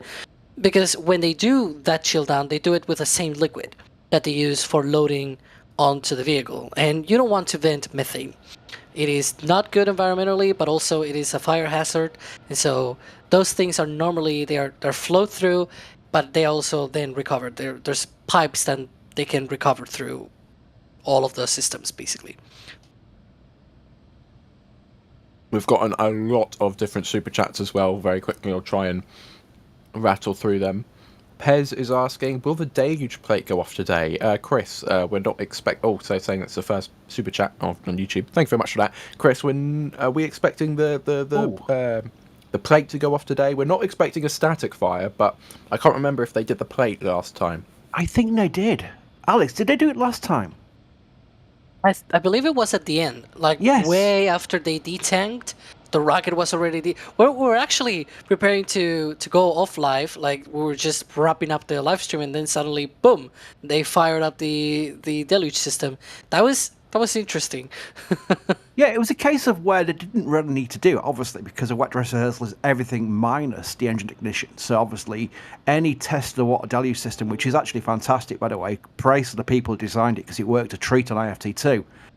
If they test it, it is basically a free test. They're just basically saying, okay, well, it's a wet dress rehearsal. Let's do the full dress rehearsal minus the engines, but include the water deluge system. But it kind of caught us out last time because it didn't come at the timing you'd expect it to be set up for on a technical T0. So I think we may see it, and if they do it, they're taking it as a free test, which is perfectly fine, just to make sure the system's working. It's all buy-down risk for the launch day itself, this is basically checking that everything is in working order for the launch day, and that's why they call it a wet dress rehearsal, because it is literally rehearsal. All the controllers will be on their consoles as if it was a launch day today for this. That's how it works.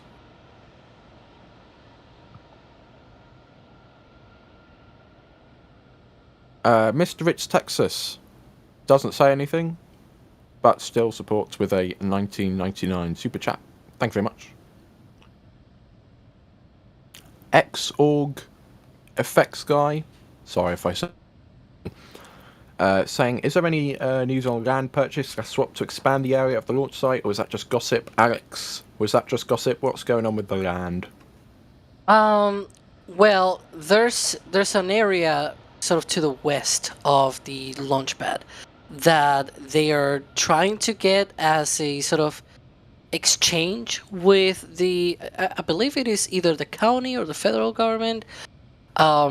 Basically, they have this patch of land, I think it is in Isla Blanca, and they want to sort of give it away in exchange for a little bit of peace from federal land to the west of the current launch site. We don't know what else is going to happen with that. All we know so far is that there was going to be a vote for that, and it has been delayed to March because of protests and things like that. We don't know what SpaceX wants to use it for. Knowing a SpaceX, it'll probably be just for parking lots, just like they did with a suborbital site where they were doing stuff next to the suborbital pads, and we were like, oh, is this gonna be a third suborbital pad? And no, it was just simple old plain parking lot, or a car park, or something like that. What do you guys say in England? Yeah, we say car park. Americans say car lot. There you go. Yeah, there you go. Very quickly here, I'm going to try and rattle through as much support as possible. Super Steph from an hour ago says, "Free Jack." He is freed now, don't worry. Bideford, a very common name in chat, saying thanks always for your streaming. So do you believe there may be a SIP-28 static fly tomorrow? Alex, you were hinting at that at the start of the stream, especially because a road closure has just been upgraded. It could. But I'm wondering, this thing is probably going to be late for detanking, because if our assumption, right, and our guess is that they're probably targeting somewhere around 3:30 p.m. as their simulated T0. Then they need probably a couple of hours to just detank the rocket, and then after that, they need to save it, being able to have everything set up in place for destack, and then roll Ship 28 to this orbital pad, put it on the stand, and then ready Ship 28 to be able to be static fire. It's a lot of work for tomorrow. It's not out of the question, but it looked much better this morning when we started the live stream than now.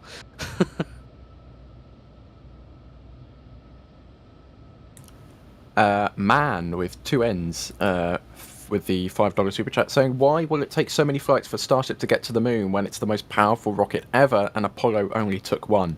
Well, Chris, the actual size of the Apollo spacecraft that went to the moon is much smaller than Starship, isn't it? Yeah, you've got to remember, when you look at Saturn V on the pad, it's the very top, and if I can steal Tim Dodd's saying, pointy end, where they've got the launch abort system. Under the launch abort system, the very pointy end, is a very small capsule, and that was where the astronauts, the Apollo astronauts, would sit. The rest of it was all tankage and stages and rocket. Now with Starship, it's a completely different vehicle. You're looking at it right now on screen. That top third is all the Starship, and the crew, or at least the payload ability, is quite a lot of that top half of the ship. So that is a lot of capability, a lot of mass that they're going to lift on this booster, and it takes a lot to get it to the lunar surface. So it's a completely different ballgame, and that's why the launch architecture is so much different now. But it's a great thing, because if you think about it, if it does work out, which we all hope it does, then the capability of what you can get to the surface of the moon is infinitesimal compared to the Apollo era. Yeah. And I actually made... Go ahead, Alex. Right. No, well, you go on. I was going to say that I actually did the math a while back of how it will take, if you took the most mass efficient, not volume efficient rocket that you could think of, what will it take for that rocket to be able to land 150 tons on the lunar surface with just one launch, right? When Apollo landed, it was just, I think, to translunar injection, it was something around 45 tons. So that is just on the way to the moon.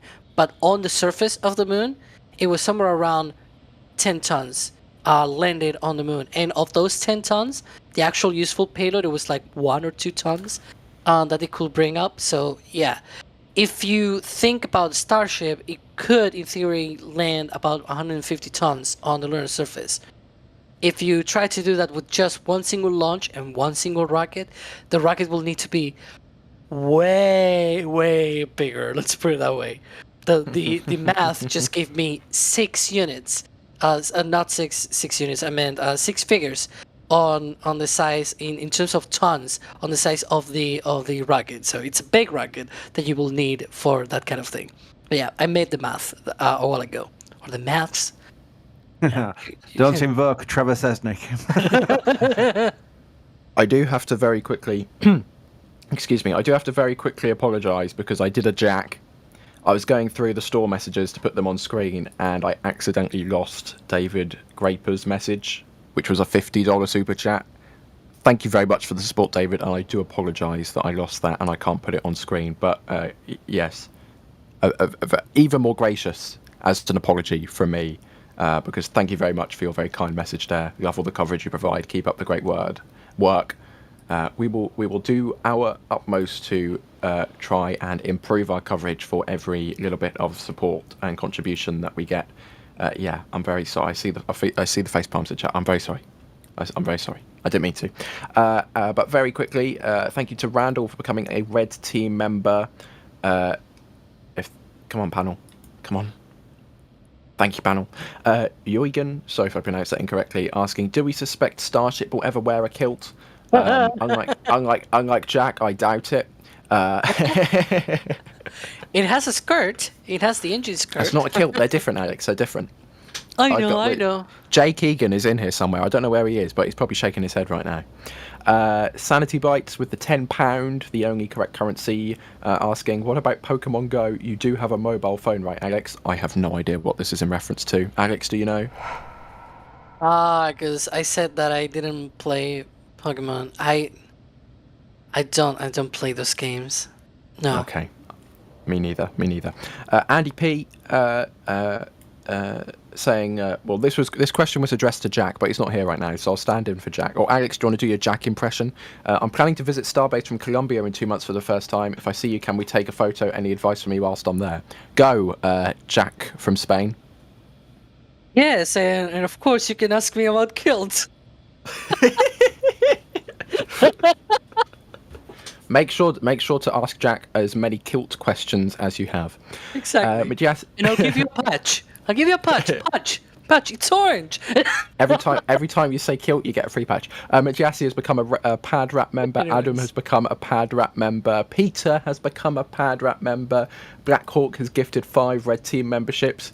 Steve has got some patches off the store. Thanks very much for that. And Anonymous has purchased all 3 patches off the store. Thank you very much again. I'll say it again to everyone who's been purchasing things off the store. And with that, I'm going to take a little bit of a breather.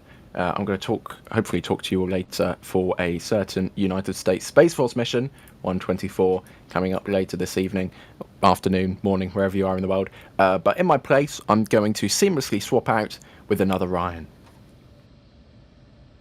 Oh, well, hi. All right. We sound exactly the same. Yeah, of course. Yeah. How's it going, everyone?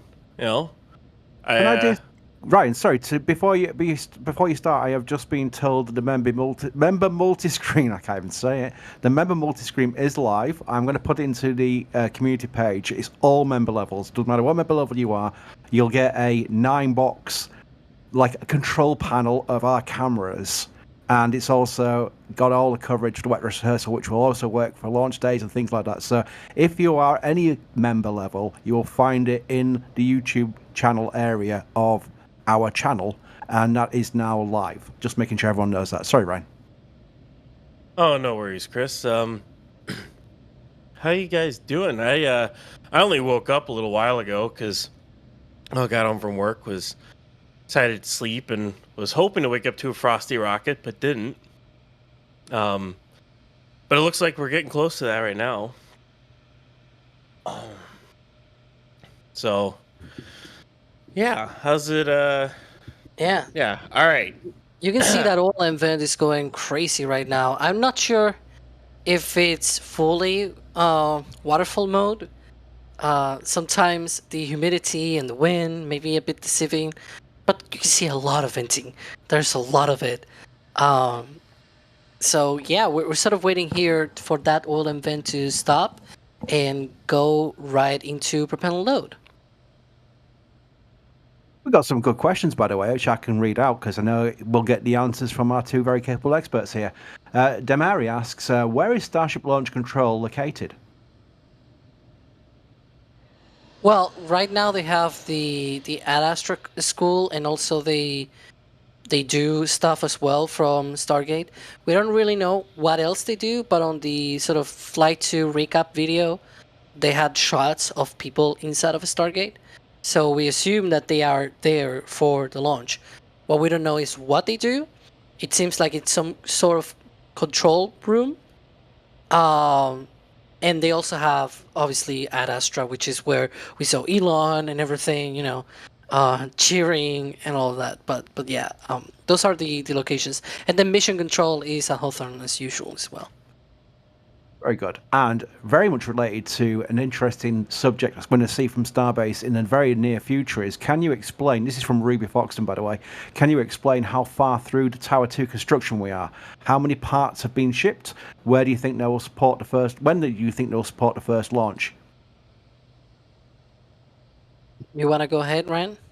Yeah, I can go ahead with that.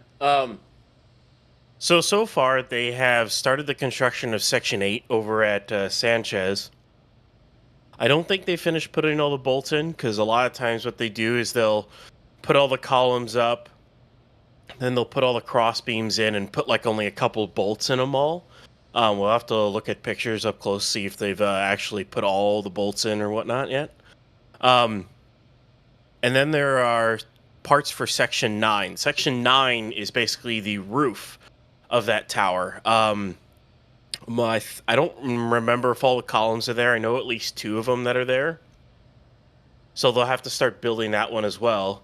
And of course, we have sections 1, 2, 3, and 6 that are currently in the middle of the Gulf of Mexico on their way to Starbase, which leaves sections 4 and 5 over at Roberts Road. Once those get here, they will start kitting them out more, like adding in cryo lines, doing a lot of that other stuff. And they'll kind of sit at Sanchez until they have a foundation and are able to stack them. So it's kind of where we're at. Yeah. And right now, we're not fully sure where it's going to be going and when its first launch is going to happen. But that is one of the things that Elon mentioned at the All Hands meeting about a month ago, that they want to have that sort of second tower at least being built during this next year. So we'll see. I'm going to speed run through some support. I always find this crazy. I mentioned this the last stream I was on, which was yesterday, I think. The Raptors side. That I always find it absolutely amazing the amount of support we get. And I tend to sound disingenuous because of my accent. I'm a Yorkshireman. We tend to sound quite gruff. But trust me, it means the world to us when we get this support, because this support gets turned around.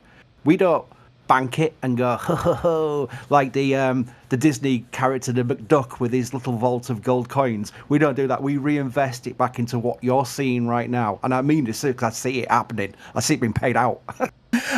Where we can bring you more and more coverage. But I've been on big stream. I'm a big fan of Pierogi. People in chat will know from Sky Play Black. He's an amazing channel, a much bigger channel than us, and he doesn't get this kind of level of support. And it really is fascinating how our community is so supportive of us. It really is appreciated. So thank you. When I say thank you, I really mean it. Thank you, Brian, for your support by buying something from the store, which is several things from the store. Brian, you've been busy shopping. Tim C, thank you for your support. Bits and Bobs UK versus Stuffs and Things from the US. Has there been a booster study yet with a ship stacked beside launch? No, there hasn't. That's never the plan. I always caveat that by saying they may one day get a free full stack static fire during a T0 launch abort. When the engines fire up and they decide the parameters aren't good enough, they're going to stop, abort it. I am quite curious if that's even possible once they commit to launch. I'm going to go with you out first, Alex. Let's take a scenario that it's launch day and they've got the full stack is all field ready to go to get T0 to fire up the Raptors. Some of the Raptors aren't happy, and it would normally be a launch abort parameter, but can they actually abort if many engines are running because of literally the thrust of it and the way the pad systems work with the hold down? What would be the scenario there? Could they abort during a few seconds of firing engines, or could they have to commit from that point? Yeah, right now the way that they have it is if they have more than 3 engines that are bad, they just abort the sequence. So they have the ignition sequence, but the engines do not ignite at the full thrust. And it is not until T0 that the engines actually ramp up to full power. So by T0, that seems to be like the decision, the go no go decision of whether they actually go ahead or they don't go ahead. And so because this is one of the things that are sort of less known about Starship, that it is not held down on the pad. So they have platforms that sort of keep the booster in place, and they have hold downs, but these hold downs open up well before the liftoff, well before the ignition of the Raptors, like minutes or maybe even about an hour before of that liftoff. So it is something that happens way before. And so by the time the engines ignite, they ignite at a partial thrust, and then they ramp up to full power after all have been confirmed to be healthy. And the thing is, that occurs at T0, and the rocket actually doesn't move up until T plus 2 seconds or so. We saw that for Flight 1, and we saw that for Flight 2. I expect the same for future flights. And so in the future, if that were to happen, you could abort up until T0. After T0, I'm not sure what will happen, to be fair, because the engines are ramping up. Maybe you could throttle down and then shut down or something. But it seems to me that if all engines, or at least less than 29 engines, are running on Super Heavy by the time of the T0, then I don't think they will commit to a launch. Absolutely awesome answer, Alex. Even I learned something in that. And I've been following this all this time. That was great. Thanks to Alexander, who says great coverage and content. Well, thank you, Alexander. Tower's become a Capcom member, which means you'll get access to our member Discord, which is a real fun place. I spend way too much time in there. It is a massive Discord now, and it's very much a very friendly place as well. I think member Discord helped that, because I've been on some free Discords where they're not so friendly, but this one is very friendly, so you'll enjoy yourself in there. Ryan says, you sold me on the patches. Thank you for the great coverage. Well, thank you, Ryan. Samantha, amazing stream the last 3 years. I've been watching from Torquay, UK. He even got the wife into watching daily.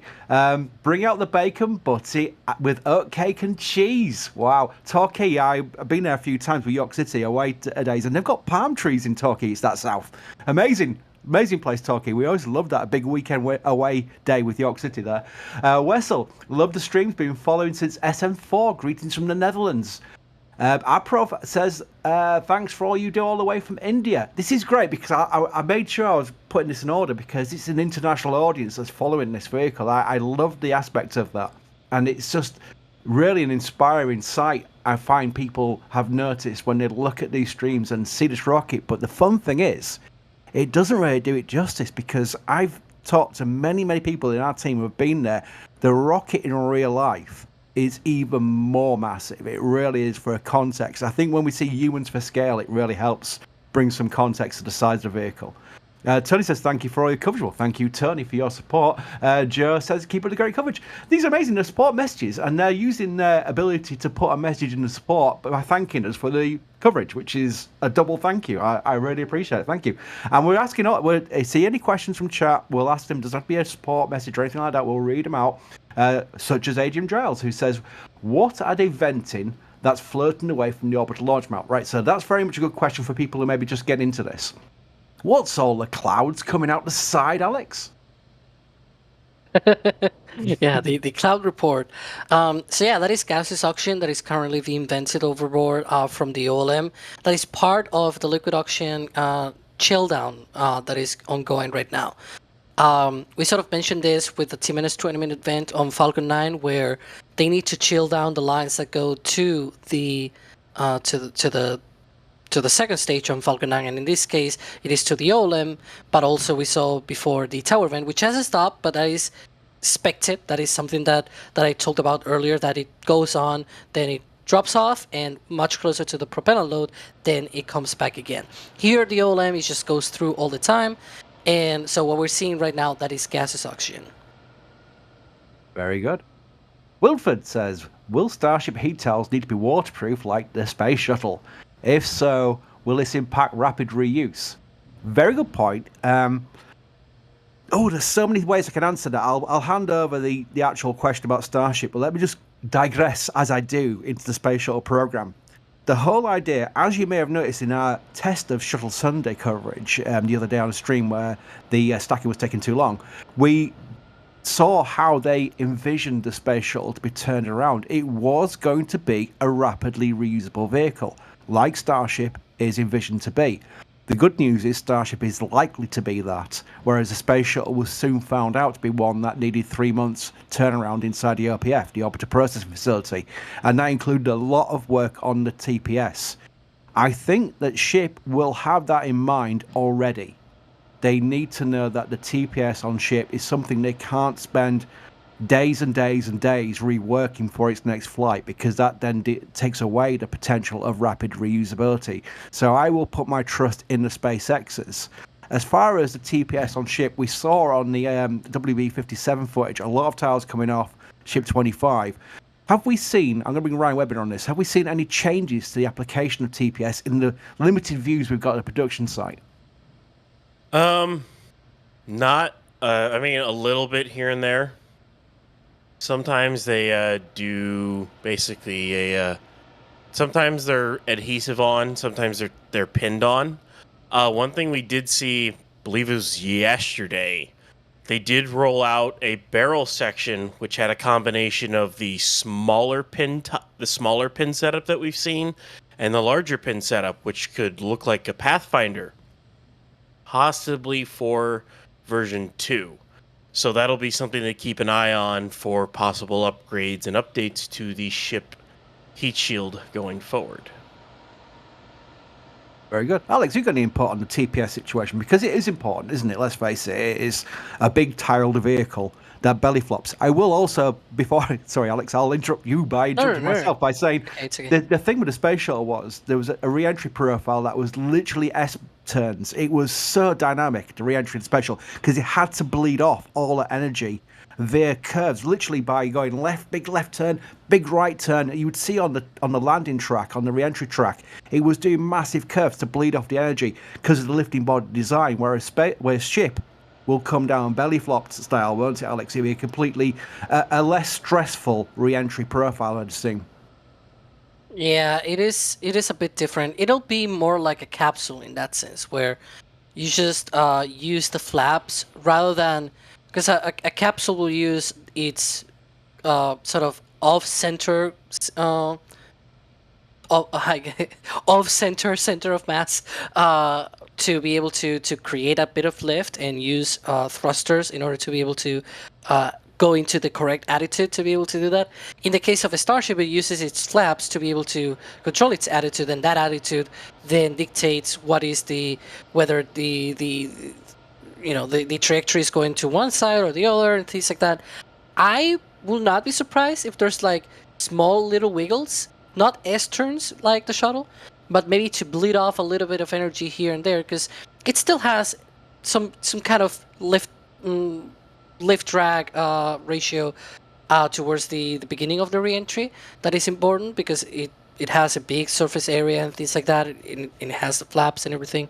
So it could still probably have some maneuverability, and it is important that it has that, because otherwise, when it goes to coming back to land on the chopsticks, that's going to be an epic thing, and it needs to be very precise. If it were like a capsule where you deploy parachutes and it then, right, the initial part of the re-entry does look like a capsule, but then it has the flaps so that it's more maneuverable in terms of the final portion of the re-entry, when it's just like dropping straight down. Very good. A little quick programming note to many people who may be in the same boat as Scotty D. If you ever have a stream issue where it may look frozen, I know Scotty's been sending several messages in cam frozen. It's not frozen, it's all good on our end, it's coming through fine. It can be a local YouTube issue, or it could be your own browser. Just refresh the stream. That's usually the best thing. And then when you do refresh it, make sure you're on 1080. Because I've had a few people going, why is the camera so fuzzy? It's just literally YouTube settings. That's all it is. We will tell you if we have a camera issue. We wouldn't sort of like say everything's fine with a frozen camera. We'd be working on it. We'd let you know. So it's definitely okay, Scotty. Just refresh your stream and you'll find it probably okay for you again. Thank you to Dan who gifted a Red Team membership. This gifting of memberships is a new thing from YouTube for about last year or so, I think.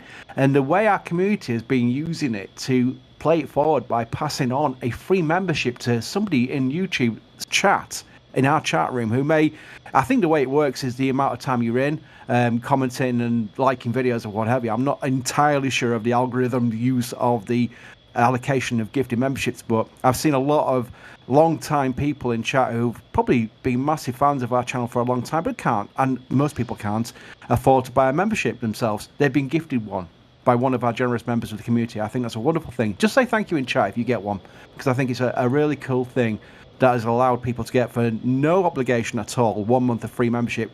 And it's not just your name in green. At Red Team you get extra content as well, because I put it in there, so I know what content goes in there. There we go. Jackson, when do you guys think we'll see a KSC launch? Okay, right, one of my favorite questions. 39A Starship Tower.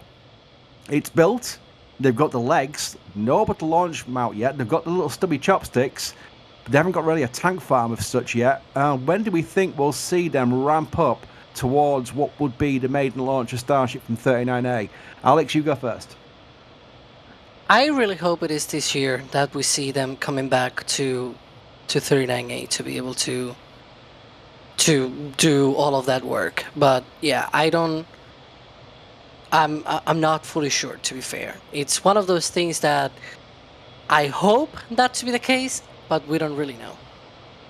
And Ryan, we did see that, I forget which astronaut it was. It wasn't Michael Agazera who took a photograph from the plane arriving for the Axiom 3 launch, where we actually saw part of 39A Starship tank farm area, and you noticed that they'd actually taken away some equipment. Yeah, so there were subcoolers there that had basically been left. Those are now over here at the orbital launch pad at Boca and over at Massey. So they've stolen a lot of stuff from that pad, and now it's over at Boca. So we'll have to see when they start ramping back up. Hopefully sometime this year. Hopefully. Look at this, a live view via our own cameras. Space Coast Live, we've got several cameras at KSC, which is a wonderful thing that it's not only just for Falcon 9 and all your other pads there and what have you, but also we've got this great view of 39A Starship Tower. There you can see the tower is built. The stubby chopsticks, because they decided the chopsticks at Starbase were longer than they needed, so we'll do stubbier ones for the ones at KSC. And you can see the legs pointing up there. The orbital launch mount is pretty much built. It's in Hangar M, and it's not been rolled out yet. But they've got the equipment there to ramp up when they feel the need to. The obvious situation with SpaceX right now is they're focusing entirely on Starbase, which makes perfect sense. They want to really make sure that Starship is ready and operational before they start launching it from historic 39A. That's the way you've got to say it. You've got to preface it with historic, because it is. It's a former Apollo and shuttle launch site. It's a landing site. You never know. One day we might see boosters and ships landing at 39A via the chopsticks. You never know. Look at that. Look at this. Right, so status update, Alex. The tower vent just came back, which is good news. Oh, there we go. Look at that. Look how That's cool impressive. that is. I mean, it's literally cool, yes. So, yes, pun intended. So, from a status point of view, Alex, if you were asked a question, which I'm going to ask you now, how far away do you think we may be from prop loading on ship and booster? Given the current status, we probably know much, not very far away. I will say maybe no more than 20 minutes from a propellant load, maybe less than that. Wonderful. By all means, So, yeah. I want you to completely interrupt me mid-sentence if you see any frost, because I might be looking at the panel with the questions rather than looking at the actual live stream. So by all means, please buzz in if you see anything, because that'll be a milestone that we're all looking forward to, the start of prop loading for the Wet Dress Rehearsal, which is a big, big milestone. Let's not be underestimated. This is a big, big milestone towards the third flight of the world's largest and tallest rocket ever built. I'm presuming it is the heaviest as well, actually. There we go. Electric Dawn says, you guys are the best, keep up the great work. Again, somebody who is supporting us and then taking the option of using the message in that support to thank us for what we do. That's double thanks as far as I'm concerned, and it never fails to amaze me how amazingly supportive our community is. It really does mean the world to me and all of us. Michael Gifted red team membership. So someone else got a membership. So did Sideshow Bob. Gifted red team membership. Steve, what are the 2 lines connected to the ship from the ship quick disconnect?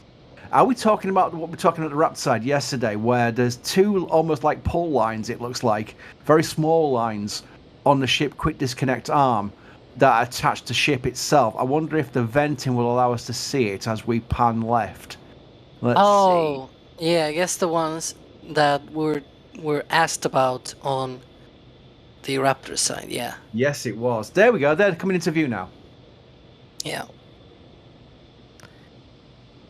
These, we believe at least one of them, it goes to a port that is called the the fuel bubble system. And that port, what it does, or what we believe it does, is what it refers to that bubble system is that there's an influx of bubbles being injected into the fuel propellant tanks, basically on the fuel tank. And what it does is when you introduce that, it mixes the whole fluid, the whole propellant. In this case, it will be the fuel. And by mixing it, what you have is a very consistent, very thorough, and like very homogeneous fluid with all of the properties across being, the temperatures and the densities. Because if you think about it, when you start loading the propellant, obviously it is at the bottom, and that first propellant, as you keep loading, you're loading from below. So that layer will go up on the top on the tank, and so by the time you load the last few drops of methane on the tank, right? That upper layer, it's probably at a different temperature if you don't mix it. But if you mix it while you're loading that propellant, then that means that all of the propellant across the tank, it is the same temperature, the same densities. It is something that is called stratification, where different locations in the tank have different temperatures and different densities. That is something that you normally want to avoid, because that means as you drain those tanks, as you fire the engines and you drain those tanks, that means you're getting propellant that is different temperatures, different densities, and therefore you have a different performance from your engines. That is not ideal. You want to have a consistent performance from your engine all across the board, all across the burn that you do, all across the entire flight. Whenever they're firing, you want them to be at sort of the same performance all across. And so that's what they do with a bubbling system, that they mix that propellant to be able to have consistent and homogeneous properties. Alex, ladies and gentlemen, a fountain of knowledge, as always. Oh, that was brilliant. Another brilliant answer, Alex. I will point it out. I think it's brilliant. I thought it was brilliant. Paul, so hyped for IFT3. Appreciate every single stream. You guys rock. Well, thank you, Paul. It's because of people like you who can do this. There's literally lots of money involved in making this all work, and that's where the support makes it viable. I can't stress it enough. I go on to the point people go, oh, yeah, Chris is just reading out. No, really mean it. I seriously mean it. I've started the site in 2005, so I know the challenges. We were on, I was panicking about $25 server costs back in the first days of the site, thinking, well, that can't really go on forever. It's not an endless, money pit. And that was in 2005. I'd hasten to think how much money we spend now, but thanks to your support, we are still viable. So thank you. Right, I'll stop going on about that because I do go on about it quite a lot. Anonymous, another patch from my collection. Can't wait for Test Flight 4 patch. Yes, that'll be in work. That will be following a theme. I won't say too much, but Pauline, our amazing designer of the patches, she is so good. So good. And these patches will be involved in Flight 4, so we can look forward to that one as well. The Nerdy One, gift a Red Team membership. Thank you, the Nerdy One. I see your name all the time. Go Starship is a simple store message. I will just repeat it because we all agree. Nolan Strain, gift a Red Team membership. Thank you. We had a gift train. Gift train, everybody. I can see a gift train in the panel, so I can see it top of the YouTube chat as well. Wow. Okay, let's try and go through these. Patrick, finally ordering the patches I've been watching since SN8. Love the coverage. Thank you. You're a long time SN8. That was, remember that myself. Stabby, just with a tip. Thank you, Stabby. That was amazing. Stabby Unicorn. What a great name. Because the unicorn's home would be Stabby, yes. I was going to say, I want to give even 10 seconds of just how cool that view of all of this venting.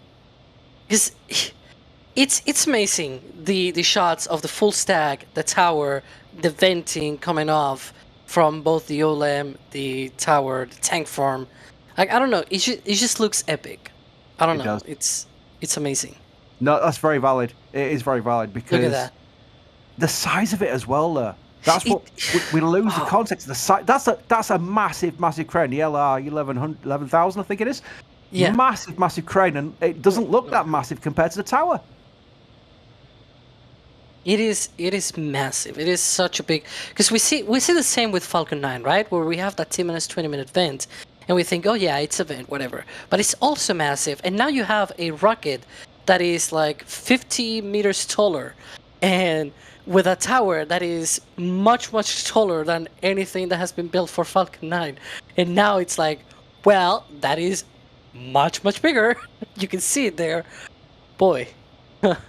Really is. No, that's absolutely complete context, because we do get a lot of people who are regulars. They're on Starbase Live all the way through the day. That's your core audience, your bulk audience there. Then you get the events like this, and you will get more people probably just browsing in, and maybe for the first time as well. They may have seen something, and it may be recommended by YouTube, which rarely happens, but it might have been.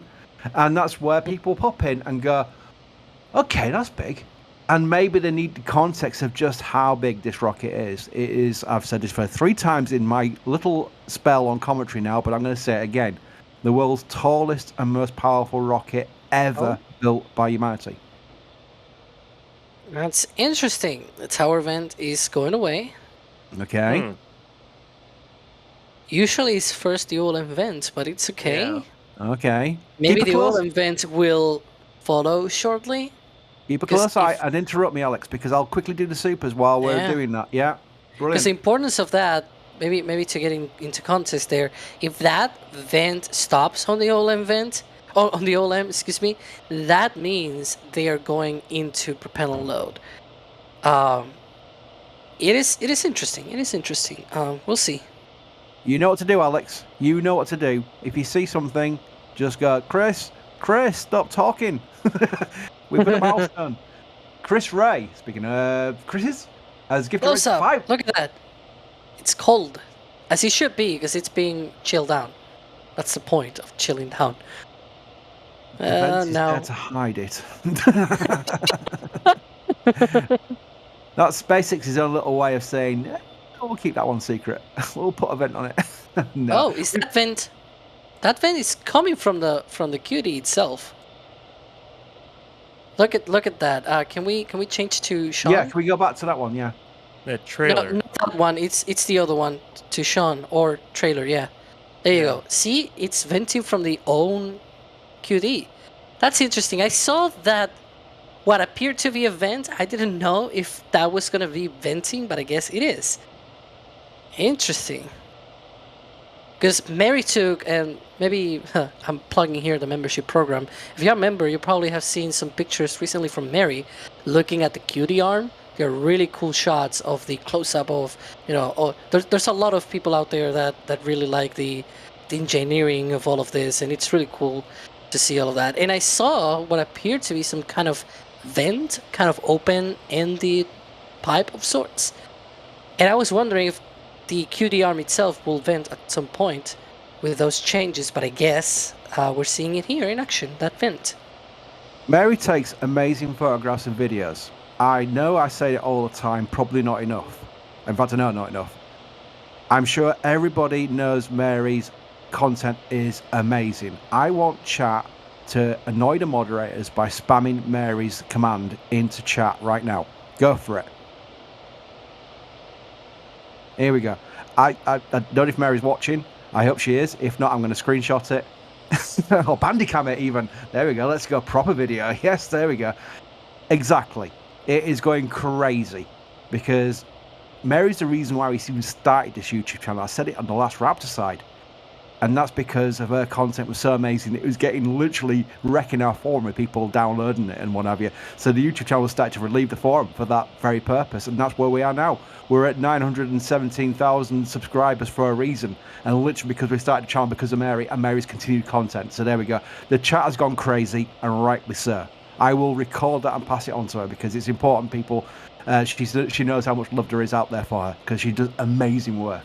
Right, Chris As Ray. the young folks will say nowadays, she's the GOAT. I know you've got to explain what GOAT is. GOAT is initials for greatest of all time. It's the Messi versus Ronaldo thing. So that's where, everyone goes, that's a bit rude, saying GOAT. No. GOAT is GOAT, which is greatest of all time. There we go. Right, Chris Ray, I will get to you. If you gifted 5 rated memberships, thank you very much for your support. Amazing. RC Horseman gifted 5 rated memberships. Elmaran, sorry, I'm probably reading your name there, gifted 10 Red Team memberships. That is amazing. Thank you so much. Blackhawk NZ gifted 5 Red Team memberships. I presume that's New Zealand. Chris W, one of our team, has gifted 1 Red Team membership. Scotland, Freedom. Some alien has gifted 1 Red Team membership. Scott just says, go Starship. Adrian, Alex, interrupt me if something happens. Going. Angry American, wow. Watch free gift coming in like 7,000 likes. I think Angry American's asking for more likes. By all means, it's free. If you hit the like button, if you like what you're seeing, and maybe less what you're hearing, but more what you're seeing, hit the like button, and that always helps the YouTube algorithm gods because they see the likes and they go, people, humans, they like it. Everything is venting now. Yeah. Now the subcoolers are venting, which usually indicates they're loading methane, but I'm not gonna call it out until I actually see the liquid oxygen side doing the same as well. Not the same, but like having the indicator from the liquid oxygen side as being loaded as well. But usually that kind of big venting is indicator that they're loading methane. In this case, they have the now we move away, but the one of those all of those vents, the one on the right is for the ship, and all of the ones for the left are for the booster, dedicated for the booster, which is a new thing that they have introduced for Flight 3. That they have a dedicated subcooler for the ship and 3 dedicated subcoolers for the booster. So yeah, that is interesting. Those 3 vents are right where there are 3 valves on the backside of those subcoolers. So that is definitely then venting and chilling down propellant. So.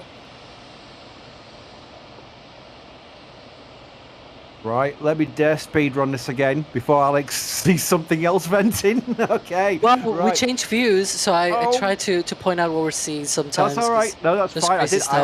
I did ask you to interrupt me if you saw something, so that's yeah. fine. I'm just hoping they just stay like this. I mean, actually, Alex, to be fair, before we go on to thanking more people, what's the next thing you're looking for? What is the next big thing where you go, Chris, what is it? I'm waiting for the OLM vent to start. Not to start, to stop, excuse me.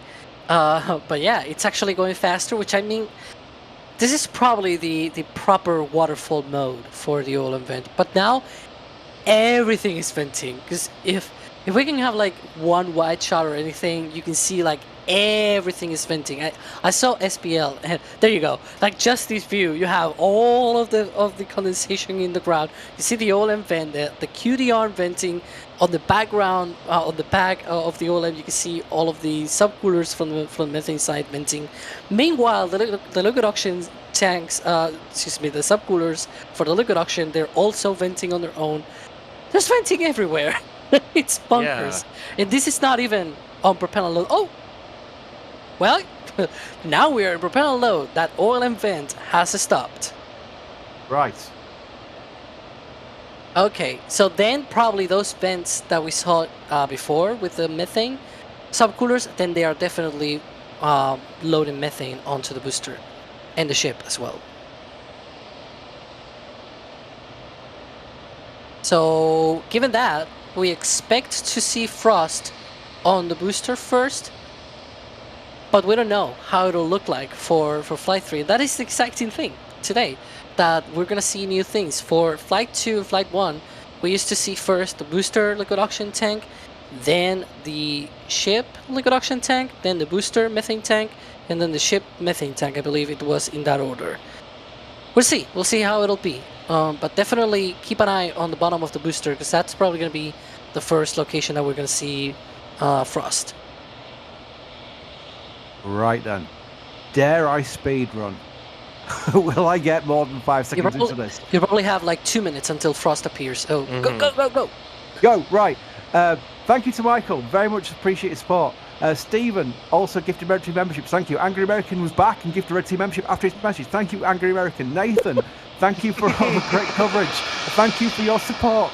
Oh my word. Right, okay. Charles, thank you very much for your support as well. Also, Alan, who gifted a Red Team membership. We've seen Wonka Sane become a Capcom member. See you in the Discord. So did Ariane, who actually did a message earlier. We've got Star Message saying no FT3. Let's go with the month with this month. Well, I might be asking him how much that, but we'll see. You never know. Let's get Frosty. Go IFT3, says Kimberly. Yes, I agree with that one as well. Thank you so much.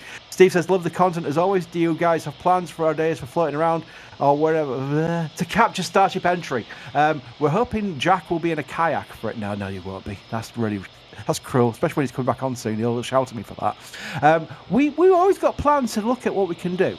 So never say never. Let's just leave it at that. And in fact, I will quickly say before Alex is definitely going to interrupt me soon. I will say that what you see right now is things we've been planning like months and months before. And then what we're planning right now is what you'll see in the future. So we're always evolving our coverage, again, thanks to your support. So never say never to things you don't see right now, but would like to see. We might be planning it already. Alex? Well, I'm already interrupting. Can we take trailer 2, I believe? Because the ship is now the first to be frosty. That's a change. See? That is a change. Changes. Anyway. but yeah, that is the liquid oxygen tank on the ship getting frosty already. So that is a huge confirmation that we are into propellant load here. So it basically means that they're loading first the ship, which is okay. It's okay. Previous times it was the booster. Now it is the ship. Okay. That may also have to do with the fact that they have the new dedicated subcooler system for the ships. So yeah, that is interesting. Also, I see there's some droplets falling on our camera. We're gonna need a wiper system. Well, I've just clipped that because I think that is the start of prop load proper, regardless of it being ship or booster for the Wet Dress Rehearsal. So I shall clip that part there. I'm going to try and multitask. In fact, I know Jack's coming on soon, so what's going to happen is I will then update the X feed with the news. But I think it's only fair. 11,000 people in here right now. Those people have been patient. A lot of those people have been patiently waiting for this. So you get first look because you were here already.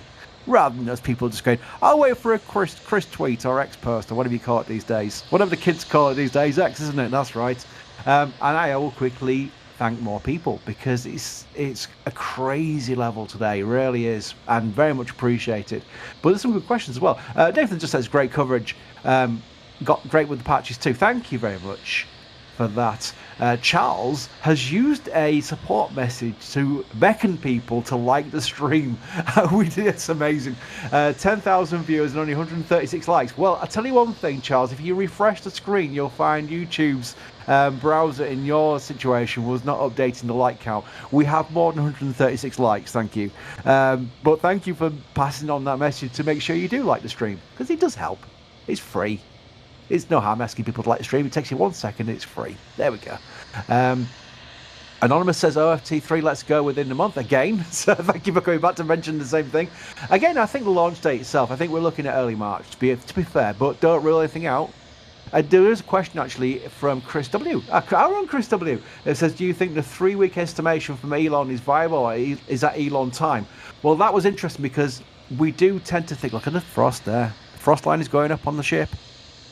That's interesting. I do think the 3-week note from Elon is probably realistic, to be fair. So if he'd said a week, then maybe not. But he said 3 weeks, and I think that is fair. I think it's all based on the FAA now. Once they get past this Wet Dress Rehearsal and probably potentially a static fire on Ship 28, I think they've got plenty of time for the FAA to say yes, and then be ready for a launch early March. Is this going up quite fast, Ryan? Have you been watching the speed in which this gets frosty? Is that even the correct terminology? The pace in which the frost line is rising? Oh, Ryan's actually... sorry, Ryan. The one time I actually asked you a question, you just popped off for a second. Alex, the frost line, it's not really going up that fast, is it? Yeah, I'm looking at things that make me go, huh. But again, this is a new timeline, new procedures all around. And so I don't really know what is going on right now.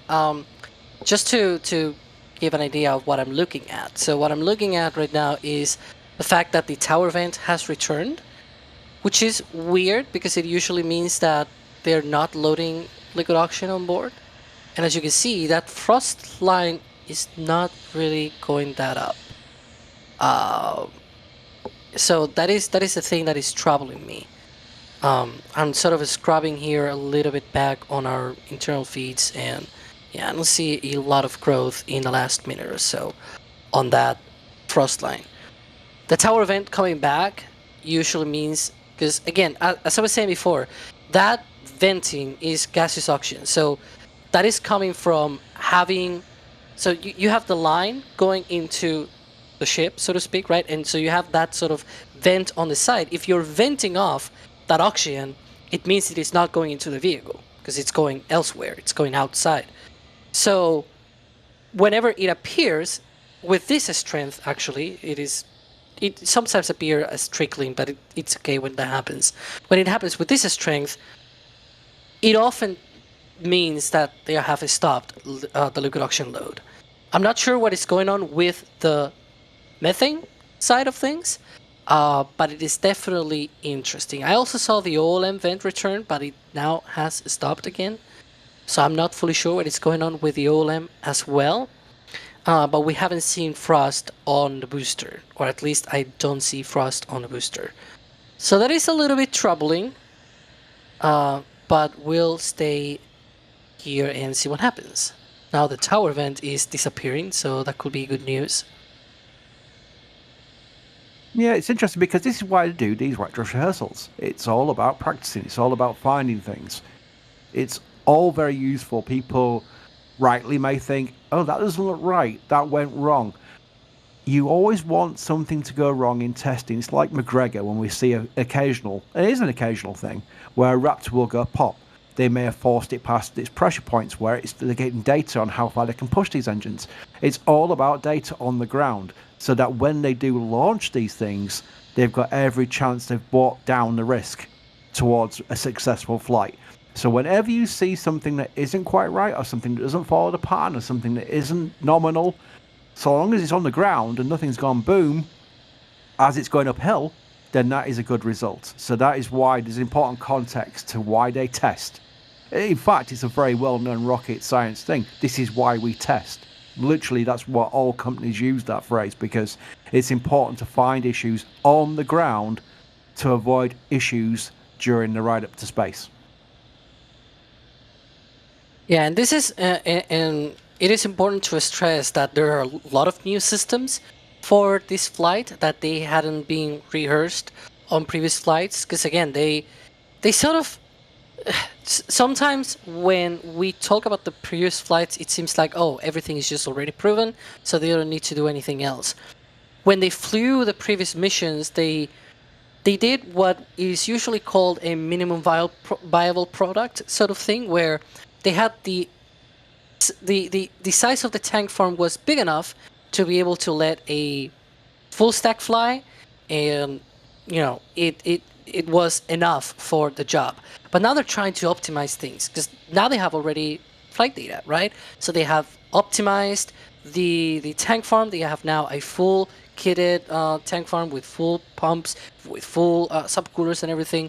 Now they're starting to get into that point where now that they have a basic mold, now they're trying to optimize it and try to get better at it.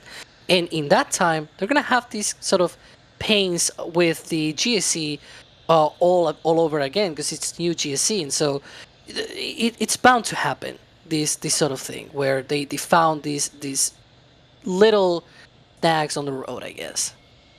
Very good. And at this point, I'm going to go rush off and do the important job of bandicamming some clips for the X feed, noting where we are in current status. And lucky people, you've got Jack back. Is Jack back on commentary? I am back on commentary, and I was all ready to say, and we are back with Starship full stack testing, but kind of odd to see what's going on right now. But thank you for the break, Chris. I walked the dog. She was happy to get some outside time. Indeed. Thank you, chat. Bye for now. Bye.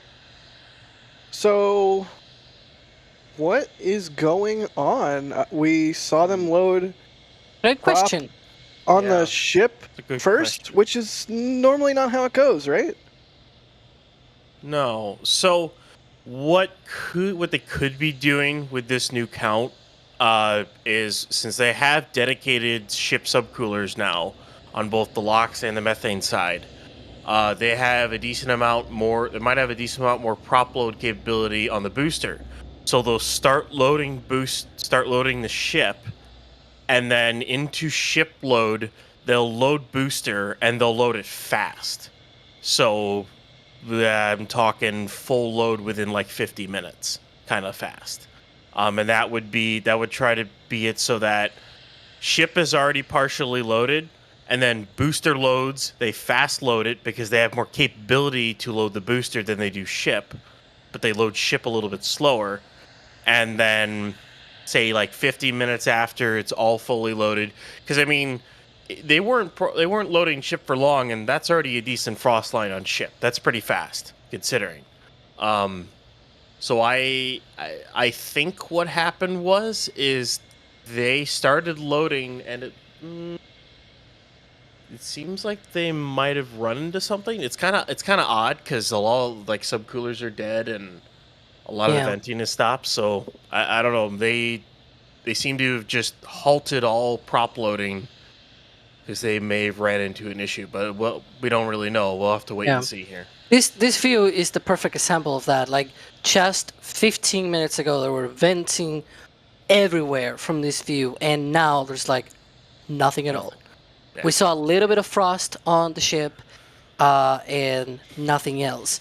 I don't want to remind. I would like to remind people, if you were around for December testing with Booster 10 and Ship 28, the booster was tested here on the OLM because it is the only place where they can do static fire testing of the booster. Yet, I guess. But the thing is, this is not the first test with some of the new hardware, and I say some because for other parts it is completely the first one. But what I'm trying to say here is that when they tested Booster 10, they also had issues. They in fact went straight ahead to a 33 ng static fire test of Booster 10, and during the propellant load they stopped. The propellant load stopped, and they were like, "Uh-oh, what's going on?" And it seemed like they hit a snag there with the propellant load. They worked on the tank farm for another week or so until they actually tried again the static fire test. That was a bit painful because it was also in Christmas time. So every one of us here had to sort of scramble to, I think it was December 28th or 29th that they did the static fire in the end. And that same day, they did a ship static fire test of Ship 28. So we had double treat for Christmas, I guess. We had Ship 28 static fire test, and then Booster 10 33 ng static fire test. So again, there's a lot of new systems in play here. So it is bound to happen. That's space is hard, and all of the phrases and things that you can imagine. I'm so not a fan of space is hard. Like the sediment is there. You know, I get it. It's a complicated task to put anything in orbit.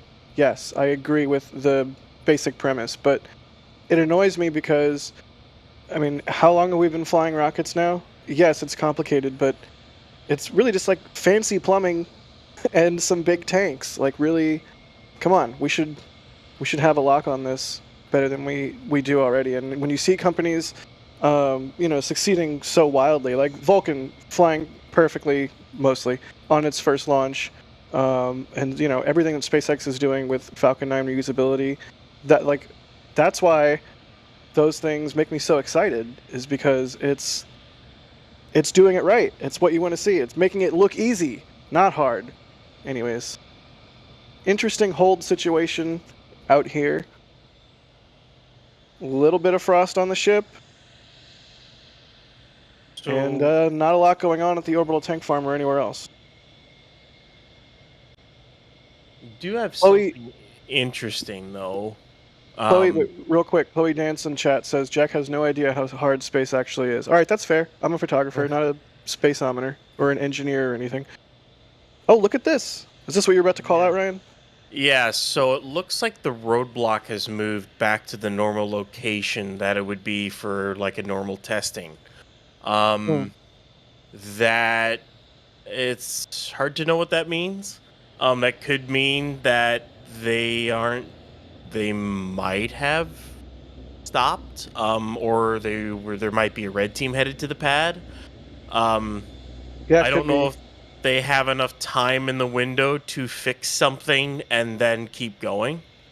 We'll just kind of have to see if they, we're gonna have to look at signs, see how the tank farm does, if we see any cars to the pad, that kind of thing. So we'll just kind of have to wait and see here. Interesting. So the roadblock has moved back. Well, what that says to me is they are not currently in a configuration where they're going to go for a full load, because Where is that going? That's when they move the roadblock, right? So interesting sign of what's going on. It seems like some cars are going down. Yeah, right now the ship is obviously with a little bit of liquid oxygen loaded on board. That tiny little frost line. Poor ship. But yeah, well, that's unfortunate. Let's put it that way. Well, that's why you test. So who knows? You did the phrase. They say, how many flights will happen in 2024 and in 2025? I'm going to say... I was going to say 4 flights this year. But even that, I feel like that might be a little bit wildly optimistic. I'm going to go with 3 flights this year. And 8 in 2025, just because I want a nice, big, fancy number. People are. I said the thing of you said the phrase, and now people in chat are saying your phrases, more data, more better, and all that stuff. Oh my god. Ryan, how many launches do you think in 2024 and how many in 2025? Ooh, 2024. I can go with 4 to 5 max. It's going to be, just vehicle readiness alone, it's going to be kind of hard. I know they have most of the vehicles built, but it takes a while to go from a stacked booster to a booster capable of actually flight. It takes like 9 months these days, somewhere around those. It takes a while to do it. 2025. They'll up their production. Their biggest thing is how quickly can they turn this pad around. They might be able to do like 10. That's a maybe. It's entirely dependent on the pad. That's going to be the interesting one. Alex, what do you think? I think we'll see a maximum of 5 flights this year. I don't see more than that, and I don't think it's really with any what's it called, the regulation, like the PA or anything like it. I think it's just the technical limitations right now. It doesn't seem like they are ready for more than that. And I guess this test is sort of a proof of that things are still green. They need to grow and flourish and everything, I really went really bad with that comparison, but you get the point that they still need a lot of testing. They still need a lot of data, and still need a second tower. Once we get a second tower in Starbase, we've talked a lot about, where's it going to go, when's it going to come online, but to just really contemplate SpaceX having 2 pads in Boca Chica, that's going to be such a game changer. They're going to be able to, obviously launch twice as many starships, and whatever they get the pad refurbishment time down to, it's only going to. I'm excited. TLDR, I'm excited for a second tower, and once that happens, we'll see the flight really start cranking up. The the skyline of Starbase is going to change a lot in the next 18 to 24 months. We're getting, some of you may have noticed, we're going to be getting or at least not we, SpaceX is going to be building I think it's a 6-level parking garage. It looks like it's going to go behind the Stargate building where they're currently doing some drilling and piling. And then they have I think it's a 5-level office building that they're building next to the Star Factory, which is going to be that's going to be a sight to see. And then I personally would expect Stargate building in the high bay to go, and then they build another mega bay.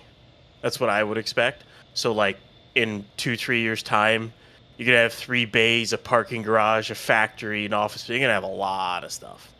Yeah, I mean it changes dramatically, like just from week to week, and even in the just a few years since Starhopper, I mean it's insane. It really has gone from basically like a sandbar to actual fully fledged Starship factory.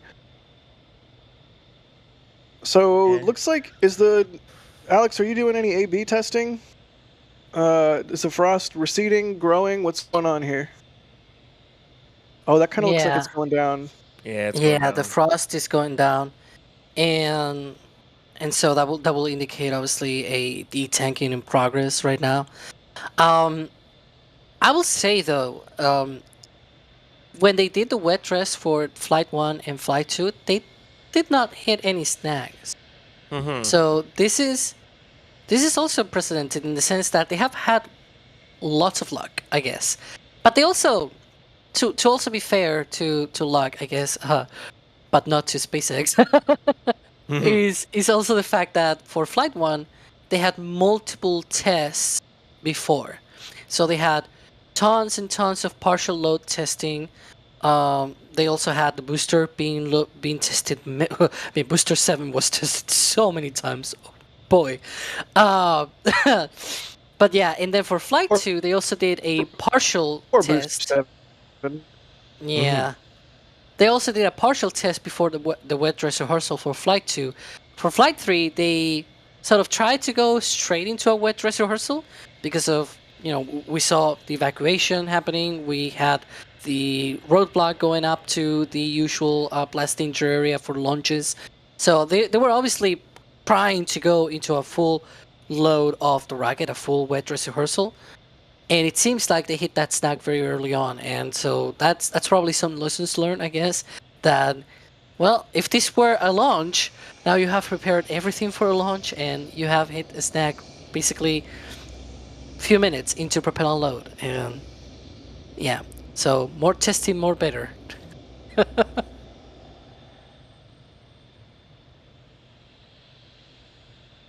Jack, I believe you are muted. Don't steal my bit. Yeah, because I knew you were going to say don't steal my thank bit. You for the... Well, yeah, well, there you go. Sorry, it took me a second to unmute. Mister, thank you for the store purchase. They say if IFT3 is an all-out success, as in ship splash down, what IFT do you think will the first catch attempt be? Booster 20. I feel like I want to collate every time I've been asked this question so I can know how my prediction has changed over time, or if I'm consistent. I doubt I'm consistent, but my gut is like somewhere in the 20s for booster. Ryan, what do you think? Depending on how these next few flights, so I mean, I could see it like 16 or booster 16 or higher, a little bit around there. I wouldn't be that surprised. You also have to like factor in the SpaceX skips n number of boosters factor into any equation that you like, whatever serial number or booster number you're saying.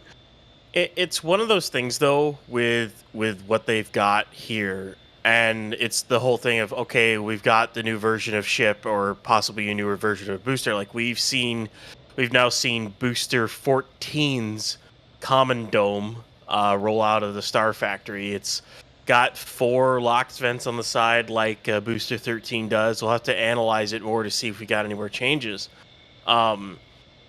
but like, it's unknown whether or not they fly them all, especially with the version 2 coming. Or do they fly like Ship 32 or 31? They do seem set on making sure Ship 31 is ready for flight, though. They are working inside it, finishing off some tiling. They're working on it, so they seem to be set on wanting to try to fly it. Now, will they? That's the other question. What happens when we get there? 32, on the other hand, Ship 32 is sitting out in the rocket garden and hasn't been touched in months. So there's a chance that one doesn't fly at all and they go to version 2 at that point. But when a version 2 will be ready, your guess is as good as ours on that one. I'm excited to see it. I'm very excited to see version 2 and eventually, I guess, version 3. You know, just the iteration of Starship over time, especially the different Starship variants. Like, I can't wait till we see the first tanker variant. I can't wait till we see this first HL. Like, can we take a moment and just really think about what this vehicle is going to look like? Like, this is an excellent shot to sort of complicate. Like, take the flaps off, paint it white, put the worm on there. Like, let's go. I cannot wait for that.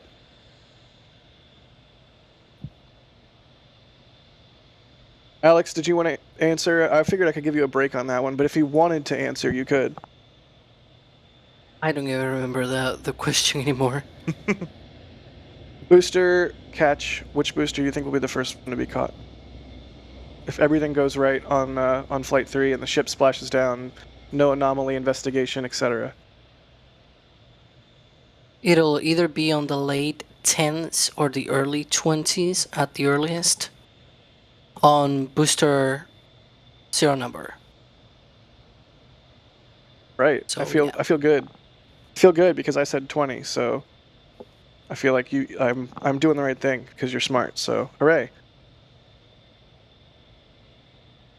Anonymous, thank you for the store purchase. They say, I'm not sure if this has been asked, but what's everyone's percentage on a fully successful flight? I say 90 to 95%. It really just sort of depends on how you define fully successful.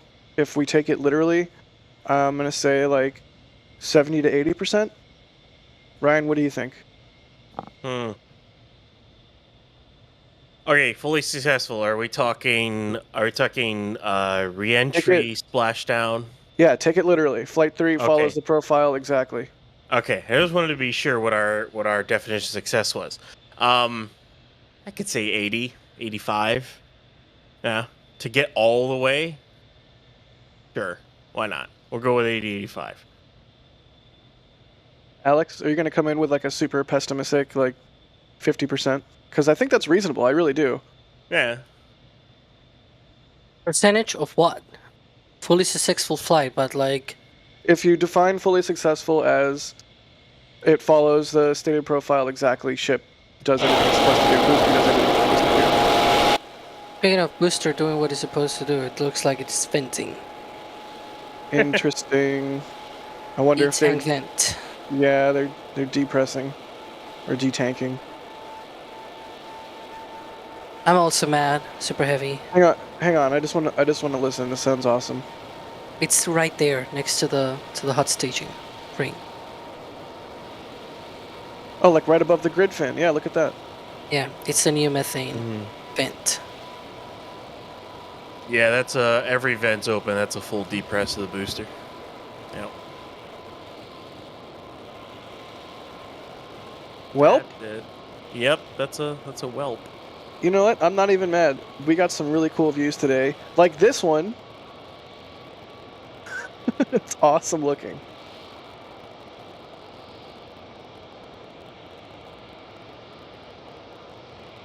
You know, with the... You know what? I'd rather this happens on a test day than launch day. So, yeah. Yes. This is why you test. Go ahead. With the already changes that we can see to the launch count here, because we can already see changes to it. I am now even more excited when they actually do the full wet dress. I am incredibly excited because I really want to see all the changes and how quickly they could possibly load this rocket. Because, like, we see them load Falcon 9 in what, 35 minutes? and I think Falcon Heavy is 45. It's like those are pretty decently sized rockets. Now this thing is like 5,000 tons of propellant, and they want to load it in 50. Like that's ridiculous. It is I can't wait really. to see that. I can't wait It's to see that. truly ridiculous to think about. Like 5,000 tons of propellant moving from one side of this facility to the other into this giant cylinder. I mean, we see so many pump work at the orbital tank farm, like changing out this pump, changing out that pump. And I really do wonder if they're just like running these things ragged and just burning pumps out left and right. But SpaceX seems to have this desire to rapidly fuel their vehicles as part of being able to reach a high cadence with them. So it's just crazy that they've managed to achieve the same thing with Starship that they have with Falcon 9 and Falcon Heavy in terms of speed, just because it's so much more propellant.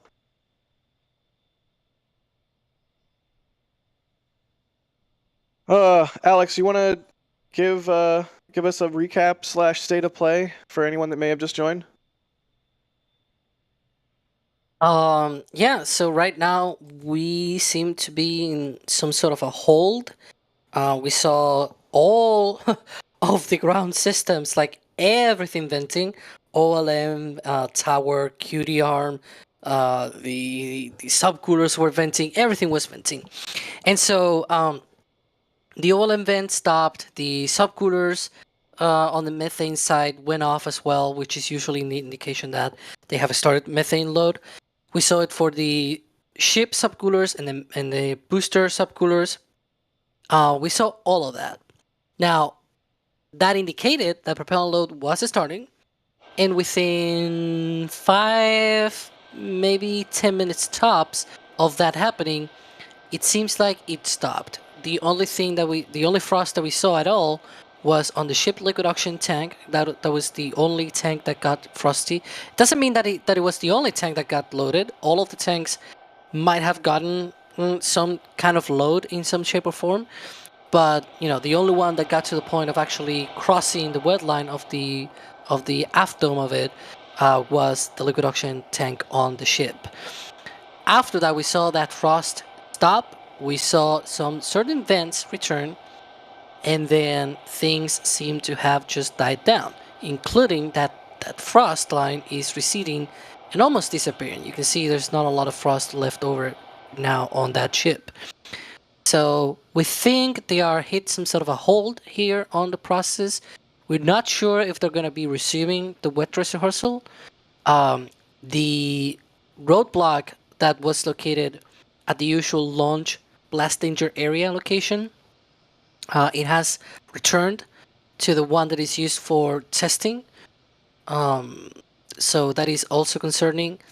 We don't know if it is because they want to come back to the pad or something like that. Like they're waiting just for things to be safe to approach, for a red team to, like that could be a reason why this is the case, right? That they're waiting for things to be safe enough for a red team to come here to the pad and fix whatever it is that caused the hold.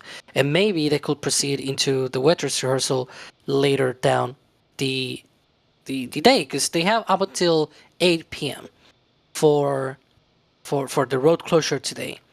Now, that means that by 8 p.m., they need to have completed the wet dress. So they will have to repair whatever caused this.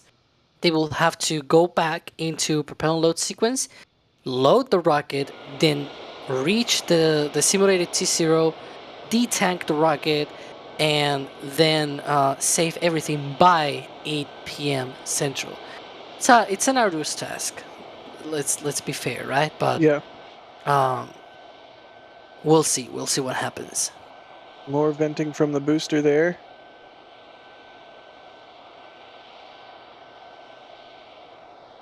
Well, I'm going to run through some support. Luca, thank you so much for the €10. They say, Starbase looks very scrappy for spaceflight standards. Do we expect the next tank farm orbital launch mount to be much cleaner looking? Tank farm, yes. I think the orbital launch mount looks pretty good. Like, maybe I'm just biased because I remember seeing it without all the shielding on it for so long, and you just saw all of the internal plumbing and like valves and control panels and everything. It looks like so clean and nice now compared to back then.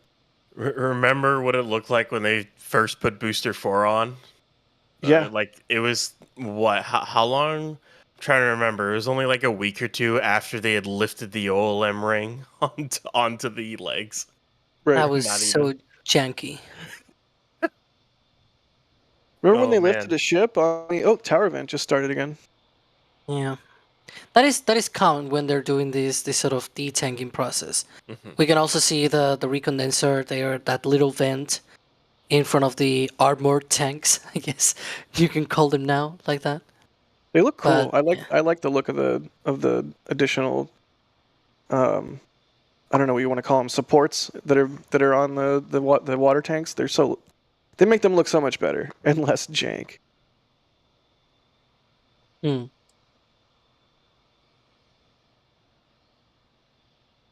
Rod, thank you for the store purchase. They say, now I will have a complete set of patches. Picked up a mug to boot. Nice.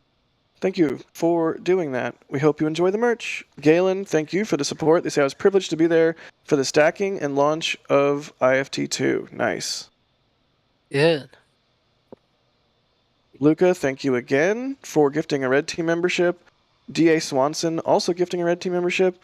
Anonymous, thank you for the purchase. They say, thanks for these live streams. Bought all the patches. Cheers.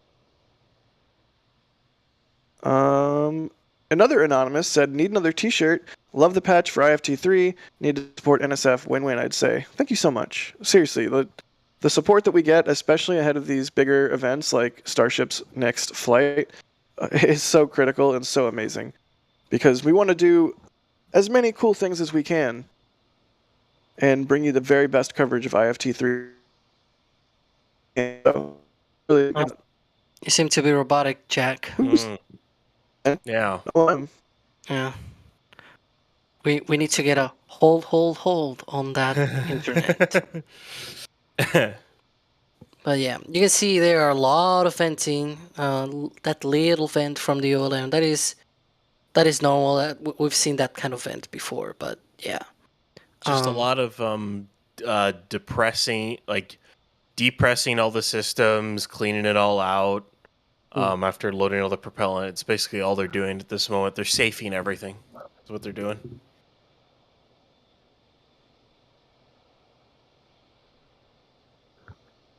We'll see. Let's see. Jack, are you back? Anthony, think you are back. Yeah, can you hear me? Yeah. Yeah, you're better now. Cool. Yeah, I don't know what's up with my internet today. Sorry. Anthony, thank you for the support. They say keep up the coverage. Picking up a couple things from the store. Looks like the patches. Nice. Lady Rocket becoming a Pad Rat member. Party Dragon, thank you for the support. They say the tower arm is frosty. They spilled cryo on the steel structure.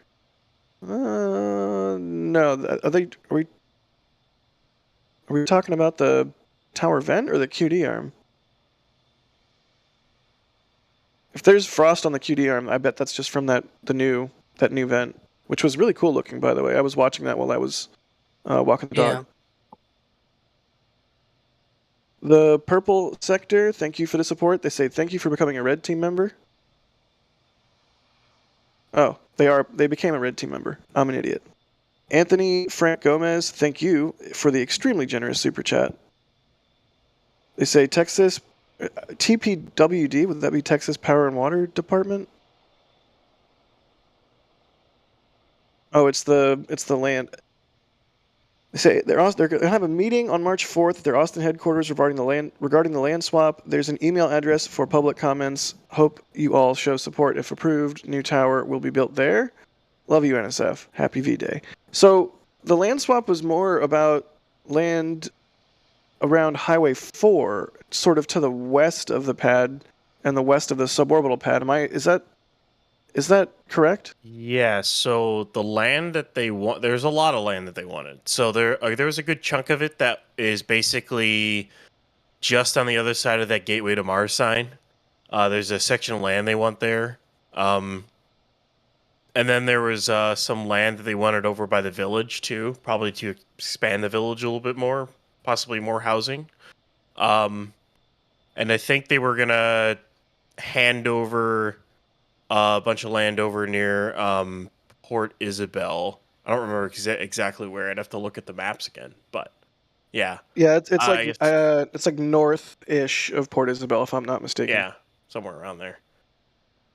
So I'm guessing they want it to expand the launch site. I don't know if that area is wetlands that would require Army Corps of Engineers and all that fun jazz. So even if they get it, I don't know if they can actually use it right away. Because the funny thing is if you look at any of the flyover photos or anything like that, or even Google Maps, you'll see that SpaceX has kind of a weird perimeter around their launch site. The reason for that is because the land that they built on was not wetlands, so they didn't have to repurpose it somewhere else. It was easier to build on that. It was easier to build on that land without the extensive amount of paperwork. Now they own a lot of the wetlands. Like if you go south a decent ways, they own more than enough spot to place an entirely new launch pad and tank farm. They own more than enough land to do it. The problem that is that most of that is wetlands, which requires an Army Corps of Engineers proposal, approval, plus a public comment period, and there's a whole bunch of paperwork and red tape that goes along with actually using that land.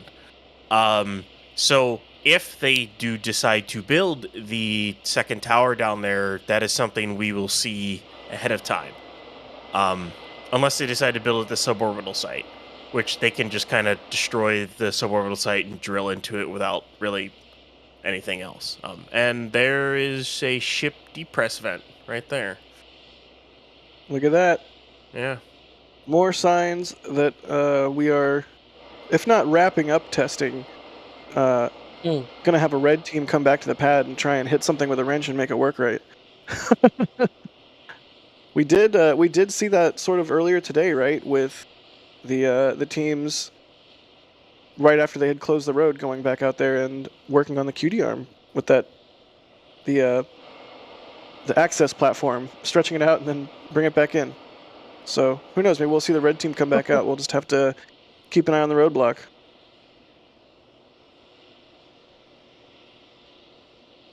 These vents are always so entrancing, and especially as the vehicles start to look better and better, like the venting we were seeing on the booster a moment ago, the venting we're now seeing on the ship.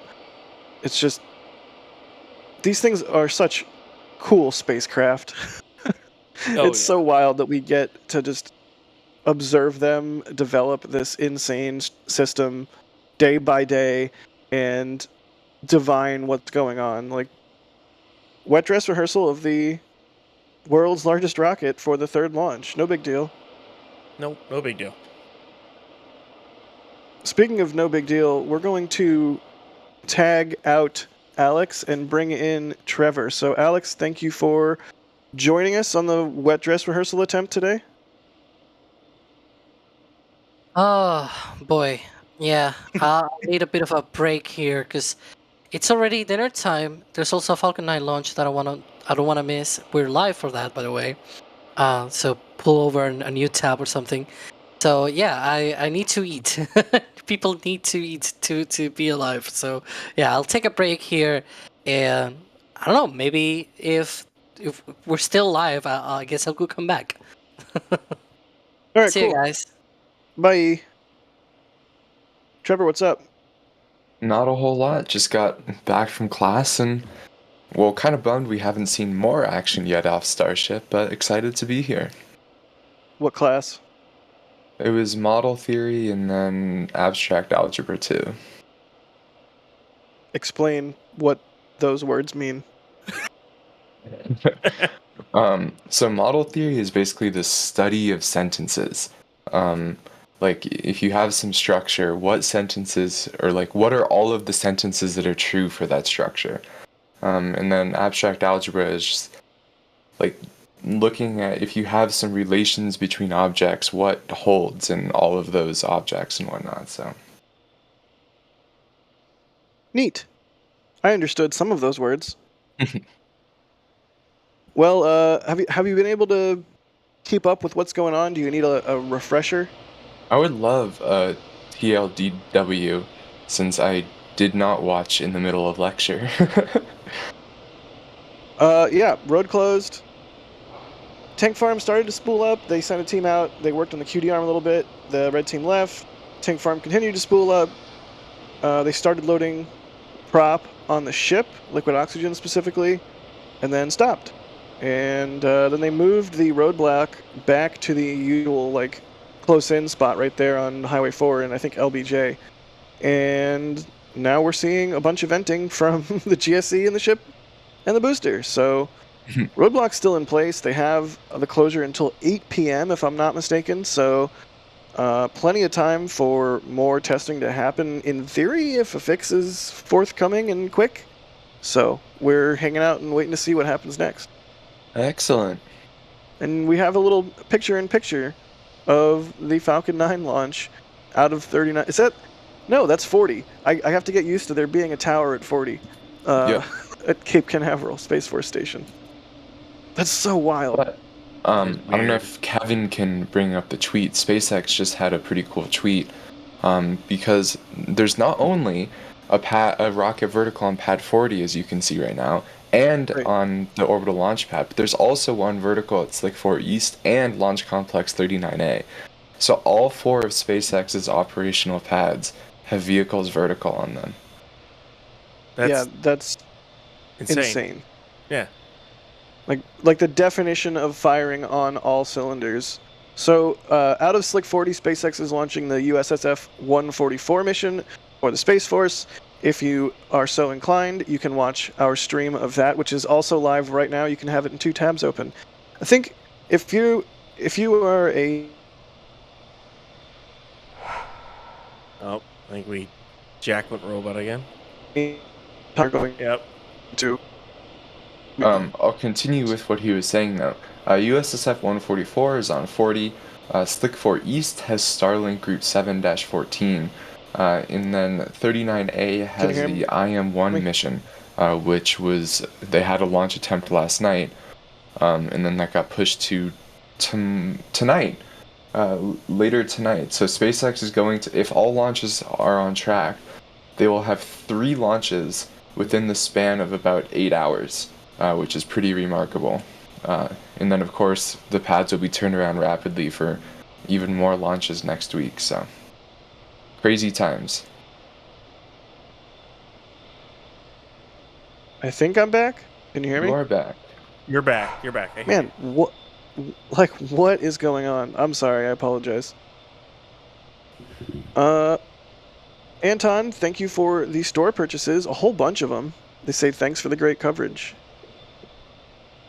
Very kind of you. We hope you enjoy the patches. I'm glad people are taking heed and getting them while they last.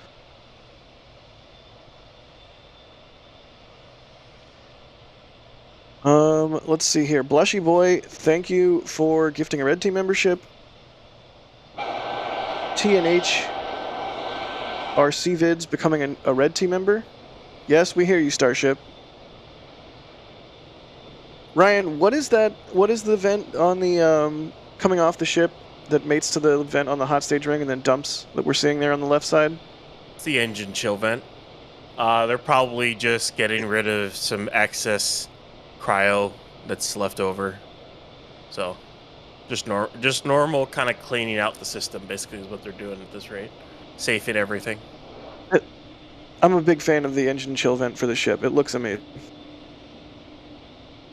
The ways in which this vehicle comes alive when you get into prop loading, or in this case, unloading or whatever, it just looks cool. Oh yeah, it does. Steve Kalovic, thank you for the support. They say, study this sentence. 24 frames per second is better than 120 frames per second. That's just false. I can study that really quickly. I was like, they know that Trevor is on now, clearly. Oh man. and they are baiting us. I will say though, personally, like as someone who plays a bunch of video games, like I remember playing the old consoles and stuff. You know, you're down 20, 30, you're running 30 FPS on like Xbox 360, PlayStation 3. You got used to that so long, and then when you get to like the updated consoles like Xbox One or PS5 or PS4, or even if you go over to PC gaming, you get 60 plus FPS. It is such a game changer because it's like you hit 60 FPS and it's like all of a sudden you've unlocked something. Your eyes, everything's so smooth. It's like, what is going on? You know? Yeah, and like then you have unlocked a new people dimension. you have people like Jack that say that you would rather have a choppy video than a smooth video. Really? You doing this right now? I mean, I am doing this right now, Jack. I will say this: there are some movies where you don't want to smooth them out, like the old movies, like the old Star Wars, older Stargate, all these things that are shot in like 24 FPS, and you don't want, you know, it's the way you've always used it, and if you were to view it in like a higher FPS, it would just look wrong. Like, am I the only one? My internet is not conducive to me properly making my argument right now, but I don't think everything should be 24 frames per second. I think certain things should be, and higher frame rates or refresh rates are appropriate in different circumstances. Like, I'm not saying you should have a VR headset that's 24 hertz or 24 frames a second on the display. Like a cool thing of like 24 FPS for those who have seen Spider-Man Into the Spider-Verse or any of those two animated movies, like they shoot most of the characters in 24 frames per second, but when Miles is first starting out, they shoot it in 12 because he's like janky, which it's an artistic decision. So, you know, higher FPS isn't always better, Trevor. Sometimes Yes, it's an is. artistic decision, and There is one exception, and I think this is a big exception. I agree with you that interlacing like made-up frames is atrocious, and all of the like smoothing algorithms that some TVs have to try to up 24 FPS content to 60 or whatever just looks actual garbage. And as Jack will agree with me on this. Those settings should always be turned off immediately. Yeah, they're a travesty. They're one of the worst things humankind has perpetrated on other humans. Man. And I say that jokingly, obviously, but it is awful. Yeah, I don't know. We've waxed on. We studied the sentence. There you go. Little bites. Whoa. Deluge. Deluge test. Nice.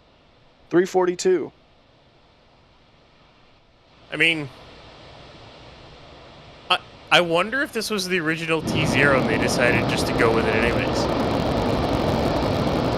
Right, that does fit the timeline. Yeah.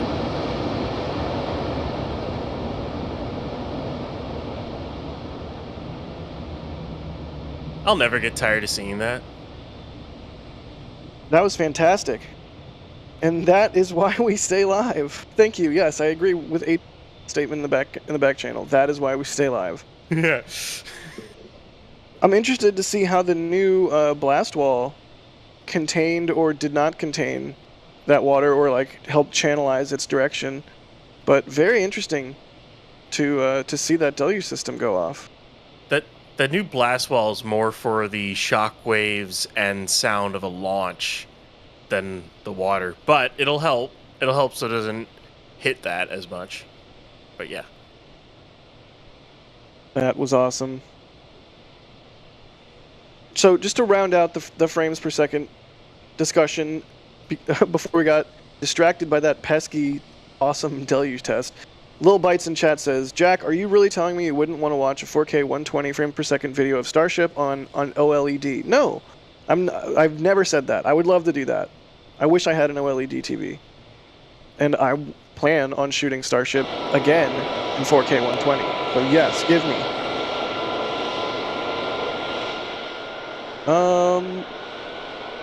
Trevor out here perpetuating lies about me. I did not say that. Suzanne, thanks for coming a PadRat member. Matt PD, thank you for the support. They say make that 23.976 frames per second, which looks perfect at 180 degrees. Yeah. I mean, I'm not the biggest fan of 30, but I'll shoot 30 if I have to. I've never understood why, you know, I know MKBHD is passionate about this, about 30 versus 24 frames. I'm like, to me, they both are just too low. Like, who cares about those 6 frames? You need way more than 6. Trevor, let's talk about Starship, because we could literally do this for hours. I like how I lasted about 5 minutes on stream before this came up. So, just to cover this, so that water deluge test was 50 minutes after the OLM vent had shut off and they looked like they were starting prop load on the booster. So, if that tracks, they're looking at 50-minute full, like, start of prop load. I think was I have to see where start of prop load was on ship. I think it was like 5-10 minutes before. So you're looking at 55 minutes for prop load, and then you get that final 5, and then hit the water deluge and go, which would track towards a quicker countdown. So when they do this full wet dress rehearsal, we'll really have to see if they load it that fast. I'm kind of curious if they decided just to keep the quote unquote T0 of the wet dress and just test the water deluge anyway, since they haven't done it in a little while. Right. Yeah, very interesting. It's pretty crazy that if that timeline is true, that is quicker to load propellant than Falcon Heavy, and there's a lot more propellant that needs to be loaded on Starship. Yeah, what did you say, Ryan? 5,000 tons of propellant in 50 minutes? That's insane. Yeah. That's what.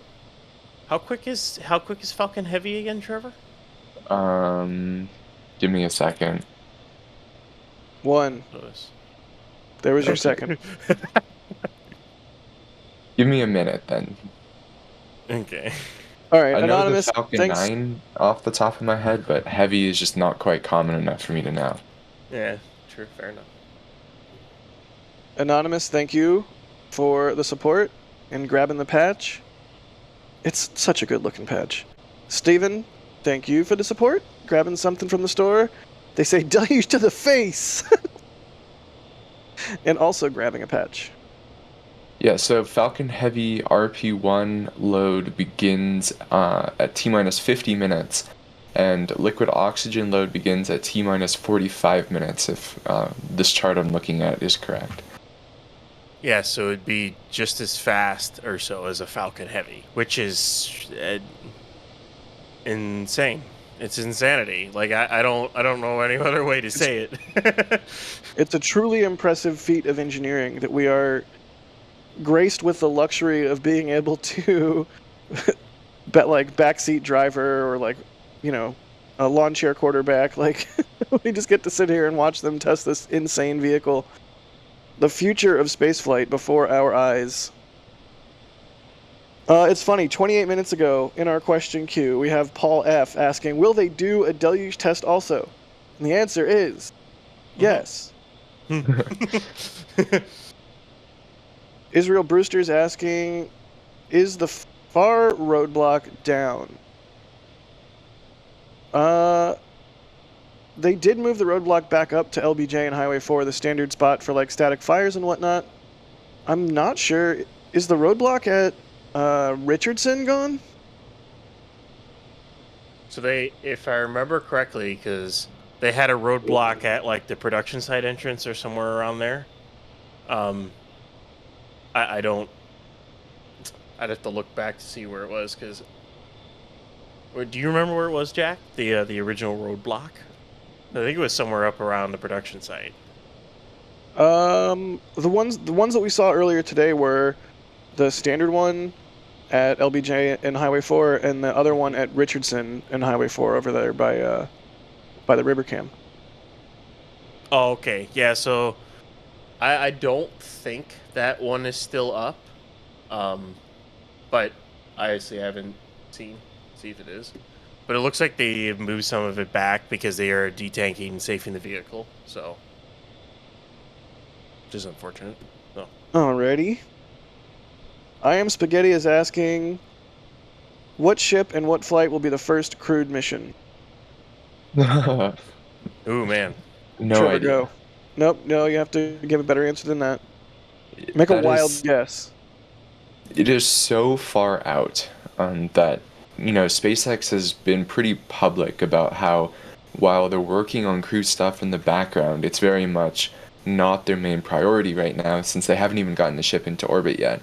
And even once they get a ship into orbit, they then need to get it back, and then they need to start getting to a version that is actually operational. Right, look at Falcon 9.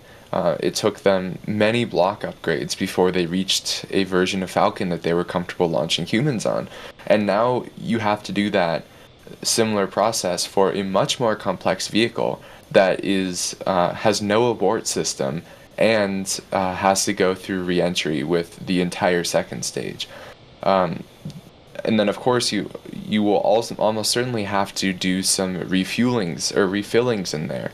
And so you'll just need so much launch infrastructure and a level of operational vehicle that is just nowhere close to being ready. So I don't foresee this happening for at minimum 5 years, but probably more like a decade, that we see humans fly, launch on Starship and land on Starship. And what serial number will be on in that many years is beyond me.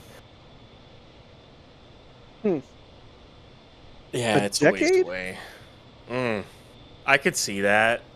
Like, they have a ways to go to verify this system, and I know for a fact that they won't want to launch humans off of Starship from the pad into orbit without... I know, I think it was it Elon or was it Gwen? I can't remember who said it. It was like they wanted it like hundreds of flights under their belt, where they did something along those lines. But wasn't there also like a comment from Gwen about if they take as long to get humans on Starship as they did on Falcon 9, then it was like a major company fail? That was like the quote. I vaguely remember that. But I don't remember the exact context, but what she may have been saying is that, like HLS would count toward that goal. And I see HLS happening way before, launch and entry on Starship. Yeah. Yeah, that makes sense. It's really fascinating to think about what this place is going to look like in 10 years. Okay, so the roadblock is no longer at Richardson. Good to know. Yeah, good to know. I guess that's it looks like the one at LBJ is the only roadblock we have, which means they're just waiting for the launch pad to be safe, and then because I don't think they'll go back into any prop load status, not with fully depressing everything and everything like that. I mean, if they did run into an issue, which it really looks like they did, my guess is they'll want to safe everything, go out there, check all the systems. We do know that they have a closure for tomorrow. So they could use that closure to do it. But if for some reason they can't fix whatever issue they had, they can go ahead and use the one they have for Tuesday. So. Alrighty. Well, we just wait to see what happens next. Deluge test was awesome.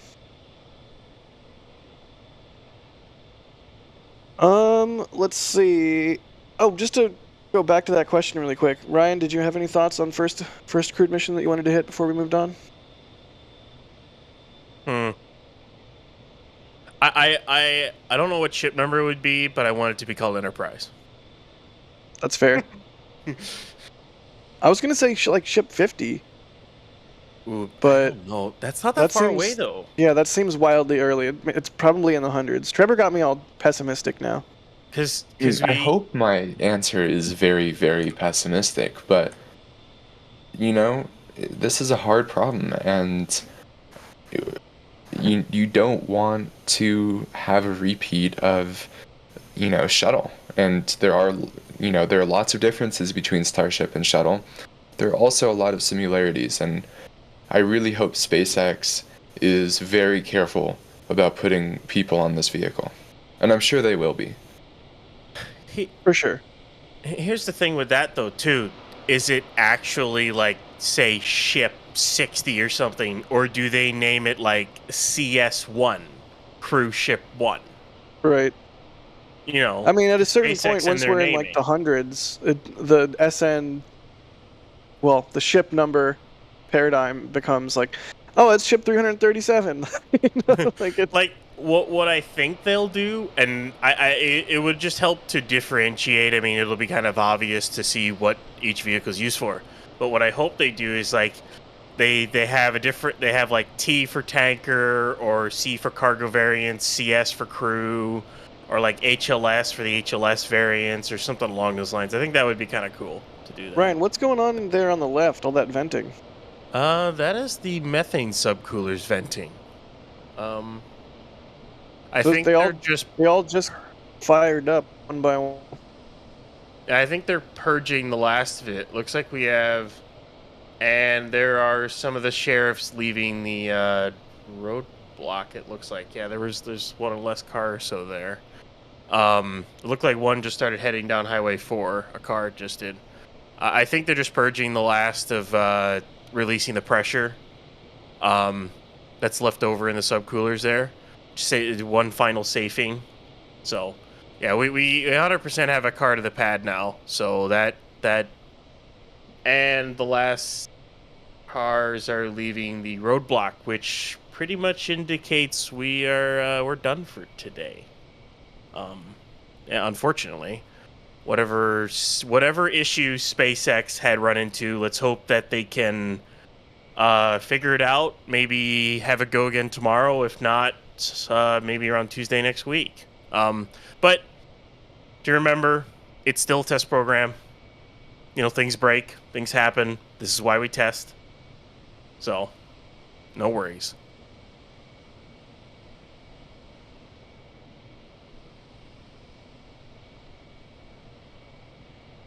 Yeah, the road and beach are now open. Well, that'll do it. Road is open. That means testing is over for today. Mm-hmm. It was a pretty nice day, though. We got some action. We got some prop loaded on the ship. We got to hang out and chit chat and argue about frame rates. Yeah. They have a scheduled closure for tomorrow. And I won't be surprised if we see them attempt a full wet dress rehearsal again. And you better believe we're going to go live for it. But yeah, I think with that, we should wrap it up. Ryan, thanks for being on the stream. Yeah, thanks, Jack.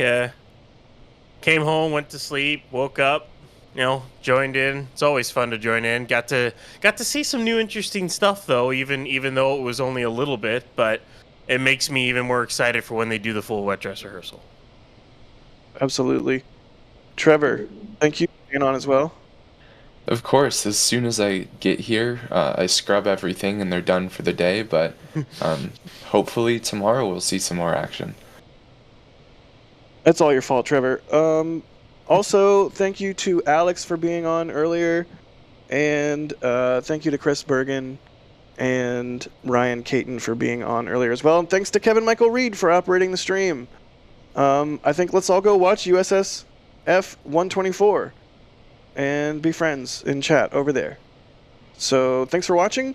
Stay tuned for updates as far as when we're going to go live for whatever they're testing tomorrow, probably another wet dress rehearsal attempt. So we will bring you that when it happens. We also have a new daily. Watch the new daily. and Twist. Watch Twist. Watch all the things. All right. Thank you, everyone, for the huge amount of support on today's stream. We'll see you again for the next one.